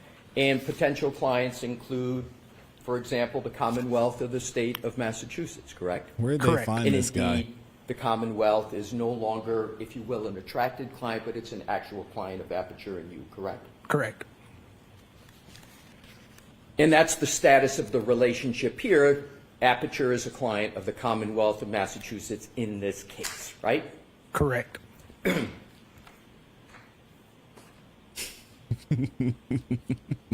So is it fair to say that your CV, especially when it's published on a LinkedIn or published on a website, is something that is published to intend to have, especially if you're in the private sector, have clients view and retain your services? That's a hope and an expectation, correct? Yes, that is part of it. Now, when you look at that document, when you click on, if you were to be in your office, and let's see if you're familiar with this, you click on your LinkedIn on Aperture's page, that would ordinarily take you directly to your professional LinkedIn account, correct? Isn't that what the links are there for? Yes, I would expect so. Are you notified when someone electronically accesses your LinkedIn account? Not accesses, no. Are you referring to viewing? Yes, that's a better sorry. verb. I'm gonna see if it's public. Yes. So you're notified. Were you notified within the last 72 hours that someone from the defense accessed your publicly available or viewed your publicly available LinkedIn account? No, I was not aware. Are you aware that within the last 72 hours that hyperlink on Aperture's official website was disabled? No, I was not aware. Are you aware that now if you try to go on that link that you can't, that it's disabled? No, I'm not aware of that. They tried to cover it up.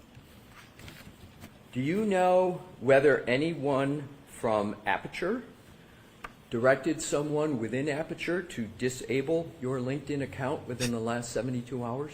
No, I'm not. Oh, this guy's gonna get fired. Have you Oh, spoken man. to anybody at Aperture about your LinkedIn account? No, I have not. This guy's gonna get fired.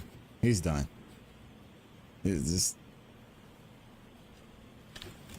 let's just put him out of his misery. God dang. I'm gonna see if I can find him on LinkedIn. Yep.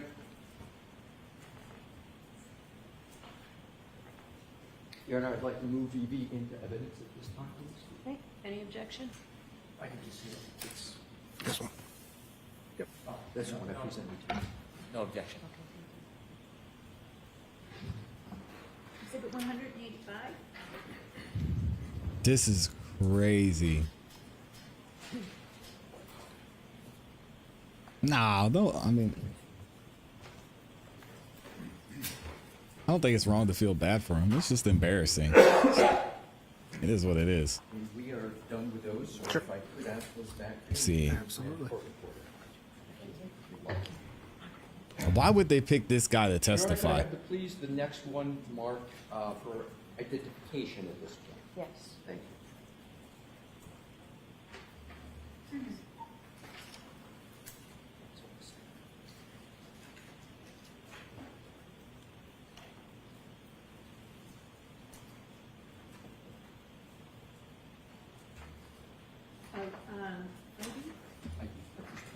WWW. I can't find him on LinkedIn, y'all. I'll look.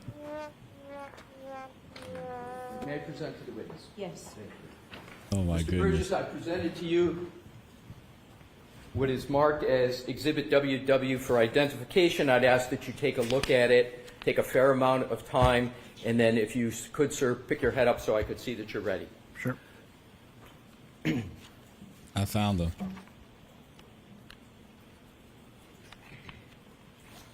Oh, this is definitely him. Because look in his bio. It starts out with, "Hey, y'all."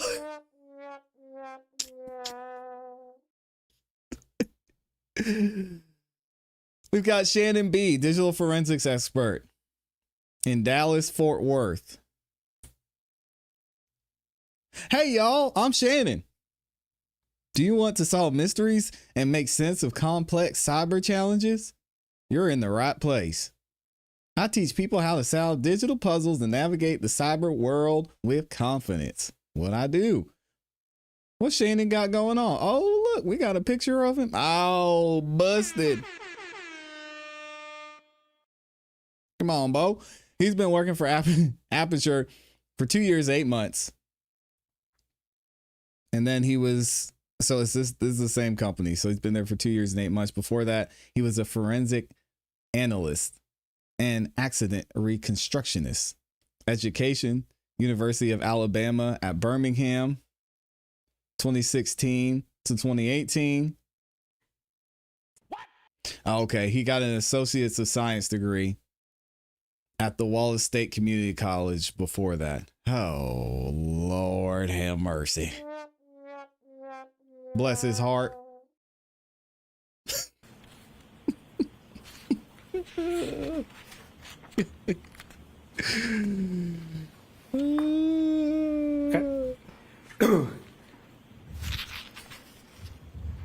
Nasty work. You recognize that document, sir? Yes, it appears to be a screenshot Hey, y'all. of my LinkedIn account.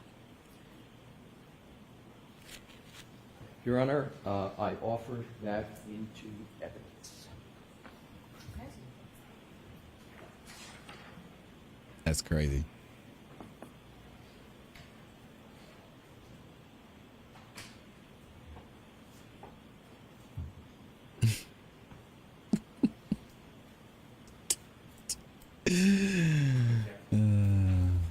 Can I see you at sidebar with these? Wow. Judge Bev she had to give that man a breather. Say, hey. Y'all chill out. All right. Chill out. That's 4 sidebars, by the way. This is crazy. Let's skip ahead. Hopefully y'all haven't had lunch yet, because we about to have some barbecue. Yes. Jeez. May I approach your Honor? Yes. Thank you.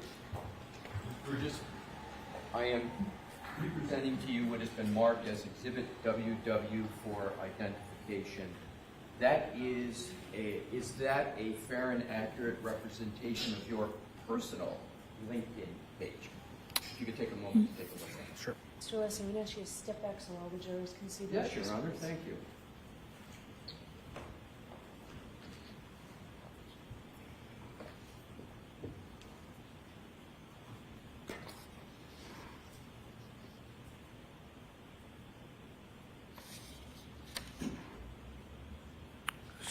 Yes, it does, with a error on page 2 regarding education. Right, and we're going to get to that. Sure. But this is you recognize this as a fair and accurate depiction of your personal LinkedIn page, with the exception of what you just mentioned, correct? Correct. Did you draft that document that's represented as Exhibit WW? I have drafted that over time, yes. And when was the last time you viewed that document on your LinkedIn page?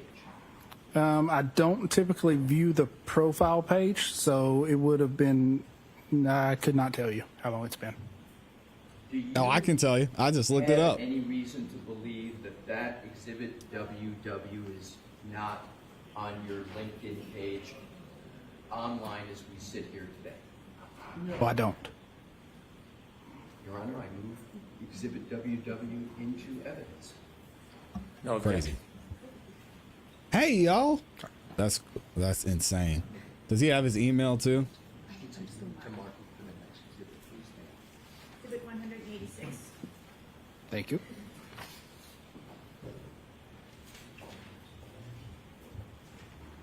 Crazy.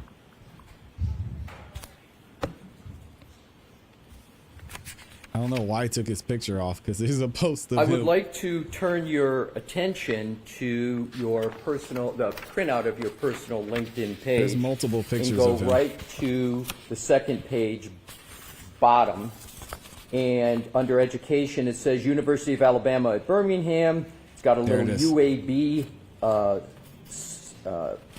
acronym there. Just to and give it you guys says a visual. Bachelor of Science, paren, B period, S period, comma, Applied Mathematics and Scientific Computation, 2016-2018. Do you see that, sir? Yes, I do. We're following along. That's not correct, is it? No, it's not correct. And you do not hold a BS in a Bachelor of Science in Applied Mathematics and Scientific Computation from the University of Alabama at Birmingham, do you? I do not. And that would have been, at that time, an expected graduation date? So it would be expected, you state. Correct. It would be another word for, is it another word currently pursuing? Is that similar to expecting? Sure, that could be similar. But you know how to put currently pursuing down, don't you, sir? Because you did it on the first few CVs, but you don't have it on your LinkedIn page. Am I correct? Correct. That's probably because obviously that has not been updated in quite some time. And wow, you said you get notifications when people access your LinkedIn page, correct? I get selective notifications when people view my LinkedIn page. So you know people are looking at your LinkedIn page, you know people are looking at your education, and you have down here 2016 to 2018. So that time period is 7 years old from 2018, yet you use the 2016 to 2018 on your LinkedIn page, correct? Correct. With the caveat that my understanding is people look at your posts, not specifically the profile information. Oh, so you believe you know apparently when people are looking at it and what they look at? No, that's not what I'm saying. I'm saying generally. Generally. Correct. But you don't know who's looking at the education section on your LinkedIn page and relying upon what is represented here, that you have a Bachelor of Science in Applied Mathematics and Scientific Computation from the University of Alabama at Birmingham. Not from the LinkedIn page.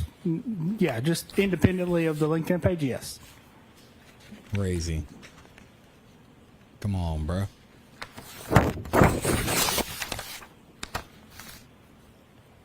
And as you sit here today, that page is still live on your LinkedIn, correct? Correct.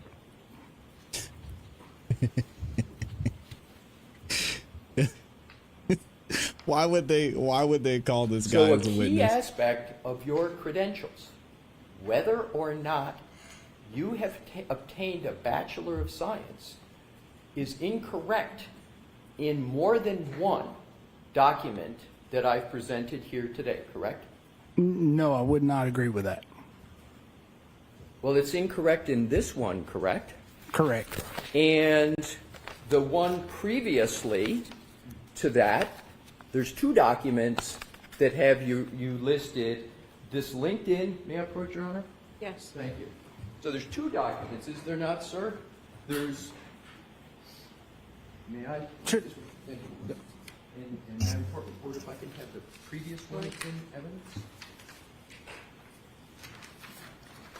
So if you could hold that, this one, sir, and I'm going to take, if that, if I could, from you, thank you. And Exhibit 185 that's in evidence, if you can turn to the second page. This is embarrassing. So if you look at each of those state that you have a Bachelor of Science in Mathematics and Business Administration. So there are 2 documents about your credentials that are inaccurate, correct? Yes, they have errors. Yes, that is correct. May I have those back, Sure. sir? Yep, both. Yes, please. Yes. There you go. Thank you, ma'am. Oh man. Oh, I guess I should have dropped the link to the LinkedIn in there too, since Amy's dropping links. There y'all go. Let's see. Oh, this is embarrassing.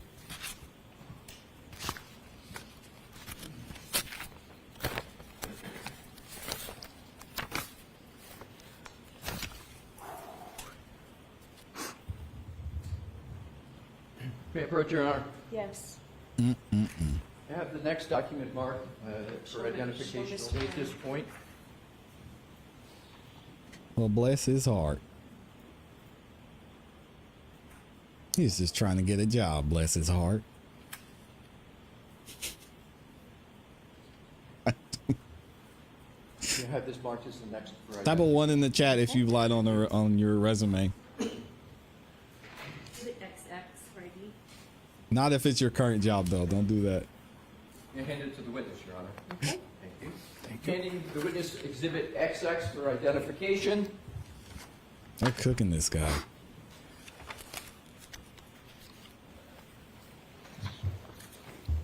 You recognize that document, sir? So it appears to be a CV, yes. You say it appears to be a CV. Can you describe that any further? Yes, so it's a copy of my CV. Is that a CV you prepared, sir? It would have been prepared by myself or Aperture, yes. I'm sorry, I didn't hear the end. Sorry, it would have been prepared by myself or Aperture, yes. Yourself or Aperture? Correct. But you had, at a minimum, a role in preparing that, did you not? More than likely, yes. Yeah, and you would have reviewed that, because it's about you, before it would have been used by Aperture, correct? More than likely, yes. You wouldn't let somebody put a CV up and out to the public without you reviewing it, would you, sir? So there are other staff members that do review and update CVs. But you're the only one who's going to know whether what's on it is accurate or not, correct? Unless I explain that to them, yes. So either way, either you prepared it yourself or you interacted with somebody and explained it and collaborated with them to make sure it was right to the best of your ability, correct? Correct. If you can look at the highlighted portion, sir, under education. There's no well, I understand what you're talking about. There's no highlighted portion. I'm sorry, let's strike that. If you look under education, the first line, it says in the right underneath BGS. Do you see that, sir? I do, yes. And then to the right, it says Bachelor of General Science in Mathematics and Business Administration, University of Alabama - Birmingham, Alabama, 2022. Did I read that correct? Yes, you did. And up in the upper left-hand corner, there's a photograph. Yes, there is. Is that you, sir, in the photograph? Yes, it is. And in the spelling of your name, Shanon, that's with one N, correct? Correct, yes. And so that is not only you in the photograph, that's the spelling of your name with one N, correct? Correct. And that's the correct spelling of your first name with one N, correct? Yes, it is. So that's definitely you represented in this document, correct? Yes, that is correct. Now let's look at the first line that relates to education. It states Bachelors of General Science in Mathematics and Business Administration, correct? That is what it states, yes. And the date is 2022, correct? Correct. So this document represents that you received your Bachelor's of General Science in Mathematics and Business Administration in 2022, correct? That is what it states, but there are a number of errors in that, yes. Correct. So let's go on. So this is the third example, am I correct, sir? Well, let me, may I approach Your Honor? Oh, this is so bad. Your Honor, at this time I offer Exhibit X. Just get this guy off the stand. No objection. Okay.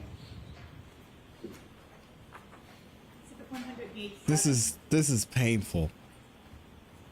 I've never seen a witness absolutely demolished like this during the first line of questioning. We're still on the initial line of questioning here. Exhibit 187, a CV that is linked directly from Aperture's website. I do not know. I would have to look and check that. So Good as you sit Lord. here today, you are not able to state whether that CV is linked directly from Aperture's website. Correct. This guy is gone, by the way. He's done at Aperture. So this is a third example of a document that incorrectly states that you have a Bachelor of Science when you do not possess that degree, correct? It has errors or outdated information, correct? He's gone. Well, when you say outdated, how is it that you can call a date outdated next to something that you don't possess? I don't understand your question. Well, you just used the phrase either incorrect or outdated. I'm trying to understand your statement that it's outdated. Isn't it either you have a Bachelor of Science degree or you don't? Isn't? I have represented I do not have a bachelor's degree. Right. But in here, it's represented that you do, correct? Yes, it is All an right. error, yes. So it's an error. Let's look at what the name is that are on these documents. It says Bachelor of General Science in Mathematics and Business Administration. Do you see that, sir? I do. Are you aware that there's no degree at the University of Alabama, Birmingham, called a Bachelor of General Science in Mathematics and Business Administration? Yes, I am, and that is one of the errors I didn't. Oh my God!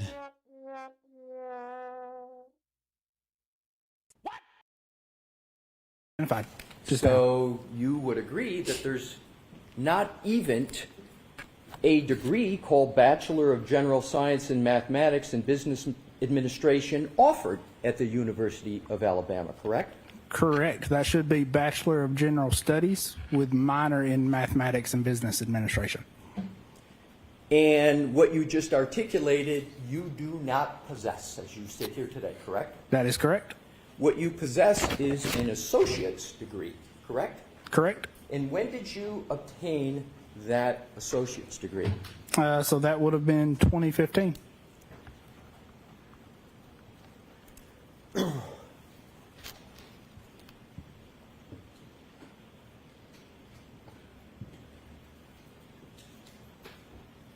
Brother. Are you familiar with the term mendacity? I am not. Why would they call this man as a witness?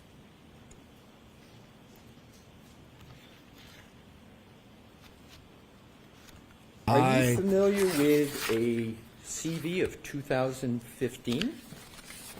No, I'm not. This is insane. What do y'all think the jury is thinking right now?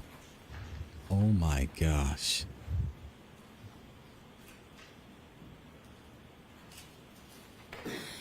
Go ahead and drink that whole thing, brother. Yeah, look at him. Go. Oh, man. Your Honor, may I have this marked as the next exhibit for identification, please? Yes. Thank you. Kelbell said, I wonder if he's still working towards his bachelor's degree. Gah! Thank you.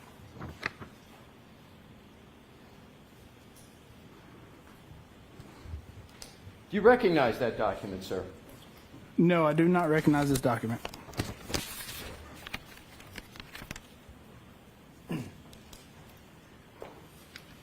Wow. May I approach, Your Honor? Yes. You have the time, sir. Sure.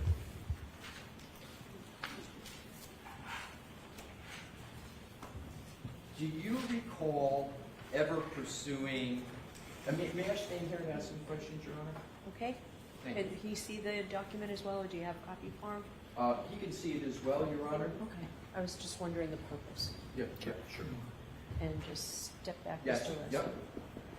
Sir, do you recall when you started pursuing a Bachelor of Science degree of any kind? Sure, I do, around 2008. So you started pursuing a Bachelor of Science for the first time in 2008, correct? Correct.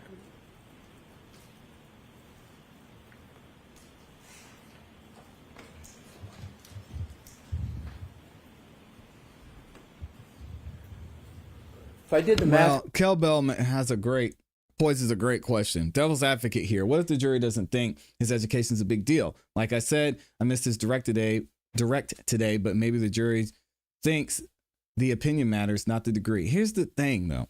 If you're being tendered in as an expert, your expert testimony all relies on your credibility, right? And if you're not being upfront and forthcoming with your credentials, why in the world would I think you're going to be upfront and forthcoming with the information that you're attempting to disseminate? I mean, it's not like this guy, it's directly related, right? It's not like this guy, he was eating at Chick-fil-A and he threw a fake roach in his Chick-fil-A bag so he could get some free food. He lied about or misrepresented, or there was an error about his education, which is directly tied to his testimony here today. Woo. As a juror, again, I'm not a lawyer like Kel Bell, so I'm looking at this as a juror, right? And I think many of you would agree. As a juror, I'm like, this is the best y'all got. Get this guy out of here. I don't want to hear anything else he has to say. Even if he says, I have 1000% proof that Karen Reed was the one who did it. His credibility is shot from me. I mean, for real. He's got to go.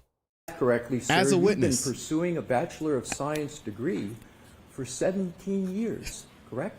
That is correct. And you have not obtained it as you sit here today.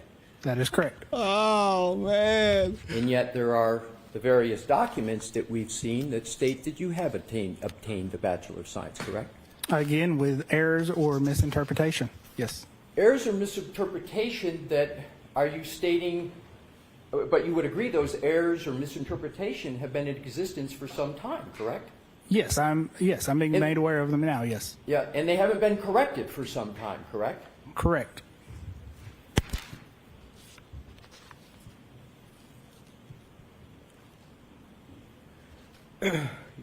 You work for insurance companies, correct?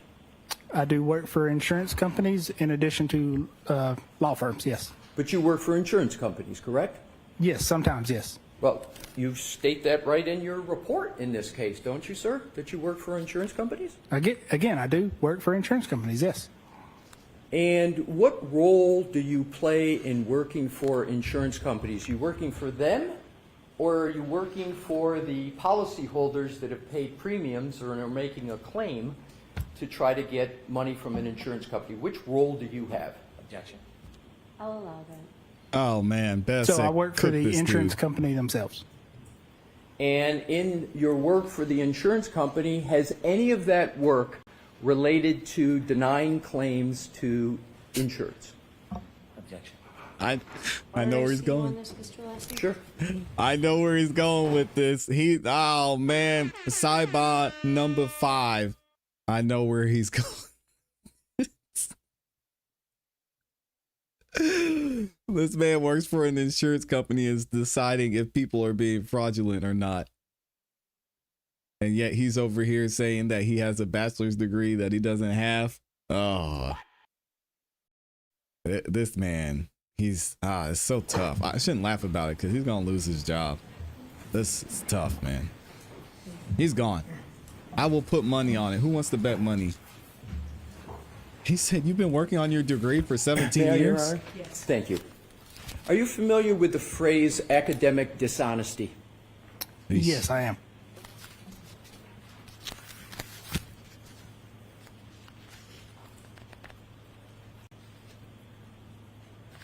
Let's talk about your work on this case.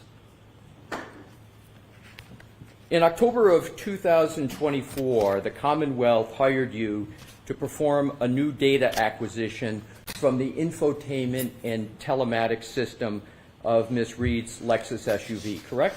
That is correct. And in your October 10, 2024 report, you outlined a proposal for attempting to extract additional data from the telematics and infotainment modules, correct? Correct. With the caveat, it's not a report, it is a proposed protocol.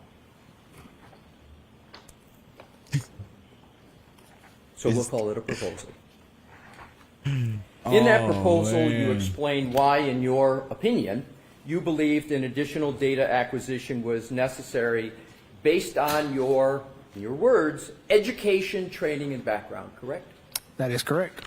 And when you prepared your proposal, you had access to the manufacturing specifications of the chips in question, correct? In 4K, I did. Amy. You were under no critical deadlines to get the work done, correct? Correct. In your initial October 10, 2024 report, you explained that you believed the data acquisition was incomplete because, in your opinion, based on your education, again, your words, training, and experience, the download of the acquisition was less than the chip's storage capacity, correct? That is correct. And converting megabytes, B-Y-T-E-S, to megabits, B-I-T-S, and gigabytes to gigabits is a basic digital forensic concept, and that concept's critical to successful data acquisition and analysis. Fair statement? I would say that's a fair statement. Guys, I'm on Judge Bev's side. Bev, shut this down, please. I can't take it. I'm uncomfortable. This is making me uncomfortable. I don't want to sit here and watch this man get just brutalized by Alessi. Oh my goodness. This is the most... The disqualification of this expert is the most brutal I think I've ever seen in my life. Oh my gosh.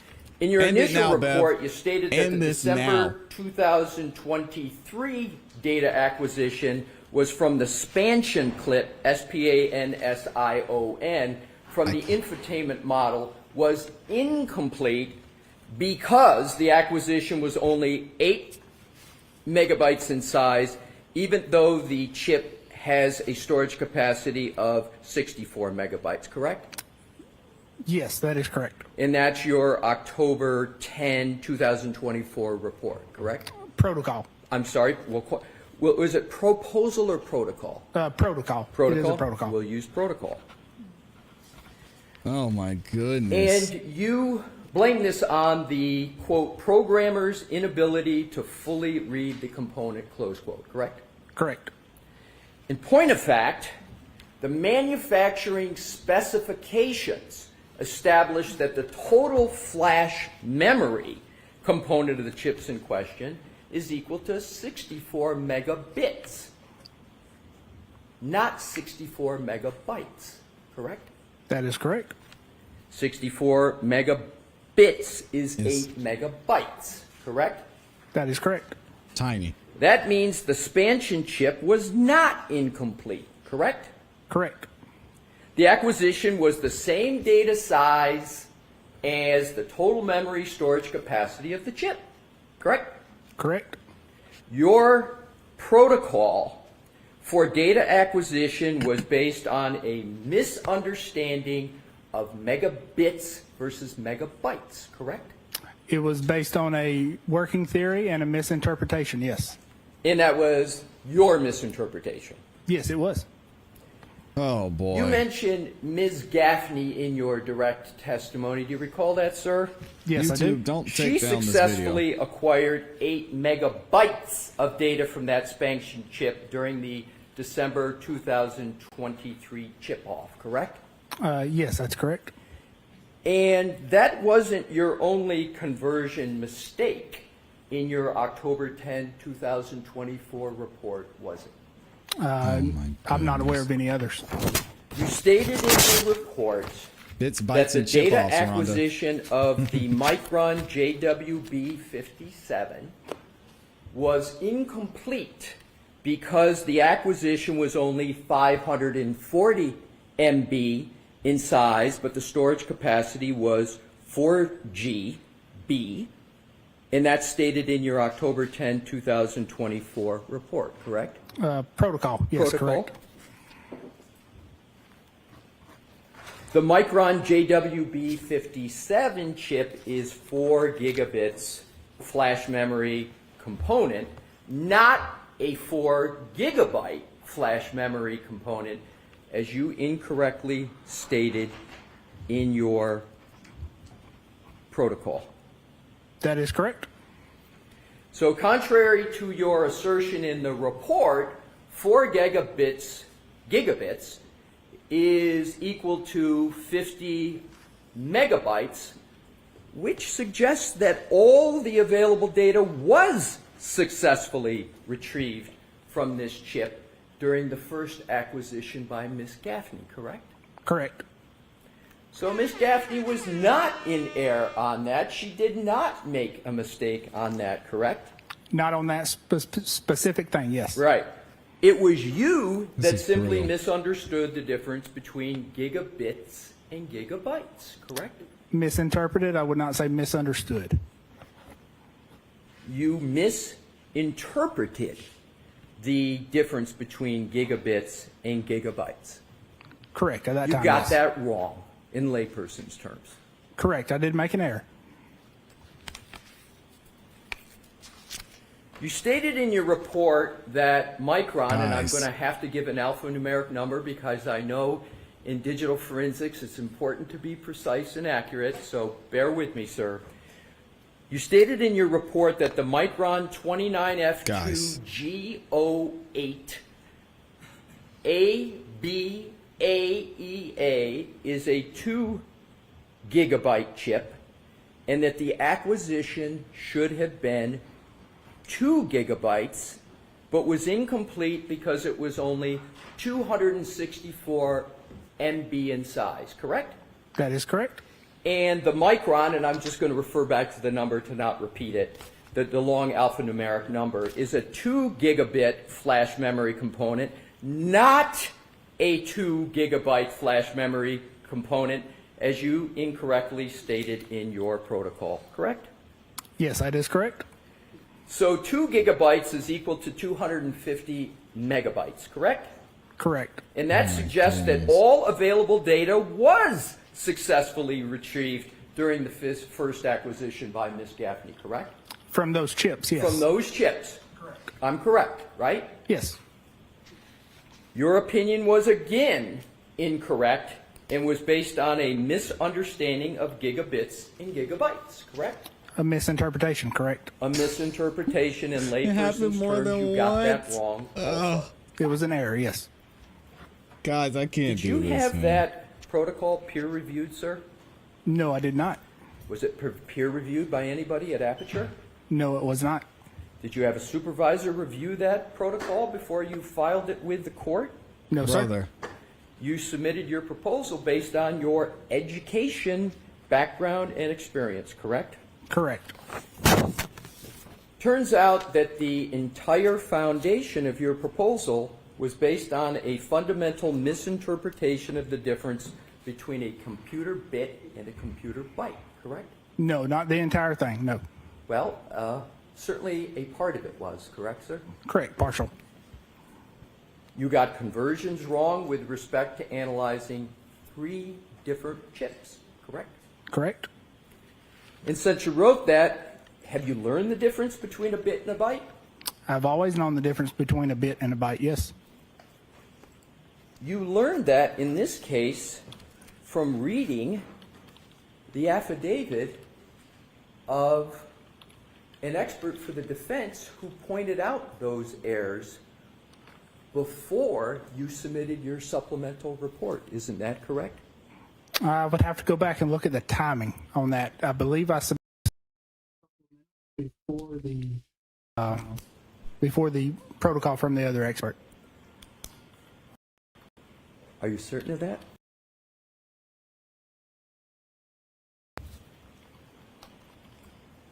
Isn't it the case that the expert for the defense submitted his affidavit before you submitted your supplemental report?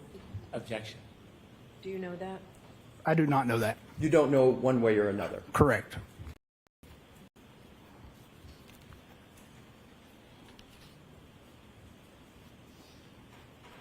And that person that I've referred to for the defense is Matthew DeSogra.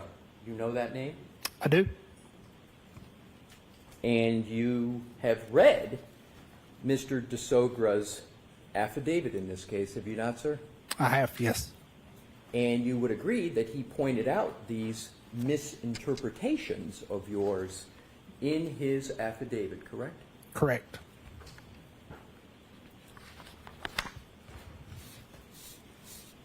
I would like to go back to your January 30th, 2025 report.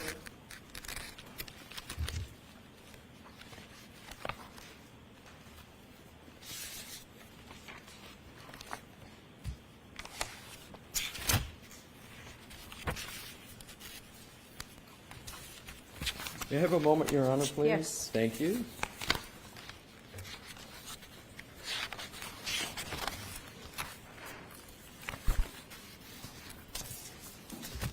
This is absolutely brutal. Thank you.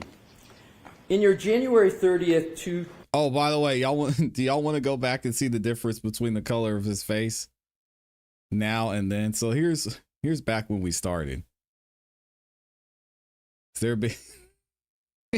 Here's back when we started. Now let's skip forward. Let's skip forward a little bit to where we are now. Jeez, man. in his affidavit, correct? Correct.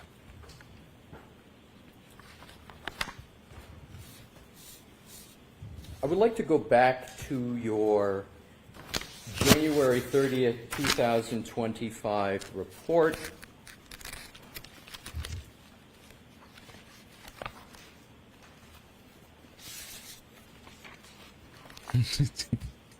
It's like a totally different person. It's like he went outside and got a tan. May I have a moment, Your Honor, please? Yes. Thank you. Shanon.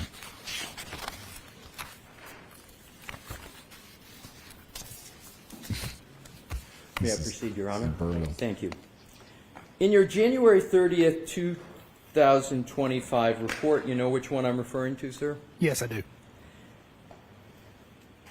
Am I correct that you indicated that at the time of this, quote, incident, Burla did not offer support for the infotainment and telematics modules removed from the Lexus, but have since released updated software according to similar modules that are supported by in-vehicle acquisition? That is correct. And the infotainment module that was removed from Ms. Reed's Lexus is consistent with the MMU, you know what I'm referring to in the MMU? Right. It's consistent with the MMU documented by Burla and has been identified as containing an internal micro SD card not acquired during the initial chip-off acquisition by Mrs. Gaffney. You remember that statement in the report, sir? I do, yes. You obtained no additional information from the chips that were already analyzed by Ms. Gaffney, did you? Correct. Correct that you obtained no additional information, right? No data of value from those chips, yes. No data of value. So all the data of value Ms. Gaffney had already obtained from those chips, correct? That's kind of a confusing question. So there was no data of value from those chips to begin with. Fair enough. Right. So Ms. Gaffney didn't miss anything of value. Correct. Fair? Correct. Do you know how much the Commonwealth has paid Aperture to date for doing the work in this case? I do not. Do you have any involvement at all in knowing what the contract is between Aperture and the Commonwealth? I do not. Have you ever had any discussions with any colleagues from Aperture with regard to how much Aperture has been paid in this case? No, I have not. Do you have an estimation as to how boy. much Aperture has been paid in this case? Not off the top of my head, I do not. You've never had any discussion with anybody at Aperture about the fees Aperture has charged the Commonwealth in this case? No, I have not. Who in Aperture is in charge of knowing how much fees Aperture has charged the Commonwealth? That would be the accounting department. Would Dr. Judson Welcher know? Potentially.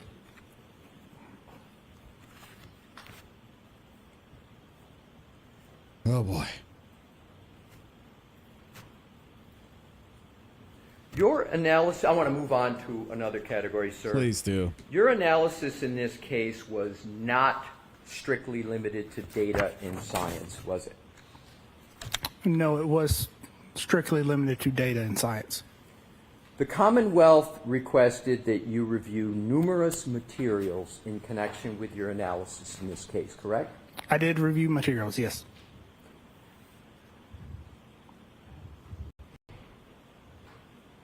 You did not review the January 29, 2022 CARS report by, well, let me put it this way. Did you review the January 29, 2022 CARS report prepared by Trooper Paul?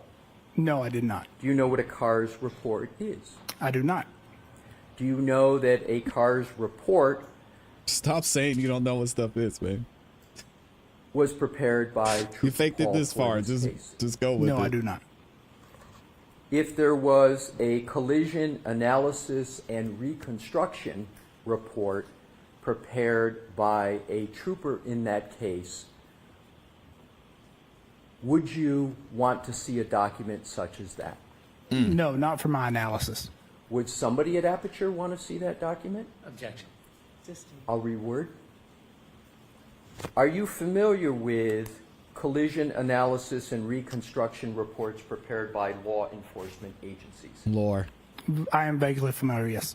Vaguely familiar? Have you ever used one in your analysis at all? I have seen them, yes. You've seen them.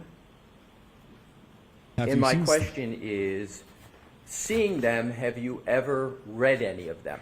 Yes, I have read them, yes.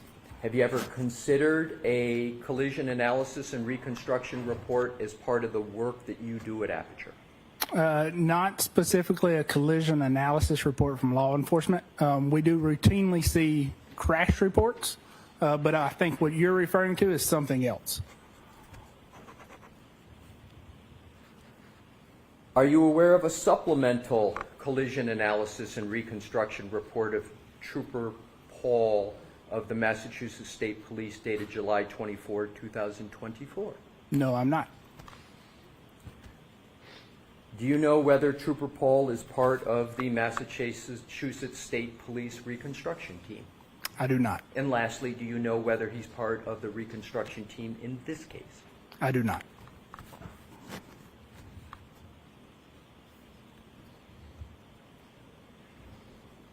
Wow. Did anybody tell you to avoid reviewing a collision analysis and reconstruction report in this case? No, they did not.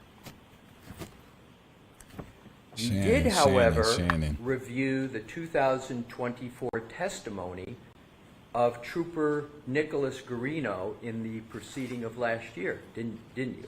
I did for specific data, yes. So that's not really science and data, is it? It's testimony. Yes, it is testimony. So you did review materials in this case beyond science and data, correct? You reviewed testimony. Sure, that is common, yes.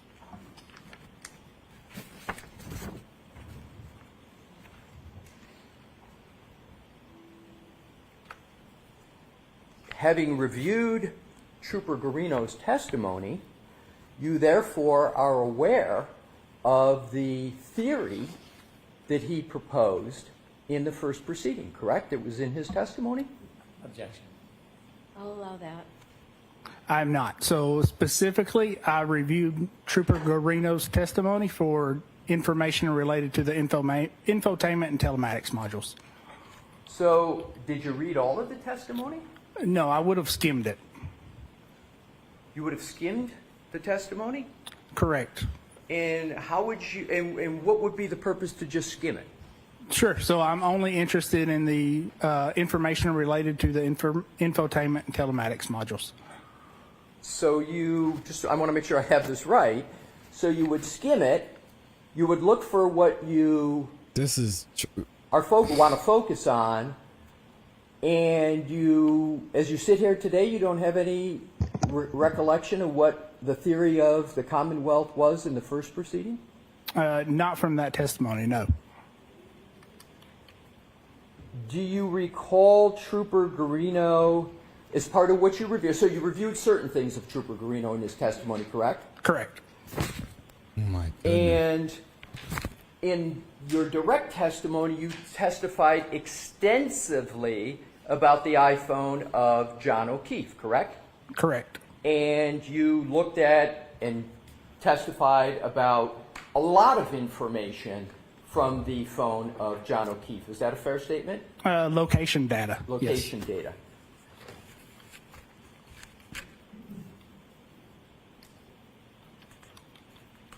Did you read, therefore, Trooper Garino's claim that the last... Objection.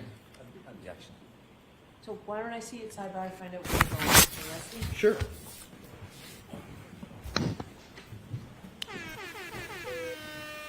Sidebar number 6. Guys, I'm speechless.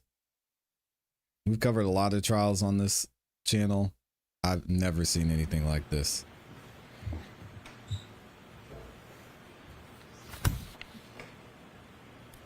An expert. Look at John O'Keefe's side. But Paul is over there crying. You all right, Paul?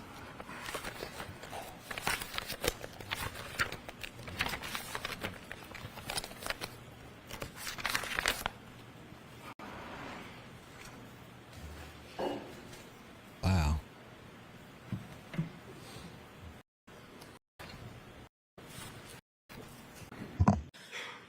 Do it if Your Honor would like. Do we have any idea how much longer it's going to be?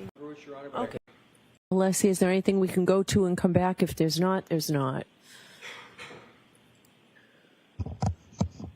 it would be a bit incongruous, Your Honor, but I Okay. can do it if Your Honor would like. Do we have any idea how much longer it's going to be? I will go check.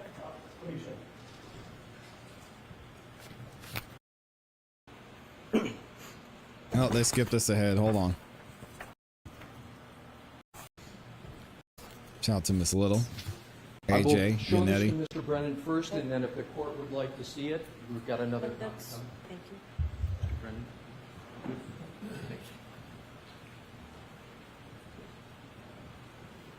This is crazy. May I approach, Your Honor? Yes. Thank you. May I have this marked as the next exhibit for identification, please, Your Honor? Yes. No worries. Exhibit ZZ, Friday.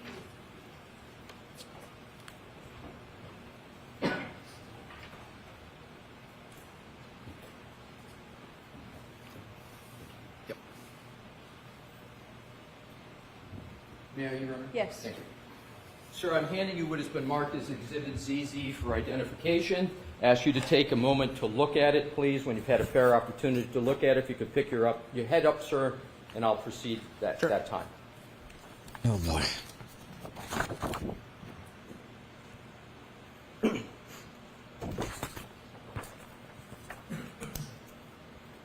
He was taking the X-Acto knife to him. Just, I've never.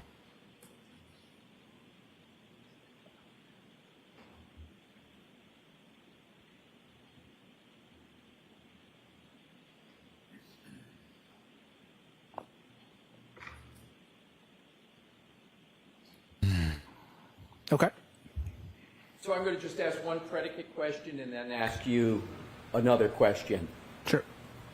Does Exhibit ZZ contain, and if you just answer this yes or no, that would be great. Does it contain location data information? objection. I'll allow that without pursuing it. That's the only one I have for that purpose. Okay. Does it, sir? Yes, it does. Did you consider this part of Trooper Garino's testimony in any review that you've done in this case? No, I did not. Thank you, sir. Yep.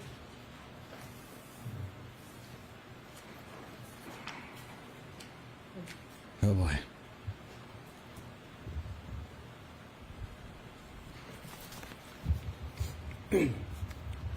On December, we're going to move on now to another topic, sir. Thank God. Let this On man December breathe. 5th, 2024, Detective Lieutenant Brian Tully, you know that name, sir? Yes, I do. How do you know that name? So he is the one who hand-delivered the infotainment and telematics module to our office in South Lake. Exactly. So he delivered the infotainment module containing the SD card that you talked about on direct examination so that you could attempt to reinstall it in Miss Reed's vehicle for an in-vehicle acquisition attempt, correct? That was part of it, yes. That was part of it. That seems Correct. odd. That day you initially attempted an in-vehicle acquisition, meaning you reconnected the infotainment module to the faceplate in Miss Reed's vehicle and reinstalled both the infotainment and the telematics module for an in-vehicle unlock and acquisition, correct? That was an attempt, yes, on December 7th, for clarification. And that was on December 7th. Correct. And that was December 7th of 2024. Correct. You conducted this same testing on an exemplar vehicle, and to be clear, exemplar was a vehicle that Aperture had purchased. Yes, that is a vehicle that Aperture has purchased. So Aperture purchased it, and it's a vehicle, as I understand, you testified, that's similar to the vehicle of Miss Reed, correct? Correct. And so you call it What an a mess. exemplar because it's similar to the vehicle in question, correct? Correct. Correct. So I'm going to continue using your parlance of exemplar vehicle. Sure. And this so you is conducted tough. this same testing on the exemplar vehicle and successfully reinstalled and tested the infotainment and telematics systems for an in-vehicle unlock and acquisition, correct? For an in-vehicle acquisition, not for an unlock. Okay, so for just an in-vehicle acquisition. Correct. I appreciate the correction, sir. But in this case, with Miss Reed's actual Lexus, you were unable to successfully reinstall and test the infotainment and telematics systems, correct? Correct. On Miss Reed's Lexus, you were able to get the infotainment backlight and faceplate to illuminate, but in your own words, the infotainment system did not respond as expected, correct? Correct. So instead, you took the micro SD card itself and attempted to retrieve data from that card directly, correct? Correct. Lexus locks cards in its system, correct? It does, yes.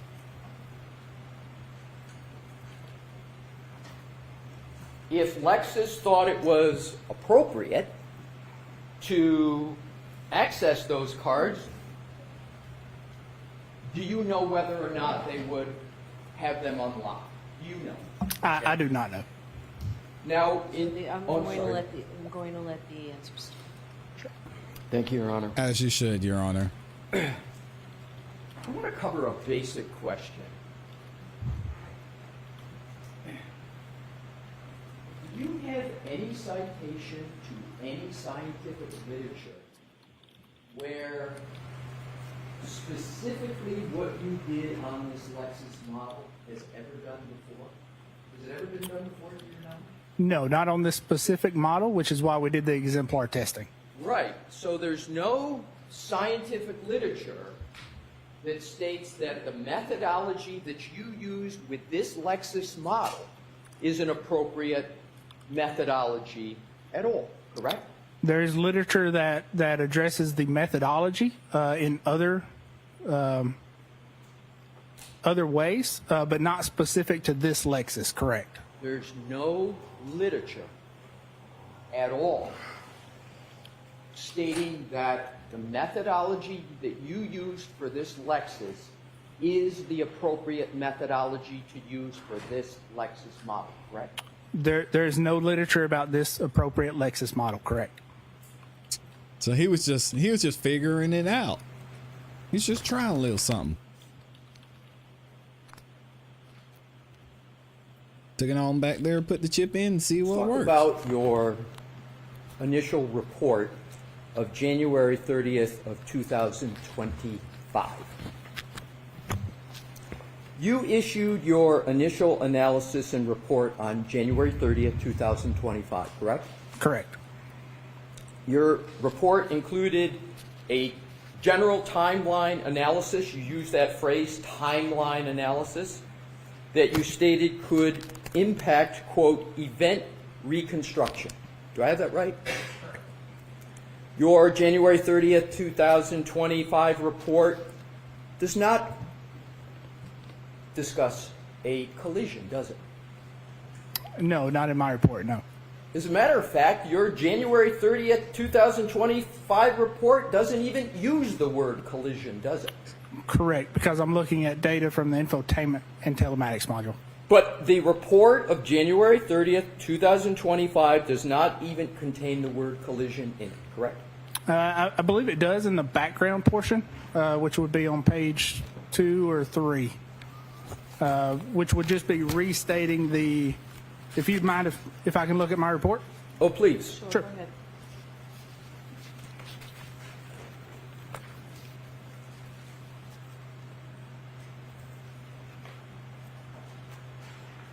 This screens. I know Karen's got to be over there shaking her head like, y'all see? No, so I apologize. The word that was used was incident. Right. Correct. But He's you married. don't I hope use his the wife word isn't watching collision this. at all in your January 30th, 2025 report. That is correct. I appreciate you checking that, sir.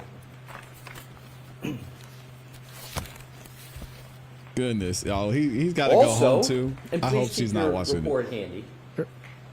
Your January 30th, 2025 report does not in any way detail the timing of what you now call a text stream event at all, correct? No, it does not. So in your January 30th, 2025 report, you refer to it as an incident, and in your May 8th report, you refer to it as a text stream event, correct? That would be referring to two different things. Right, right. But did you use the parlance text stream event at all in your January 30th, 2025 report? No, I did not. But you're using it now, correct? Correct. And we're talking about the same event, right? Correct. In fact, your analysis and conclusions were limited in your January 30th, 2025 report to generally identifying a clock skew between Mr. O'Keefe's phone and Miss Reed's infotainment system, correct? That is correct. On January 30th, 2025, you engaged in no further analysis to determine whether precisely the 1162-2 text stream event that you now call it occurred, correct? Correct. Why not? I was not asked to at that time. I was just asked to look at the general timeline and consistency of the timestamps. So, back in January 30th, 2025, you were not asked to engage in analysis to determine when precisely the 1162-2 text stream event occurred. Is that fair? That is fair, and that is based on the common concept that, you know, a lot of cases that we work, there is clock skew, but we do not have events to precisely determine what that clock skew is. Understood. So Wasn't your goal, however, on January 30th, 2025, to determine the correct timeline of events relative to this incident? Wasn't that your goal? It was my goal to determine the data from the infotainment and telematics modules that were missed in the initial download and create a timeline and consistency of those timestamps. So your goal was to create a timeline, correct? Correct. And that timeline, among other uses, was to be for your colleague, Dr. Judson Welcher, to use that in his analysis, correct? That is correct. So you knew not only what your purpose was, but you knew what your work was going to be used for by Dr. Welcher, your colleague, correct? Well, I knew it was going to be provided, yes. Well, you knew it was going to be provided. Have you ever talked to Judson Welcher, your colleague, about this case at all? I have vaguely, yes. How many times have you talked to him? I would count a handful of times. And just give me a general idea of the nature of the discussions between you and Dr. Welcher. You're both working on the same, quote, incident, right? Sure, yes. What would have been the nature of those discussions? So those discussions would have been identifying what I found on the infotainment and telematics modules and discussing, explaining that data to Dr. Welcher. So did Dr. Welcher ever tell you, your colleague, why he wanted to use that data for his purposes? For reconstructing a timeline. And for reconstructing a timeline and picking a time for what you now call a tech stream event, correct? You knew that's what he was doing. Correct, for a timeline, yes. Right, so you knew that for the 1162.2 tech stream event, he was going to use your analysis back in January of 2025 to try to pinpoint that tech stream event 1162.2, correct? That is correct. You knew that. Yes. And you know that he used that data to select a specific range for that tech stream 1162.2 tech stream event, correct? I don't know if select would be the right. I understand what you're saying, yes. What term would you use? Sure. So based on the data, he's identifying the time approximately when that event would have occurred. And that tech stream event, that 1162.2, is what Aperture is contending is a time of a collision. Is that correct? That's sustained on that. Ask it differently, Mr. Ness. Do you know the purpose of the 1162.2 tech stream event in the analysis performed by your firm? No, Dr. Welcher, I do not. So you performed your analysis and all these timelines that you talked about on direct without knowing what Dr. Welcher was going to do with that data?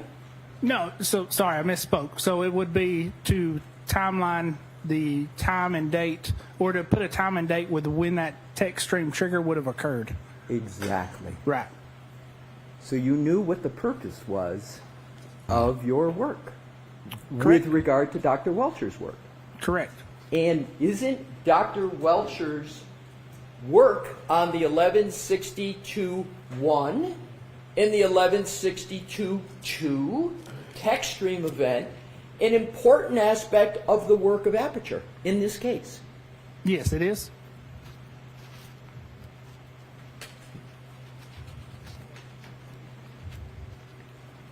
Did anybody from the Commonwealth ask you in your January 30th, 2025 report to not discuss your work in connection with the tech stream 1162.1 and the 1162.2 events?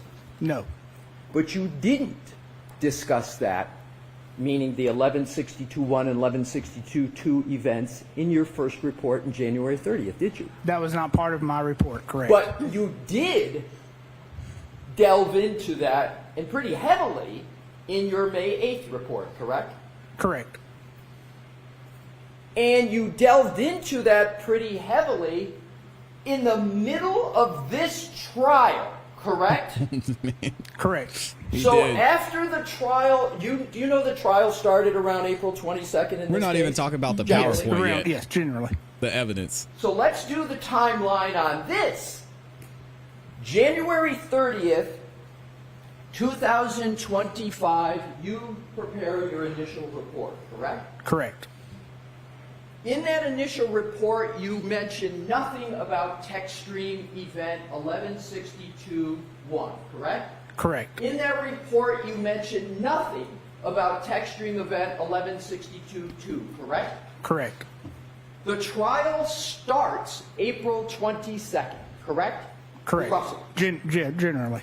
No, the trial in this case, this trial, about April 22nd, after the trial starts and after witnesses, of course, are appearing, you prepare another report, correct? Correct. And that's your May 8th report, Correct. right in the middle of this trial. Correct.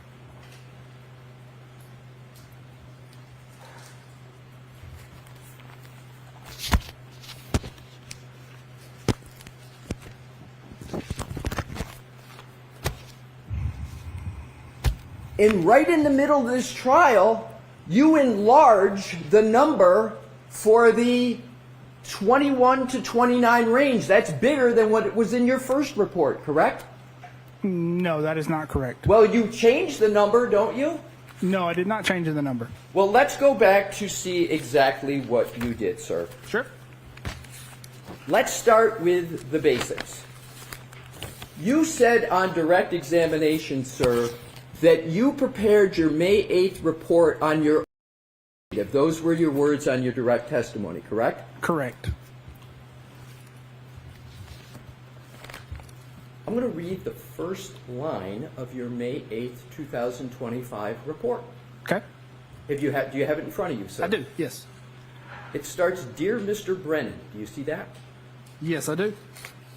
Pursuant to your request. That's a request you're referring to of Mr. Brennan, correct? Correct. I have completed an additional analysis concerning the above referenced matter.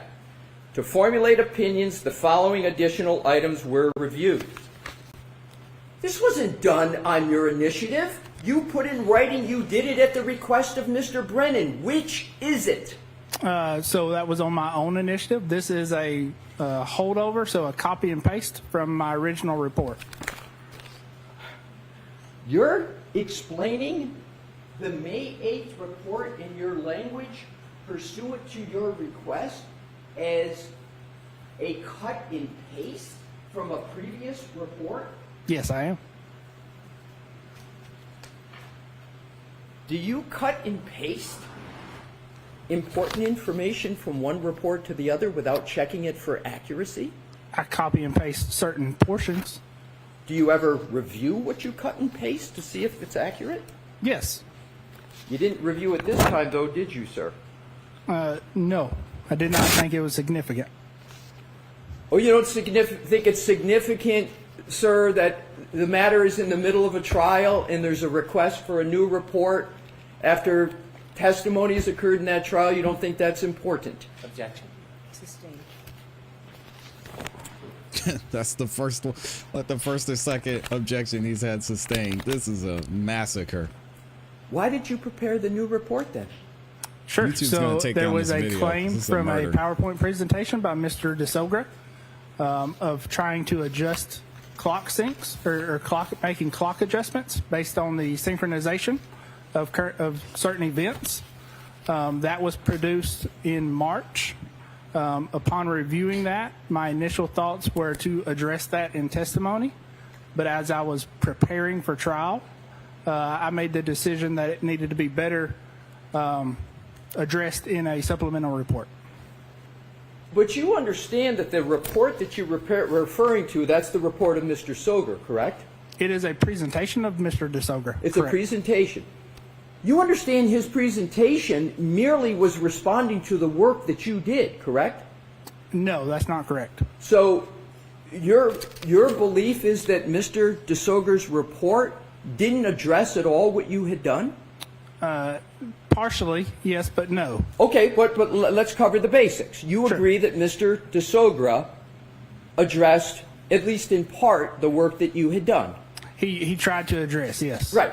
So do you know the date of Mr. DeSogra's report as March 5th? Does that sound right to you?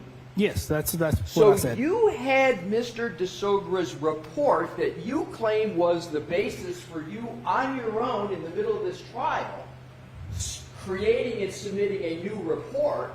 You claim that the basis for that was Mr. DeSogra's report of March 5th of 2025. That is correct. You waited 2 months to do that? Again, my initial thoughts were to address it on testimony. My question, sir, is not your thoughts. Just, did you wait 2 months? Just let him finish the answer. My question, sir, finish it how you like. Sure. So 2 months, was it 2 months between March 5th and when you submitted your report on May 8th? Is that 2 months? yes, it is. So,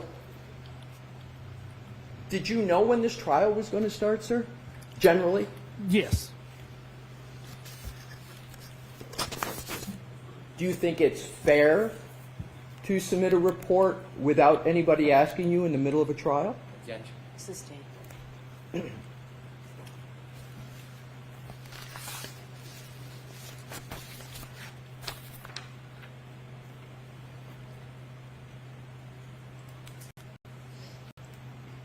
As we've been discussing, you issued a brand new report in this case dated May 8th, 2025, correct? Correct. That Wow. changed your analysis, correct?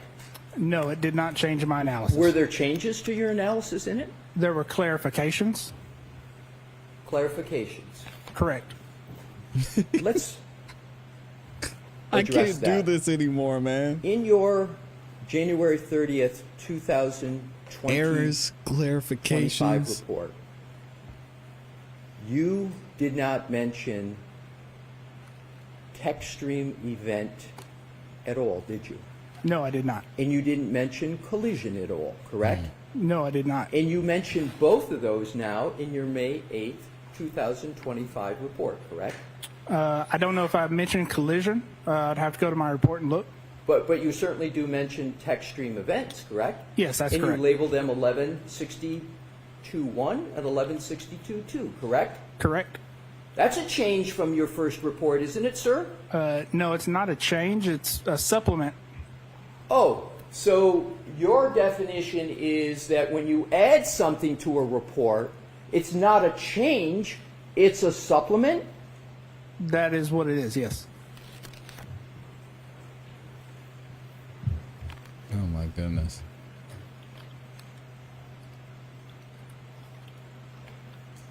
Who did you speak to regarding the May 8th, 2025 report before you prepared it? And no one before I prepared it. So you just prepared it on your own? I did. Did you have any communications at all? I asked you who you spoke with, but did you have any communications at all with either Detective Lieutenant Tully or Buchanan? So I did reach out to Tully to get a full set of the location data, yes.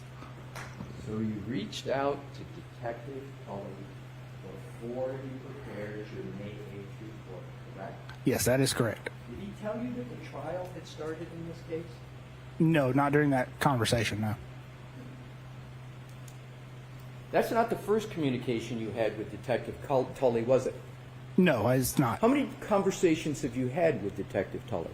I would say a handful. How much is a handful? I would be speculating, but we'll say 5 to 10. 5 to 10? Sure. Is Detective Tully expert at all in digital forensics? No. That's true. But you've had 5 to 10 conversations with him. Correct, to get provided information. No, you can't believe anything he says now. I mean, My goodness. At any time, has anybody from the Commonwealth had a discussion with you relative to your January 30th, 2025 report or your May 8th, 2025 report about keeping flexible the timelines for any events in this case? No, sir. I would hope not.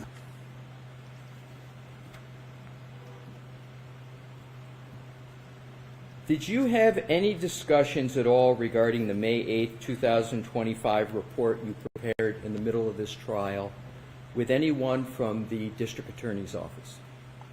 Yes. When did you have those discussions? That would have been on, probably May 7th when I reached out to Mr. Brennan. So you reached out to Mr. Brennan on May 7th, 2025, correct? Correct. That's before May 8th of 2025, correct? Correct. So before you sent that report in, you had a discussion with Mr. Brennan about it, am I correct? Correct. What was that discussion about? That was just a discussion over the data and what the report said. So you were discussing with Mr. Brennan what was going to be in your report, including data and analysis, correct? Correct. Did you tell Mr. Brennan that you were going to be submitting the report shortly to him on May 8th? Yes. Did you agree to a time when you would submit that report? No, I did not. Did you tell him when you were going to submit it? No, I did not. But after the conversation on May 7th, you discussed with him that you had either pretty close to finalize the report. It's a pretty extensive report, right? Correct. So on May 7th, you were pretty well along the way in that report, correct? Correct. Did you let Mr. Brennan know that? Yes. So he knew the nature of the report. He knew how far along you were with it. Correct.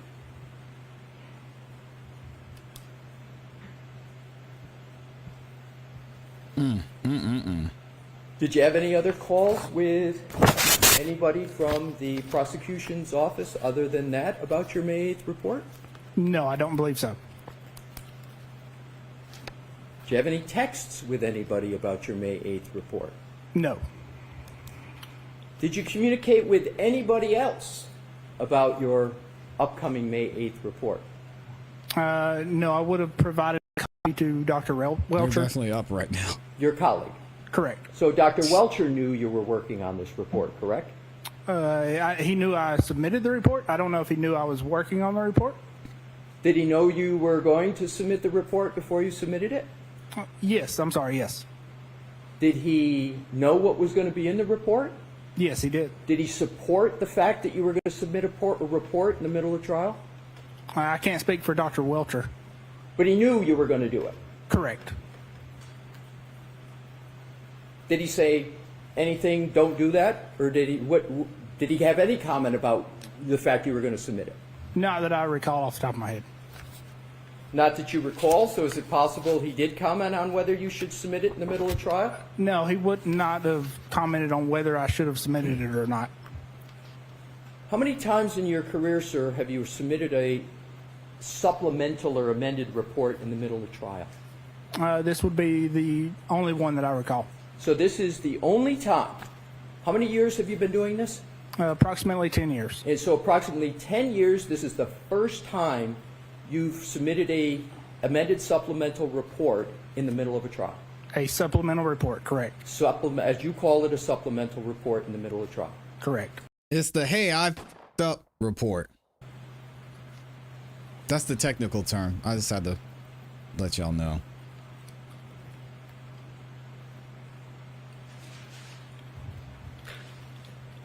Do you know a person by the name of Ian Whiffen? Yes, I'm familiar with the name. You say you're familiar with the name. Are you more than familiar with his name? Are you familiar with his work? I'm familiar with his report in this case, yes. So you're familiar with his work if you're familiar with his report, correct? Correct. Were you given do you know that Mr. Whiffen has testified in this trial? No, I do not. And with regard to Mr. Whiffen's report, did you read it? Yes, I did read his report. And that would be of interest to you, correct? That's why you read it? Correct. Because Mr. Whiffen's report, and are we talking about Mr. Whiffen's January 2025 report or his March 2025 report? Are you aware there's two of them? No, I'm not. Do you know which one you're referring to? That would be the January report. So the January 2025 report, are you aware that there's just a couple minor differences between the two reports, or you're just not aware of it? I'm not aware of either way. Assume there's very minor differences with the reports. Mr. Whiffen's reports contain information and some detailed, they're long reports, right? Yes, they are. So Mr. Whiffen's report contains information about the cell phone of Mr. O'Keefe, correct? Correct. It contains information about the location data in Mr. O'Keefe's phone, correct? Correct. It contains information about the phone calls in Mr. O'Keefe's report, correct? Correct. It contains information about the temperature of the battery in the iPhone of Mr. O'Keefe, right? Correct. It has some timelines in that report, correct? Correct. And those timelines have very specific events that are represented in the data from Mr. O'Keefe's cell phone, correct? Correct. As a matter of fact, it's got location data and times that you have used in your report and PowerPoint presentation here, correct? Correct. When did you receive the report of Mr. Whiffen with regard to the cell phone of Mr. O'Keefe? So I would have received his report sometime in January. So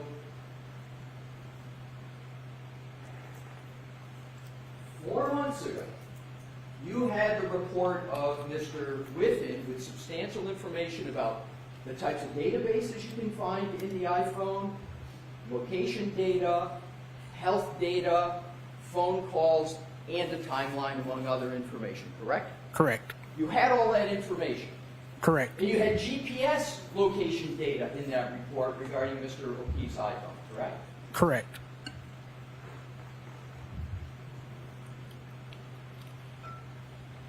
You know what an SQLite database is? SQLite? Yes. SQLite, yeah. Yes.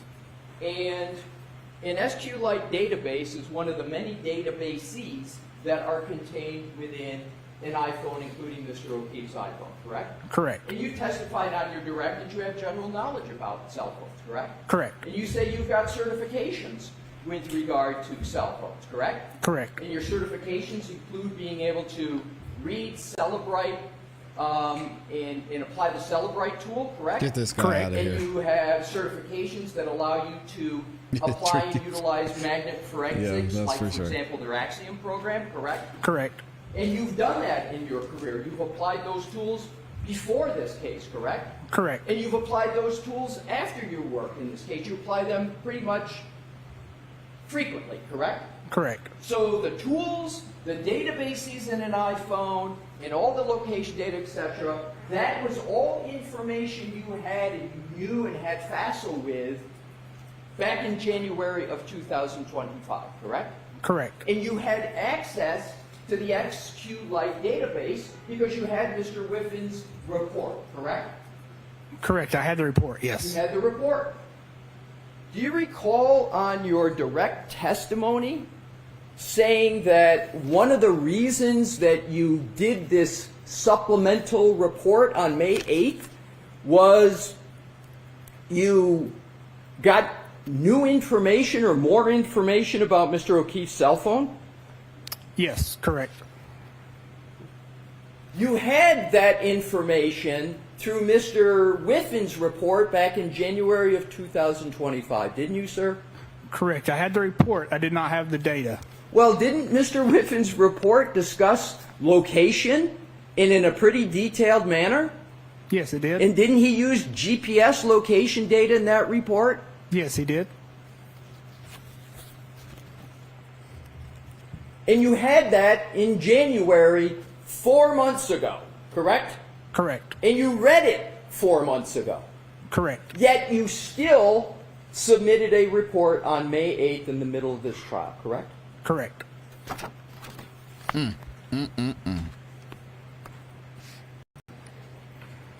think he's fully red now, even his forehead. A digital forensic analyst named Jessica Hyde. I am familiar with the name, yes. Shout out to You Jessica. know she's working on this case on behalf of the Commonwealth. She's smart. She's a smart one. Yes, I think I have heard that in conversations. Have you read any of her reports? No, I have not.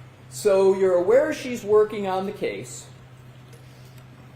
but you're not aware of whether she's issued reports in this case. Correct. So you're not aware whether she has issued reports that mention about GPS location data, correct? Correct. Did you ever ask for her reports? No, I did not.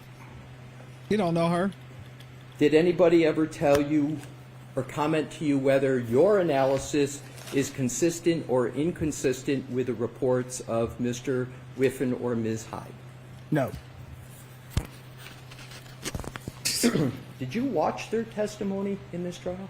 No, I did not. Did you learn of their testimony in this trial? No, I did not. Did anyone from law enforcement or any other aspect of the Commonwealth provide you with any summary of their testimony? No, they did not. But you... This cannot be the last. I'm sorry. We're almost at the end of the day. This cannot be the last witness of the day if you're the Commonwealth. You got... Judge Bev needs to step in and tell them to speed it up. Because if this is their last witness of the day, this is going to be a memorable one for the jury. Provide you with for sure. any summary of their testimony? No, they did not. But you had access to Mr. Whiffen's report with regard to his analysis and the data from Mr. O'Keefe's cell phone back in January of 2025, correct? Correct.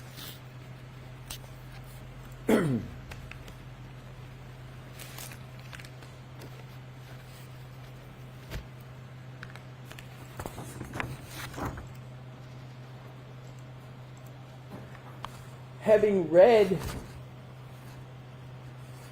Mr. Whiffen's January 2025 report, you know that his report contains statements about movement and other activity of Mr. O'Keefe's phone after your time period in your original report of January 30th, 2025, correct? No, not after the time period, no. Let's take a look at that. Sure.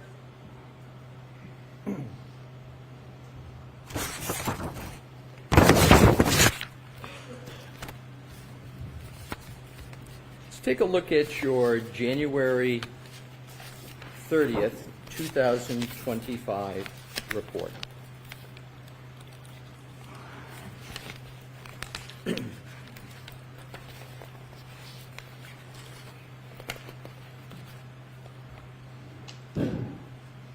Well, we'll come back to that. I'll do that in an order that makes a little bit more logical sense.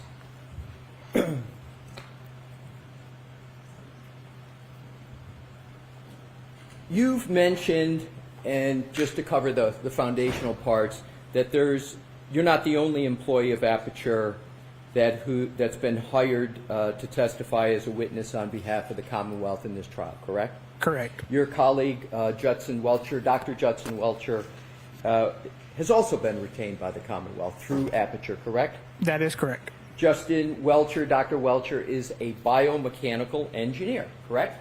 Correct. Do you know whether Dr. Welcher holds any professional certifications? I do not know. Does Dr. Welcher's expertise extend beyond your own? It is a different Does he have a discipline bachelor's than my own, degree? Yes. So it's a different discipline. So it could be horizontally extended, and it let him also live. can be vertically extended depending upon the subject matter. Sure. That's a fair statement. Sure. Your colleague, Dr. Welcher, who is an engineer, did opine on the timing of the tech stream event 1162-2 in his report of January 30th, 2025, correct? Objection. Is this, the objection sustained? I'll reword it, Your Honor. Do you know whether Dr. Welcher opined sleeping. on the timing of tech stream event 1162-2 in his January 30th, 225 report? Yes. So you do know. Yes. What is the timing of the tech stream event 1162-2 in the January 30th report of Dr. Welcher, your colleague? Objection. So why don't I see you at sidebar on this? There we go. We got another sidebar. Oh, man. We don't have much delay left. This is bad. Let me read some of these super chats real quick. Shout out to Kitty Cat up in here. Kitty Cat with the 99 cents up in here. Thank you, Kitty Cat, for the support. No love. No comment. I'm sorry. No comment. Just showing love. I appreciate you. We got Amy in here and with the cake. Oh, you know what time it is. And we skipped lunch today, too. That's all right. We're going to make it up later. We're almost there, y'all. Shout out to Amy, always showing love and support. Thank you for the super sticker. Could use that cake right now. We got Kitty Cat in here again with the 2 bomb says, enter. We were rooting for you meme of Tyra Banks. This is, they need to go ahead and just let this guy go. Let him out. Let him. He's done, man. This is the worst witness I've ever seen. Worst expert witness I've ever seen, at least. Let's try this again. He needs to tap out.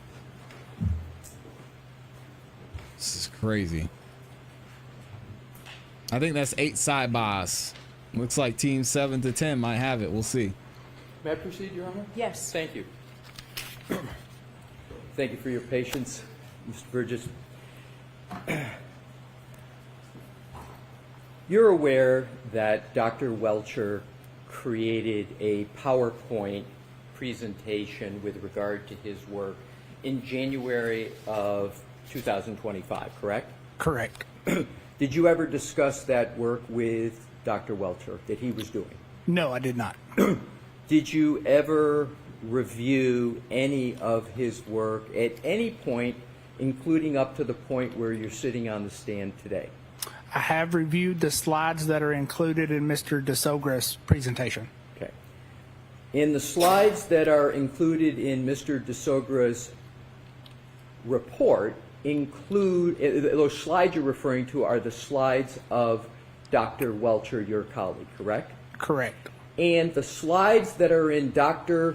DeSogra's report about Dr. Welcher that slide discusses the 1162-2 tech stream event, correct? Correct. So you have looked at, albeit through Mr. DeSogra, you have looked at the slide that Dr. Welcher had in his report regarding the tech stream event 1162-2, correct? Correct. May I approach, Your Honor? Yes.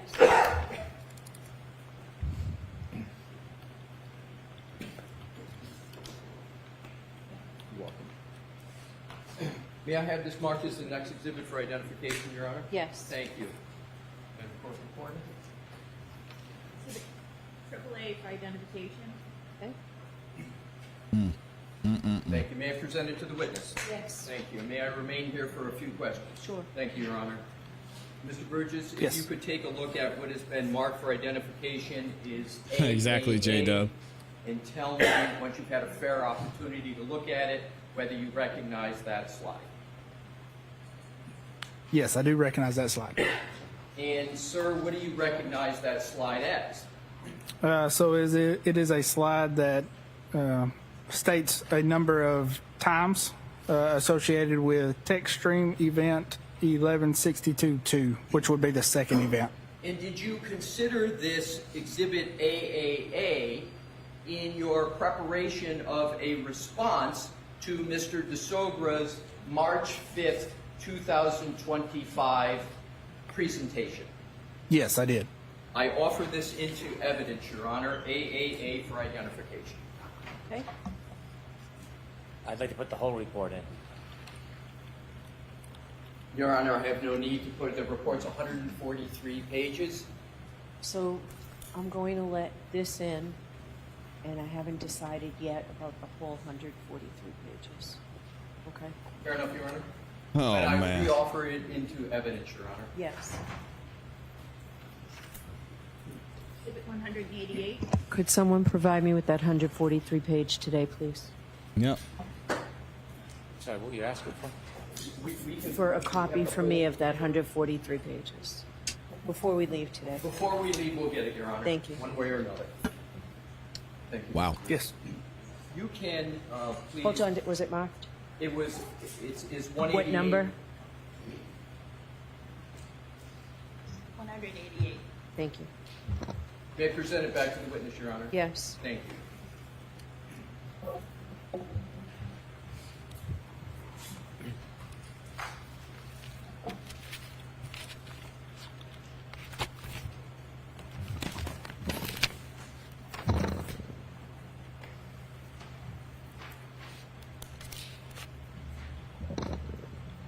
Sir, you now have what is in evidence as Exhibit 188 for identification. I draw your attention, and this is the slide that you considered in responding to Mr. DeSogra, correct? In response to Mr. DeSogra's analysis of this slide, yes, correct. And this slide, to be clear, is a slide prepared by your colleague at Aperture, Dr. Judson Welcher, correct? Yes, that is correct. Sir, could you please read the time that Dr. Welcher states for the when infotainment trigger 1162-2 occurred? So that would be text stream trigger, just for clarification, but yes, I can. Well, let's go to that. You use the parlance text stream trigger.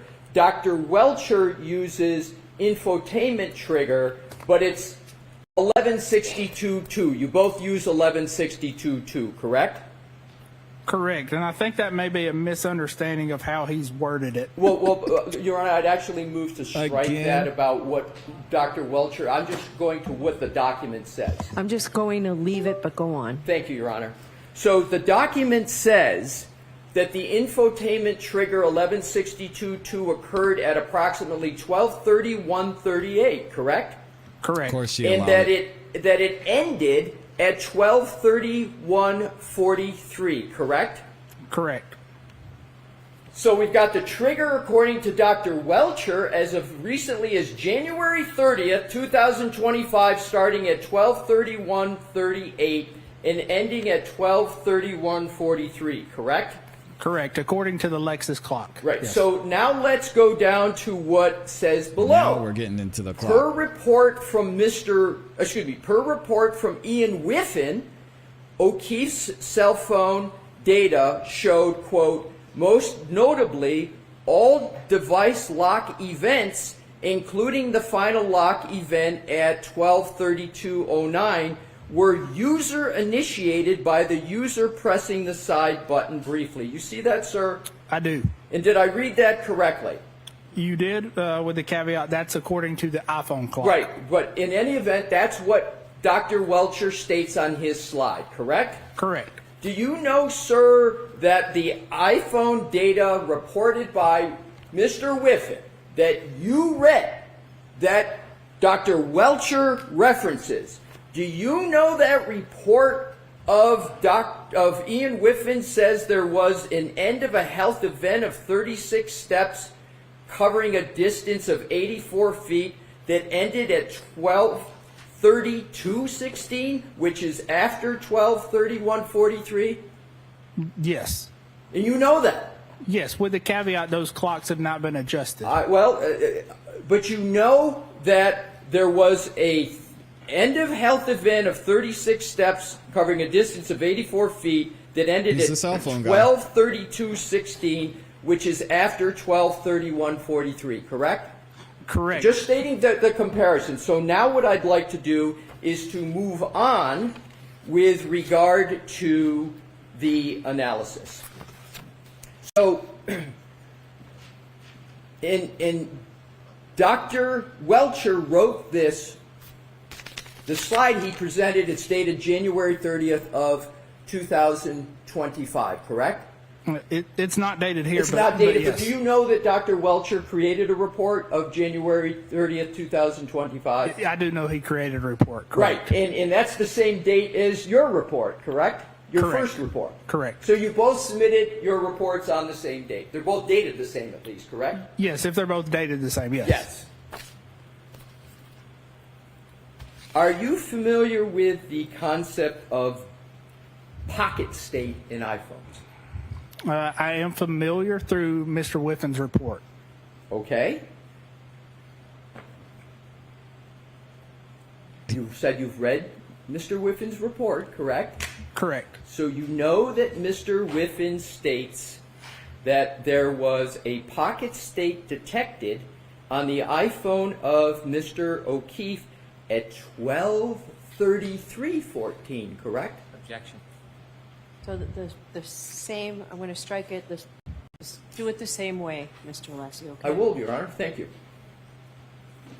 Objection, Your Honor. Are you aware of whether Mr. Whiffin has put in the report you read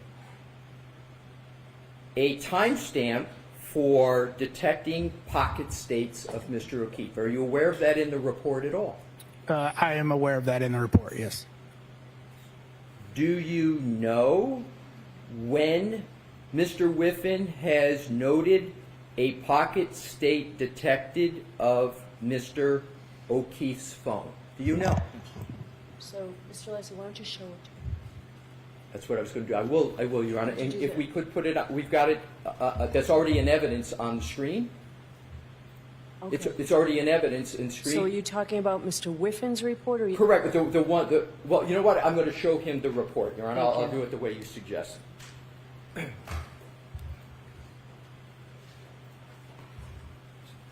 Sir, do you recall the specific time that Mr. Whiffin has stated pocket states detected for the phone of Mr. O'Keefe? No, I have not. If I showed you a report of Mr. Whiffin, might that refresh your recollection as to when Mr. Whiffin has stated pocket state detected? Would that help your Yes. record? Okay, sir, I'm going to endeavor to do that.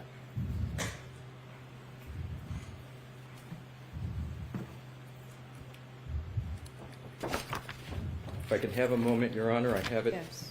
Thank you.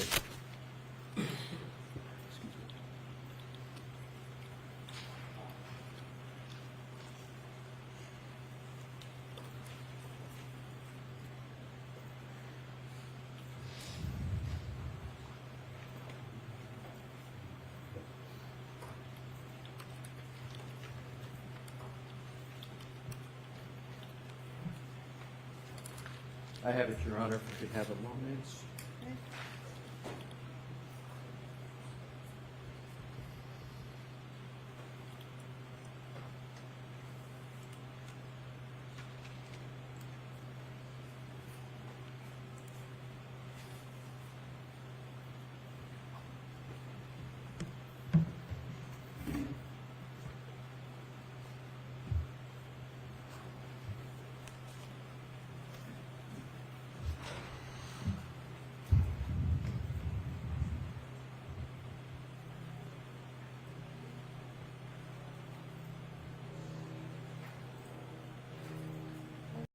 Get that man some water.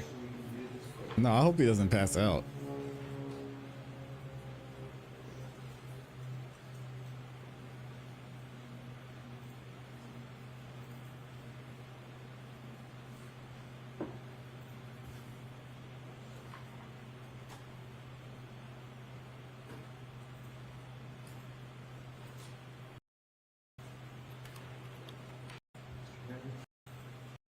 I'm trying to skip ahead.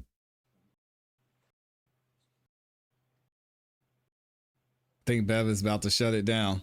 Oh, we're back to the live already. Shout out to Curious Coco New York in here, gifting 5 memberships. With Mr. Brennan, could I proceed, Your Honor? Yes. Thank you. Appreciate you. If y'all got a membership from Curious Coco, Burgess, make sure you yes, say thank you. I'm going to show you what are 2 pages out of the report of Mr. Whiffen that shoot. you referenced, and we've been discussing about pocket state. Sure. And this one here, if you just read this line because it's the heading, and then the next page, and tell me, sir, with reference to this entry right here, if that refreshes your recollection with regard to a column of pocket state with regard to the phone of Mr. and whether it refreshes your recollection on any comments Mr. Whiffen made about pocket state. Objection. I'm going to see you at sidebar for 2 minutes on this. Okay. She said 2 minutes. Dang. That's an eternity at this point. What do y'all think so far about this guy? Shannon, man, this is brutal. Karen's over there smiling. Shout out to Karen. She knows. Go ahead. Look at Peggy while you're walking over there. Paul is gone. They probably kicked him out of there. Poor Peggy, though. I still feel bad for Peggy. Can't imagine. I can't imagine having to go through what she's going through. All right, let me see. My chat's not working, so I can't see y'all right now. Oh, okay, we're good. There it is. I see Amy up there. And shout out to Officer Token in the building. Gotta love her. Amy says, that's going to be the most embarrassing walk through the airport and flight in history. Jurors, this seems like a good place to point. We thought maybe we'd get a few more minutes, but I understand that we should end for today. So, for the same cautions, please do not discuss this. This is case not with the anyone. witness you want to end the day with. Research our investigation into this case. If you happen to see, hear, or read anything about this case, please disregard it and let us know. And please be careful with your social media use. We will see you tomorrow night. Thank you very much. There it is, guys. That is the worst expert witness I have ever seen. I was not expecting it to go that way. Amy said, did you see my post? Let me see, Amy, which one she's talking about. I probably saw it. I'll be creeping over there on S. You see my pits? What is she talking about? What did he say? Amy, this is a family show. What did she say? She said, oh man, Amy's been going crazy. Amy, you know how I feel about making fun of people for losing their hair. Y'all can't see this. Look at this. Look what Amy posted. She said, when you lie about your bangs, what else are you lying about? Jeez.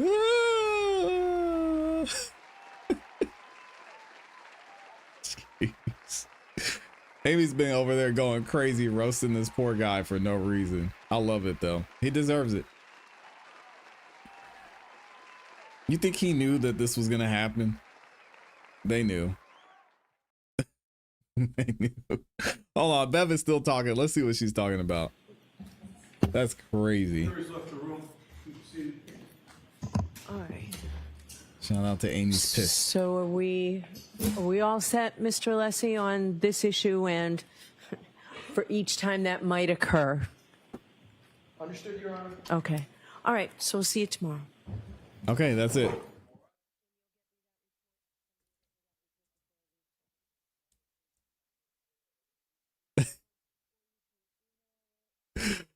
Oh man. All right, let me see what y'all are saying. I think I got pretty much everybody in here.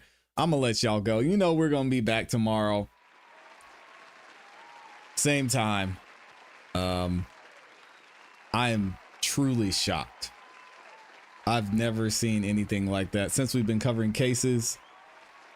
Also note, Paul's wife is not there, and Paul's been moved to the back now, so he can't intimidate Karen Reed. You see Peggy over there. She's putting in work trying to intimidate too. Kel Bell, the Honorable Attorney Kel Bell, says Bev and Brennan are going to have to rethink the strategy tonight. And again, I said they ended the day with this witness on cross-examination, and then they're going to start tomorrow morning with this witness. Guys, we haven't even gotten to the PowerPoint yet. We're talking about somebody else's. We're talking about somebody else's report. We're talking about, oh man, this is tough. Hey, thank y'all for being here, man. Shout out to Curious Coco, New York. Says thank you, ClassE crew, for the best place to watch this travesty. Free Karen Reed, man. She needs to get up out of there for sure. Anyways, all right. I'm going to let y'all get up out of here. If you haven't yet subscribed, hit the notification bell so you don't miss any time that we go live or drop a new video. Y'all know we'll be dropping a couple more clips this afternoon. And make sure, if you're interested in hearing some music from the independent artists in the community, tune into the Song of the Night live show tonight, 8 p.m. Eastern Standard Time, right here on the ClassE YouTube channel. I hope y'all have a great rest of your afternoon. As always, y'all know what to do. Keep growing, keep pushing, keep it classy. We go.